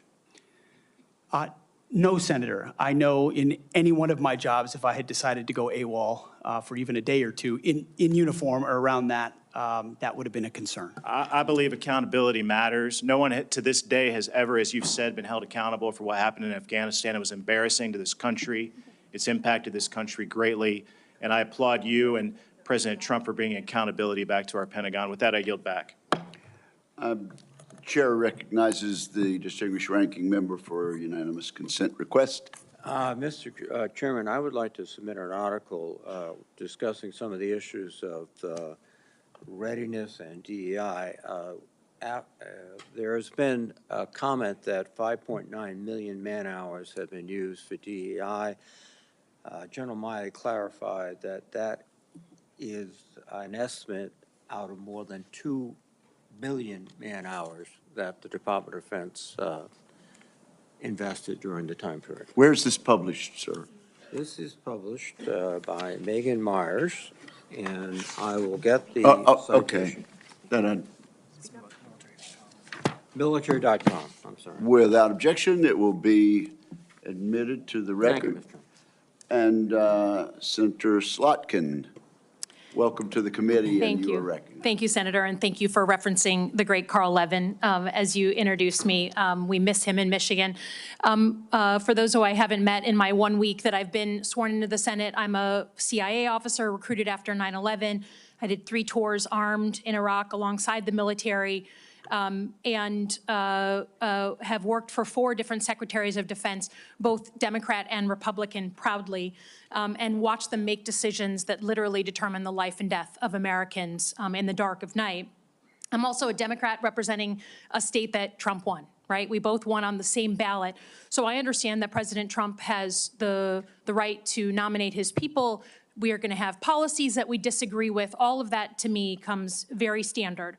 What I think I'm most concerned with is that no president has the right to use the uniformed military in a way that violates the U.S. Constitution and further taints the military as that apolitical institution that we all want, right?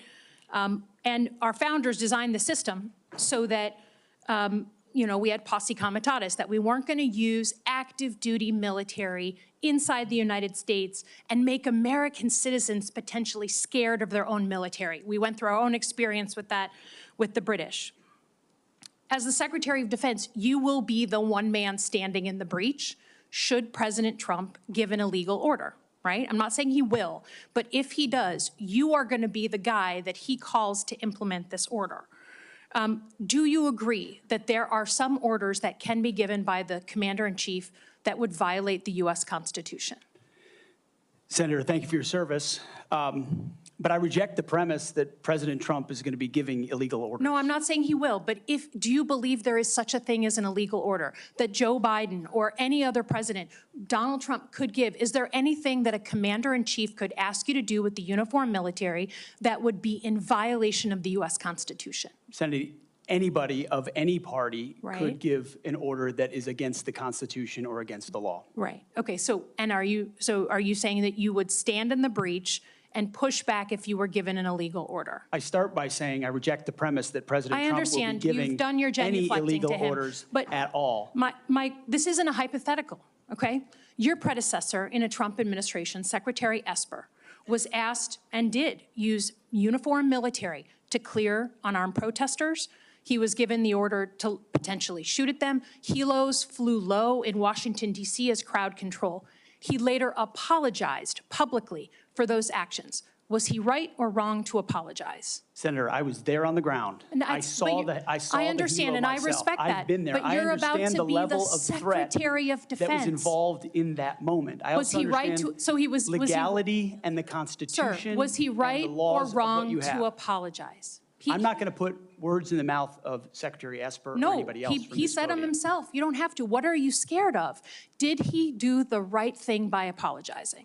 I'm not scared of anything, Senator. Then say I'm yes or no. interested You in can say no. upholding the laws and the Constitution Okay. in any So particular Donald scenario. Trump asked for the active duty 82nd Airborne to be deployed during that same time. Secretary Esper has written that he convinced him against that decision.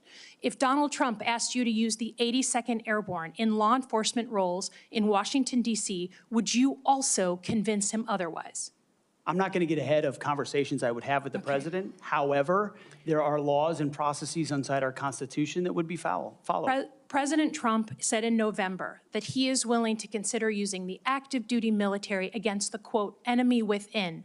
Have you been personally involved in discussions of using the U.S. military active duty inside the United States? Senator, I'm glad we finally got to the topic of border security equaling national security because it's been abdicated and ignored for the last 4 years. That wasn't my question. I'm just asking, have you been involved? You're about to be the Secretary of Defense potentially. Have you been involved in discussions about using the active duty military inside the United States? Senator, I am not yet the Secretary of Defense. Right. I'm just If confirmed, I would be party to any number of So you conversations. haven't been in any of these which I would not conversations? reveal what I have discussed with the President of the United States just or have not. you been in conversations? You're going to be in charge of 3 million people. The active duty that I know you care about, I believe you care about. So have you been in conversations about using the active duty in any way?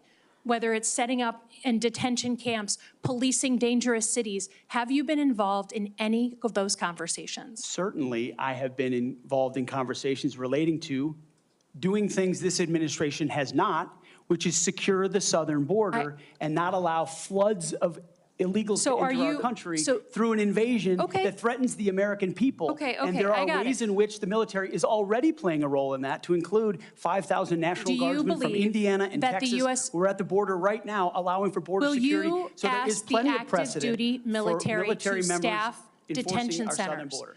Our U.S. military is not trained in law enforcement roles. I think you know that, right? We've seen how that mission is difficult for them in places like Iraq and Afghanistan because that's not the training a uniformed military comes with.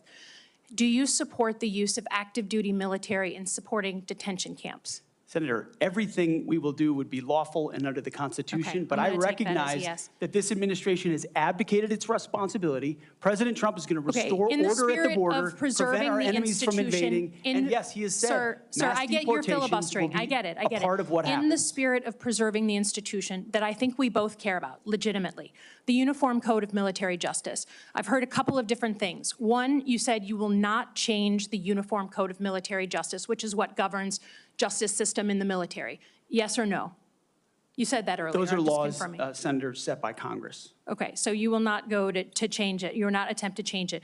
You also said that JAG officers are potentially people who put their own interests in their own medals and promotions ahead of the troops.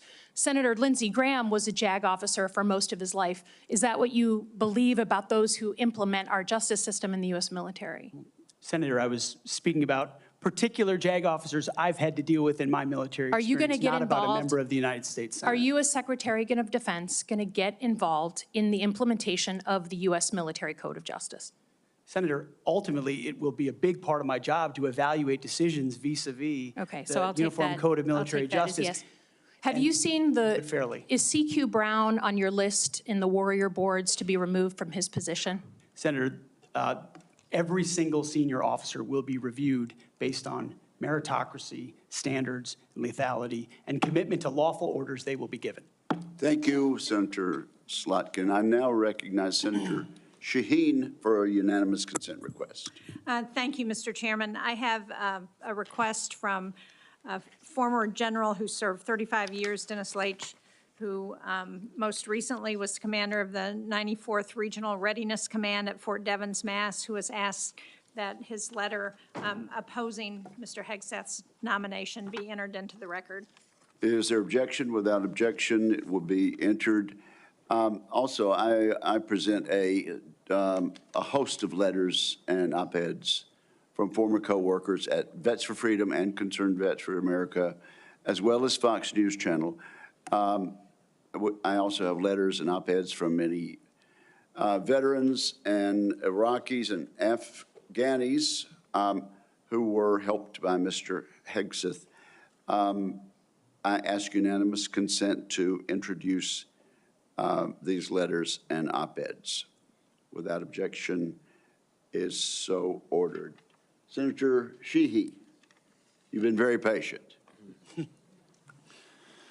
Thank you, Mr. Chairman. Entering a support letter in for Mr. Hegseth, submitted by nearly 90 former soldiers who served with Pete in combat. I would like to submit a statement from 86 of them who support his nomination, although they come from different units and ranks. The signatories commend Mr. Hegseth for his selfless leadership, love of his soldiers, and commitment to our country. 2 items. Sorry, 1 item. I ask unanimous consent to enter this into the record. Without objection, it will be entered. Thank you, Mr. Chairman. Pete, I'm actually going to ask you questions because I want to hear your answer. How many genders are there? Tough one. Senator, there are 2 genders. I know that well. I'm a she-he, so I'm on board. What is the diameter of the rifle round fired out of an M4A1 rifle? That's a 5.56. How many push-ups can you do? I did 5 sets of 47 this morning. What do you think are most important strategic bases in the Pacific? In the Pacific, Guam is pretty strategically significant. How many rounds of 5.56 can you fit into the magazine of an M4 rifle? Depends on the magazine, but standard issue is 30, Senator. And what size round does the M9 Beretta standard issue sidearm for the military fire? A 9mm, Senator. What kind of batteries do you put in your night vision goggle? Duracell. So right there, you're representing qualifications that show you understand what the warfighter deals with every single day on the battlefield. You understand what happens on the front line, where our troops will be. And what happens, unfortunately, in this country is decisions made in rooms like this, bad decisions, end up in dead 17, 18, 19-year-old Americans. And those Americans rarely come from families that sit in rooms like this. They come from lower, middle-income families who sometimes the militaries are on the way out. And they join because maybe they want to go to college. Maybe they had no other choice. Maybe they love this country. But for whatever reason, they joined and they sat on the dotted line. And when people like us screw up, they don't come home. And that's the one thing that I care about. As you remember when I shut the door, when you came with your entourage, Senator Coleman, I've known for a long time, and you and I sat together and asked you one question. You remember what that question was? Are you going to have the backs of the warfighters? Exactly. What is going to be your #1 priority? And I don't care, frankly, what all these letters and articles say. I've been a part of a smear campaign too, I get it. I care that you're going to have one thing in mind when you sit in that chair in that 5-sided building, and you told me what that was. So with that, you have my support. I'm sorry you have to go through a process like this, but it is one of the most important jobs in the world. We got to make sure you're ready for it. I thank you for your answers. I got one final question that's very important to me. This is more of a technical question, but I think it's to fix the Army in this country is a 1 or 2 year problem. We can make bullets, we can make rifles. Fix the Air Force might be a 5-year problem. To fix our Navy is a decades-long pursuit. How are you going to fix our national? You don't have all the power. We're not China. Unfortunately, you can't snap your fingers. But how are you going to lead an initiative within the DoD to reinvigorate our national shipbuilding industry so we are able to compete with China? Because freedom of navigation is critical to our economy and the global economy. It's going to be a very important task for you to complete. It's a critical question, Senator, and that's why I'm grateful that President Trump has said definitively to me and publicly that shipbuilding will be one of his absolute top priorities of this administration. So a lot of it does go into pulling things up into the OSD's office, Secretary of Defense's office, to shine a spotlight on it, to make sure the bureaucracy doesn't strangle important initiatives that need to happen. We need to reinvigorate our defense industrial base in this country to include our shipbuilding capacity. Some of it is on the east, some of it's on the west, some of it's on the Great Lakes. The workforce problems that our shipyards are facing are significant, and there's been a big investment from this committee, I know, in a lot of those places because of the shortfalls, manpower issues, everything else. But we also see adversaries that have been able to innovate themselves in ways that their shipbuilding capacity is, I won't reveal it at this hearing, multitudes and multitudes beyond our capabilities. So it needs to be a rapid investment, a rapid fielding, and then we need to incentivize outside entities to fill the gap. We talk a lot about UAVs. UAVs are very important, but there's also a future of UUVs, unmanned underwater vehicles, that will be a part of amplifying the impact of our Navy, because this administration has allowed our number of ships to drop below 300. It sets a projection of 340 or 350, but doesn't create the capacity to actually address it. And so if we're going to defend our interests, our allies, and put America first, we're going to have to be able to project power. That means shipbuilding. It means historic investments in our defense industrial base there. And then also driving innovation and cost savings in ways that only business leaders inside the Pentagon can do. When I'd add, I don't think any board in the world would have hired Steve Jobs or Elon Musk or Mark Zuckerberg when they founded their companies either. So this country was founded by young people who had a great vision. Thank you for being willing to serve your country again. And thanks for coming here today. I yield back, Chairman. Thank you, Senator Sheehy. You yield back the balance of your time. Mr. Ranking Member, can we agree that you and I will notify members of a specific time until which the record will remain open for submission of questions for the record? Yes, Mr. Chairman. That will be a day or two. This concludes today's hearing. I want to thank the witnesses and their families, and this hearing is adjourned. Thank you. Thank you.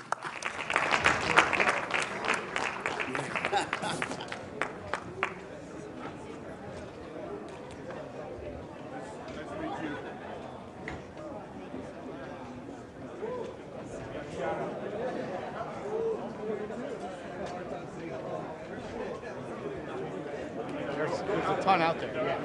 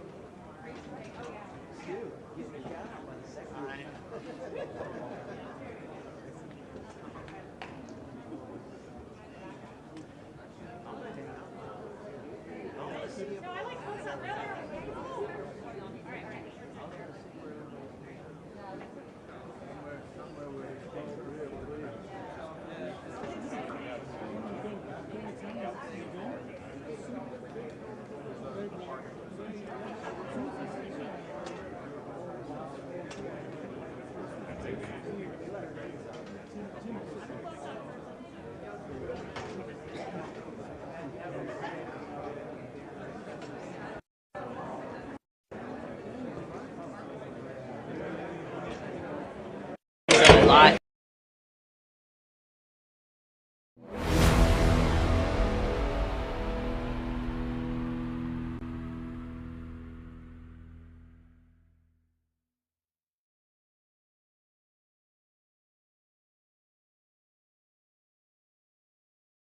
Military readiness, but he did speak pretty extensively about potentially changing some of the policies at the Pentagon when it comes to issues of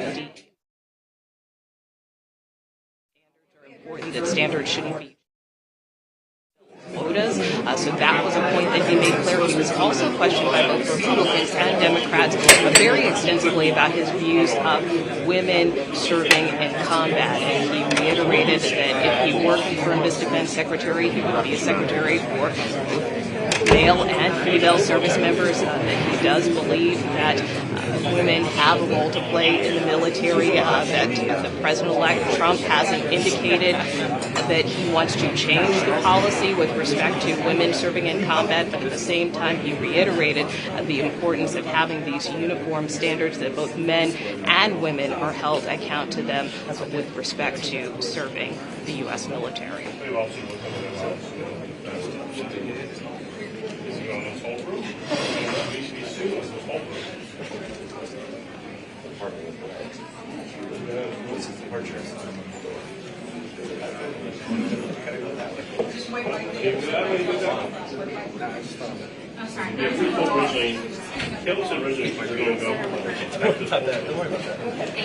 Well, again, his main point of contention, and again, just kind of keeping my eyes to the hallways in case any lawmakers, further lawmakers pass by, but again, I think the point he tried to stress over and over again is that he feels that there should be equality within the U.S. military, that it shouldn't matter what your race is, what your gender is, that all service members should serve equally, but he made clear that he does take issue with the notion of equity, and again, trying to change policies to, in his view, fill quotas to increase the diversity, if you will.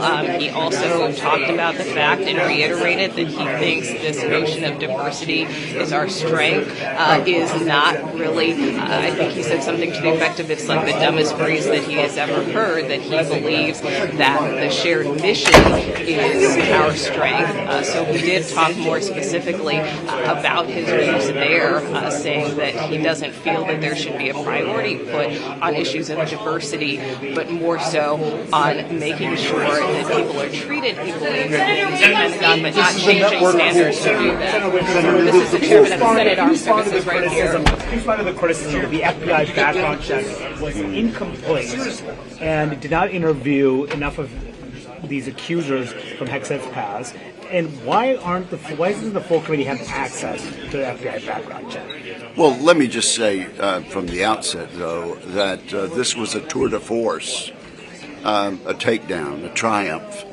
I think Mr. Hegseth had three audiences: the committee, the United States Senate, and the American general public. I think it was a magnificent display of his knowledge and his ability to communicate, his leadership abilities, and I feel very good about this hearing today. I don't think it could have gone any better. What about the Why FBI didn't you allow background check, another round of complete? questioning, sir? Why didn't you allow more questioning, The criticism sir? from Jack Reed that was not a complete background check. I heard from a lot of Democratic senators this was not a complete background check. What do you say to them? Well, of course, in answer to your question, we followed the precedent from the committee for the last two nominations by a Democratic president and a Republican president. I don't have any complaints about the FBI investigation. They did a thorough interview of persons at all the places where Mr. Hegseth has lived and worked, and I don't have any objection to the report. Why did they interview the accuser of that sexual assault from 2017? I don't think she wanted to speak, and they interviewed some 60 or more witnesses, and 3 asked not to be identified. And what about the ex-wives? Do you think the committee should have heard from the accuser and Hegseth's ex-wives? I think the committee has been adequately advised, and I think basically it seems that the committee members have made up their minds. I think that the significant thing about this hearing today is that the American people got to see what a talented advocate Mr. Hegseth is, and what a knowledgeable Secretary of Defense he will be. Now, let me run. I have only a few more minutes. For John Tower, though, you allowed this committee allowed the full committee to review the FBI background. I was in tennis shoes and knee pants when that occurred. When will the vote be? When will the vote be in the committee? When will the vote be in the committee, Senator? I do not know. Don't know. Okay. So, actually, if you paid attention to the committee's notice yesterday. We're on the air stair. The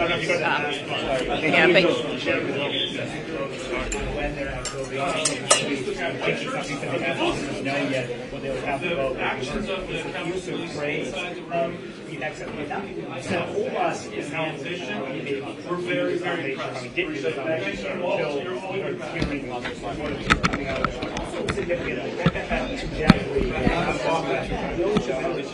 Was you heard the chair there explain, and he explained this repeatedly during the hearing. He said that there has been a bipartisan agreement among the staffs that was reached late last year, where they kind of agreed to the terms of the hearing, and so that is why time and again, when many Democratic senators asked for a second round of questions, he denied it, saying that that was not part of the agreement, and he didn't have any intention of changing that agreement, that he wanted to stick to that agreement. So you heard him there, Chairman Wicker, reiterate that to me. He also, as you heard him tell some of our colleagues as well, he believes that that FBI background check that was conducted into Hegseth was thorough, even though it did appear to exclude not only Hegseth's accuser, but also his ex-wives, although that issue was raised during the hearing in terms of Hegseth's alleged infidelity at the time of this alleged sexual assault. And again, important to note that Hegseth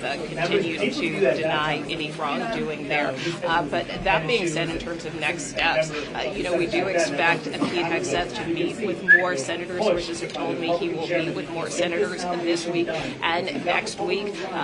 Possibly that could include more Democrats, considering he didn't have a chance to meet with many Democratic members of this committee. And then, of course, this committee, the Senate Armed Services Committee, will be taking a vote as to whether or not Pete Hegseth will be confirmed. If he clears the committee vote, then, of course, his nomination would go to the full floor of the U.S. Senate for a full confirmation vote. Okay.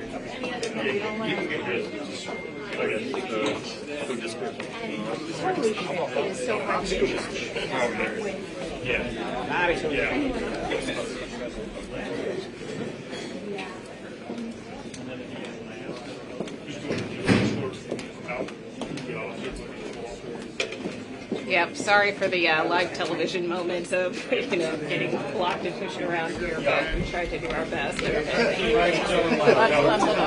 Hold on. Hey guys, stay in the pin. Stay there. You got both coming this way.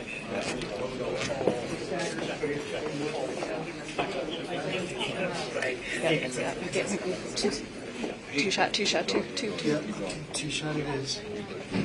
Mr. Hegseth, can you respond to Tim Kaine? Can you respond to Tim Kaine's exchange? How do you feel about the hearing, sir?